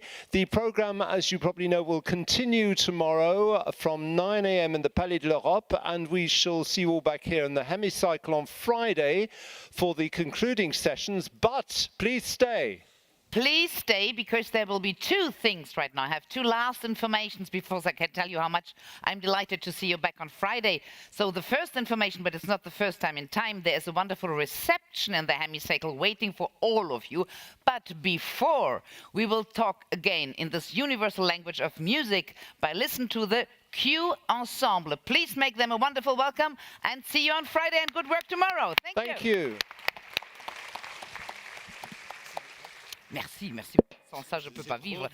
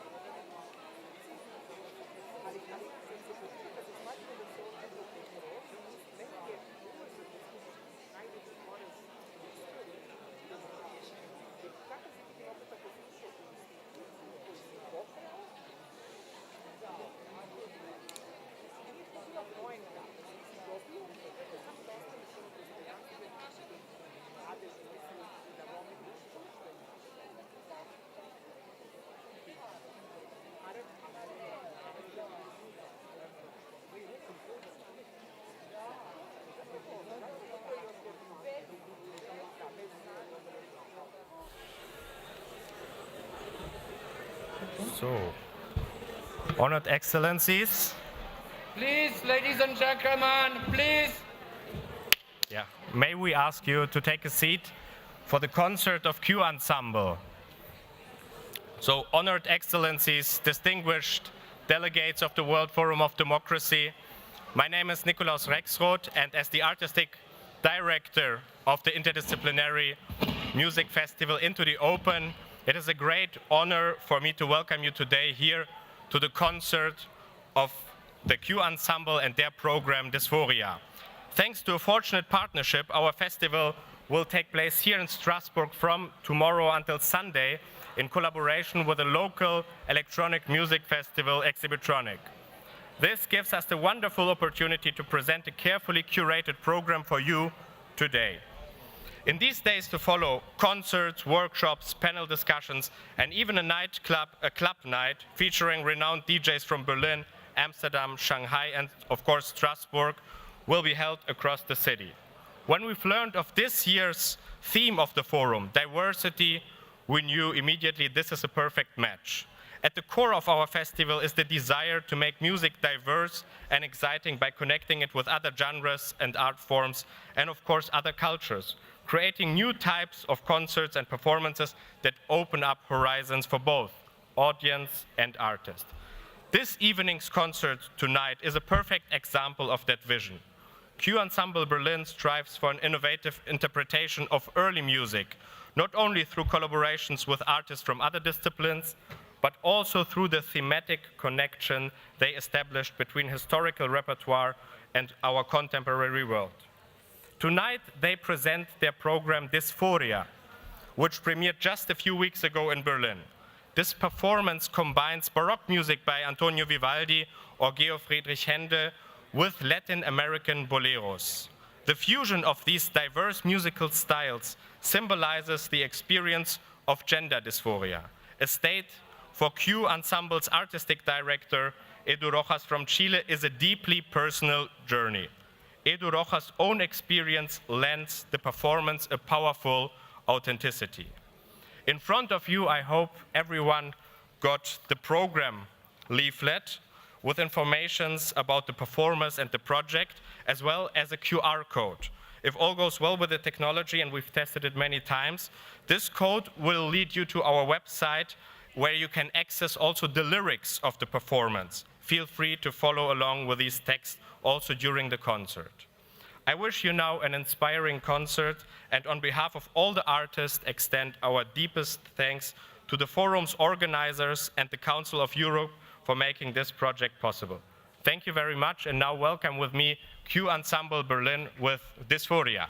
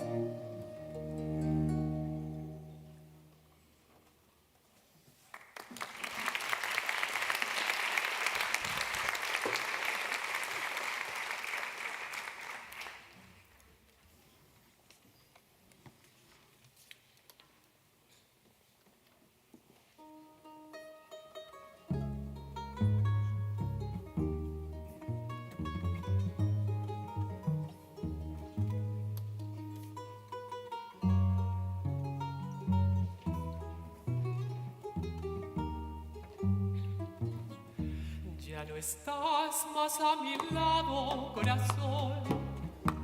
En el alma solo tengo soledad. Y si ya no puedo verte, porque Dios me hizo quererte para hacerme sufrir más. Siempre fuiste la razón de mi existir. Adorarte para mí fue religión. Y en tus besos yo encontraba el calor que me brindaban el amor y la pasión. Es la historia de un amor como no hay otro igual, que me hizo comprender todo el bien y todo el mal, que le dio luz a mi vida, apagándola después. Ay, qué vida tan oscura, sin tu amor no viviré. Siempre fuiste la razón de mi existir. Adorarte para mí fue religión. Y en tus besos yo encontraba el calor que me brindaban el amor y la pasión.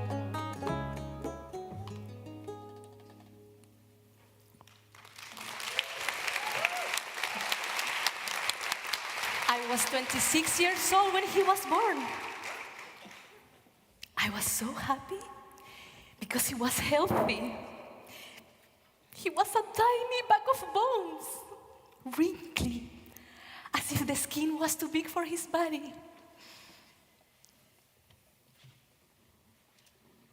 I never loved anyone like that before. As if it wasn't me. As if this son was the most beautiful part of me, like a gift from the Lord. When he was about 4 or 5 years old, I started to notice something strange. He was already putting those towels on his head as hair. He was dancing to the visitors, imitating the cashier at the supermarket. He even wanted a Barbie. No. How could he go around playing with Barbies? No. Those things are for little girls.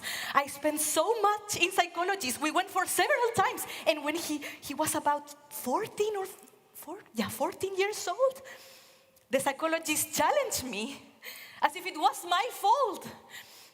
He said, "Madam, please, leave your son alone. He knows how to behave. He's not stupid." But how can he say something like that? What do you pay these doctors for? This is dangerous for him. I was so afraid that something would happen to him, that he would suffer. Because this world is very bad. Haven't you seen the news? Huh? This world is difficult for people like that. No? No. I don't want him to suffer.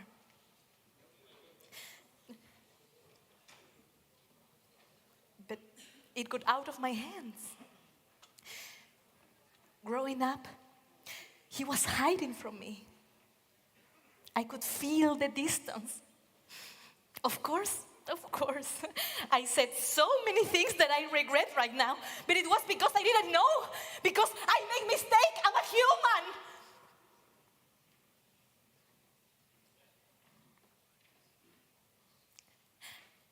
I really didn't want to hurt him. How? How could I want to hurt him? If I was the first person who actually held him, who saw him growing up, who worked so hard for him to be free, to be happy, to be decent, to be better than me, better than his father, better than my father, better than any man, better than God.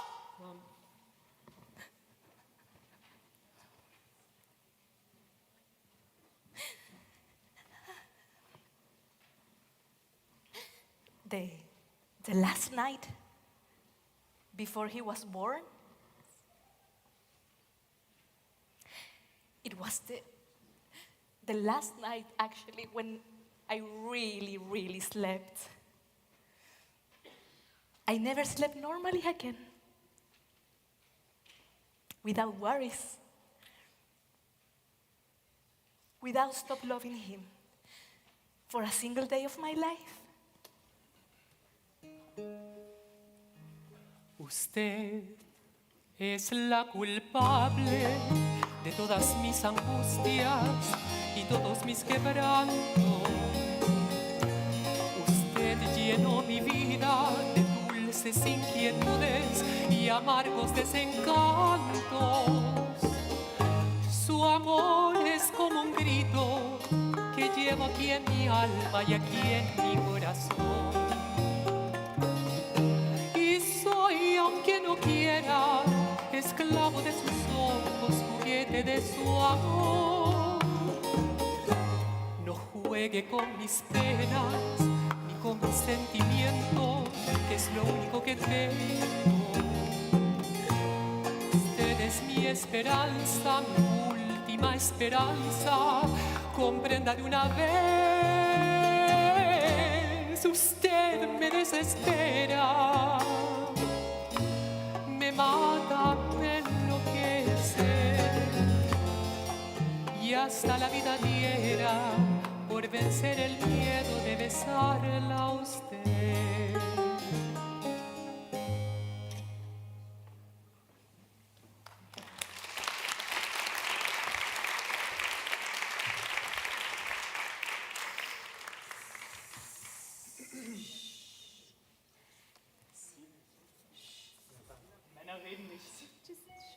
Sí, con los codos. Con las piernas abiertas.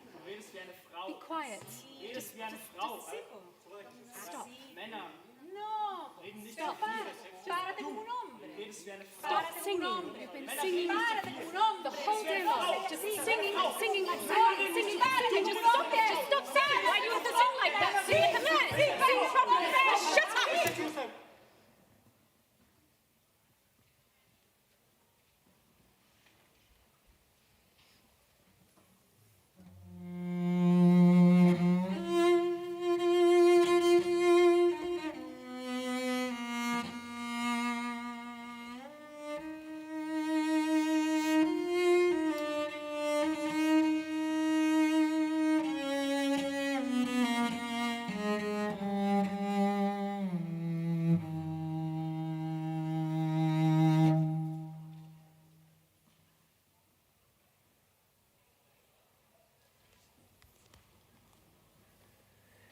In having you, I linger in the word desearte, that desire drawn out slowly and violently, as if I'd been granted permission to release this gift of absence, and see your round eyes dancing that tango of premature age at the nape of my neck. Take me from the core, forget your preference, and see me exposed, my name dying, carrying this journey through a life of confinement. Look closer and you'll see I am like her. I am like all of them. The same fiery chola. Hold me, dripping, licking at the unrelenting, with a jaw unhinged, starved for a piece of your rib. I am her. This volcanic flesh spilled from 1,000 attempts. Make me yours in the waning afternoon. Love me subtly. Remake me. Extinguish this demented winter. Rest your brow in my hands and dig into the wild curve of my neck with your indecent desire. I've searched for so long, with the scent of the 13 years still lingering, rocked by an impatient hand, with a thirst twist deep in my tongue, to hold you close, desolate, hormonal, ecstatic, choked by a flock of kisses I have longed to give you.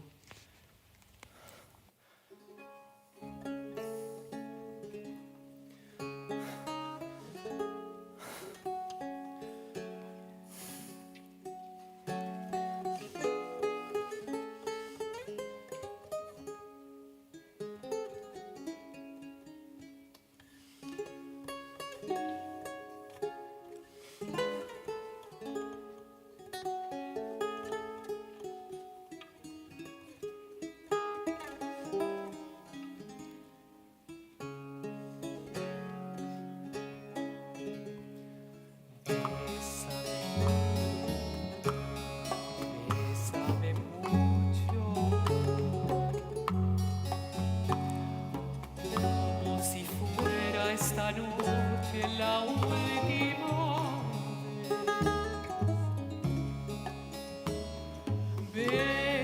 Bésame, bésame mucho, que tengo miedo a tenerte y perderte después.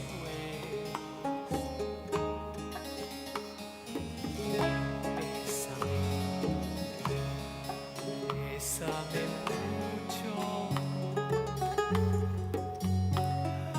como si fuera esta noche la última vez.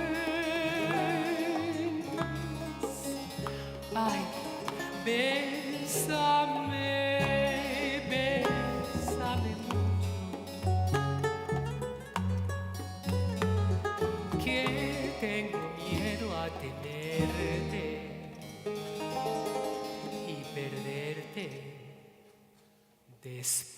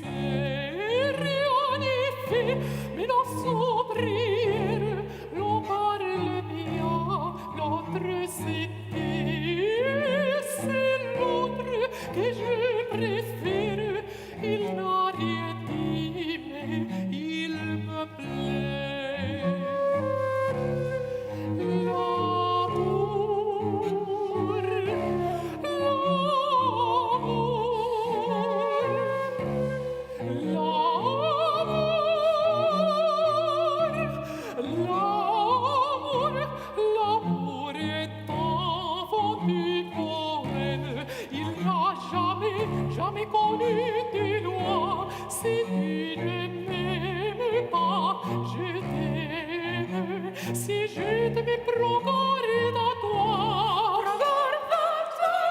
Si tu ne m'aimes pas, si tu ne m'aimes pas, je t'aime, regarde à toi. Mais si je t'aime, si je t'aime,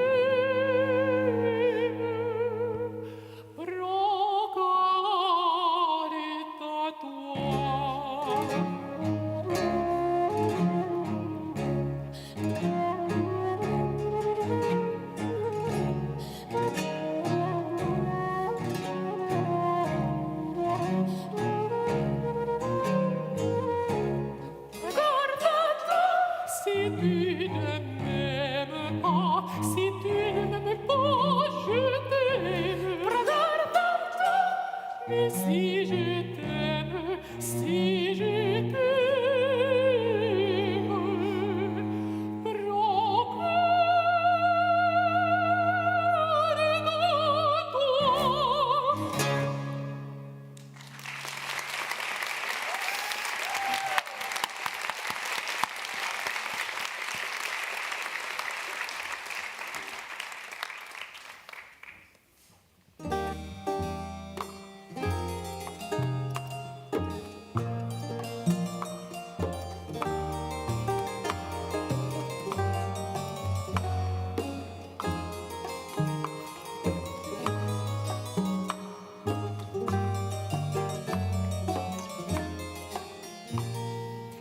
Dicen que la distancia es el olvido, pero yo no concibo esa razón, porque yo seguiré siendo el cautivo de los caprichos de tu corazón. Supiste esclarecer mis pensamientos, me diste la verdad que yo soñé, aumentaste de mí los sufrimientos. La primera noche que te amé, hoy mi playa se viste de amargura, porque tu barca tiene que partir a cruzar otros mares de locura. Mi vida que no naufrague en tu vivir. Cuando la luz del sol se esté apagando y te sientas cansada de vagar, piensa que yo por ti estaré esperando hasta que tú decidas regresar, hasta que tú decidas regresar.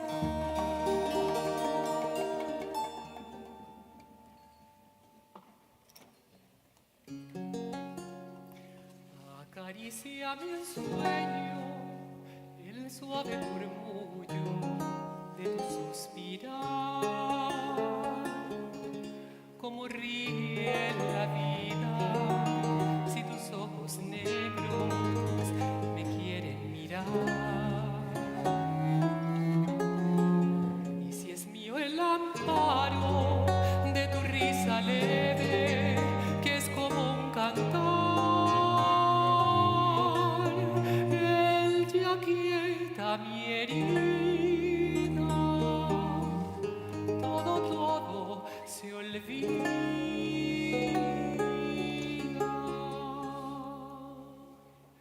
El día que me quiera,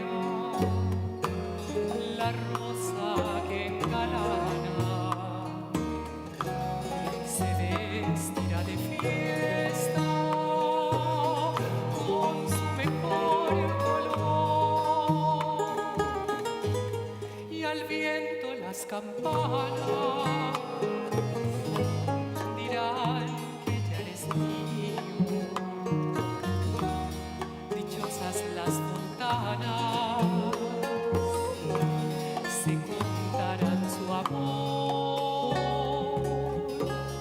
La noche que me quieras desde el azul del cielo, las estrellas celosas nos mirarán pasar, y un rayo misterioso hará nido en tu pelo. Luciérnaga furiosa que me das, eres mi consuelo.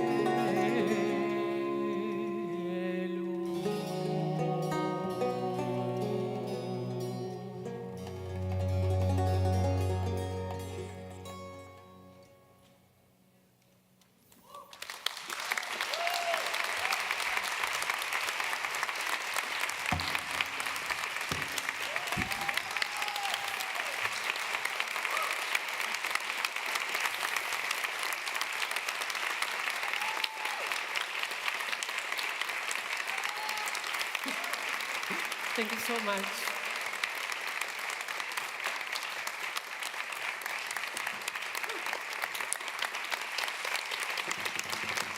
Thank you. Thank you very much.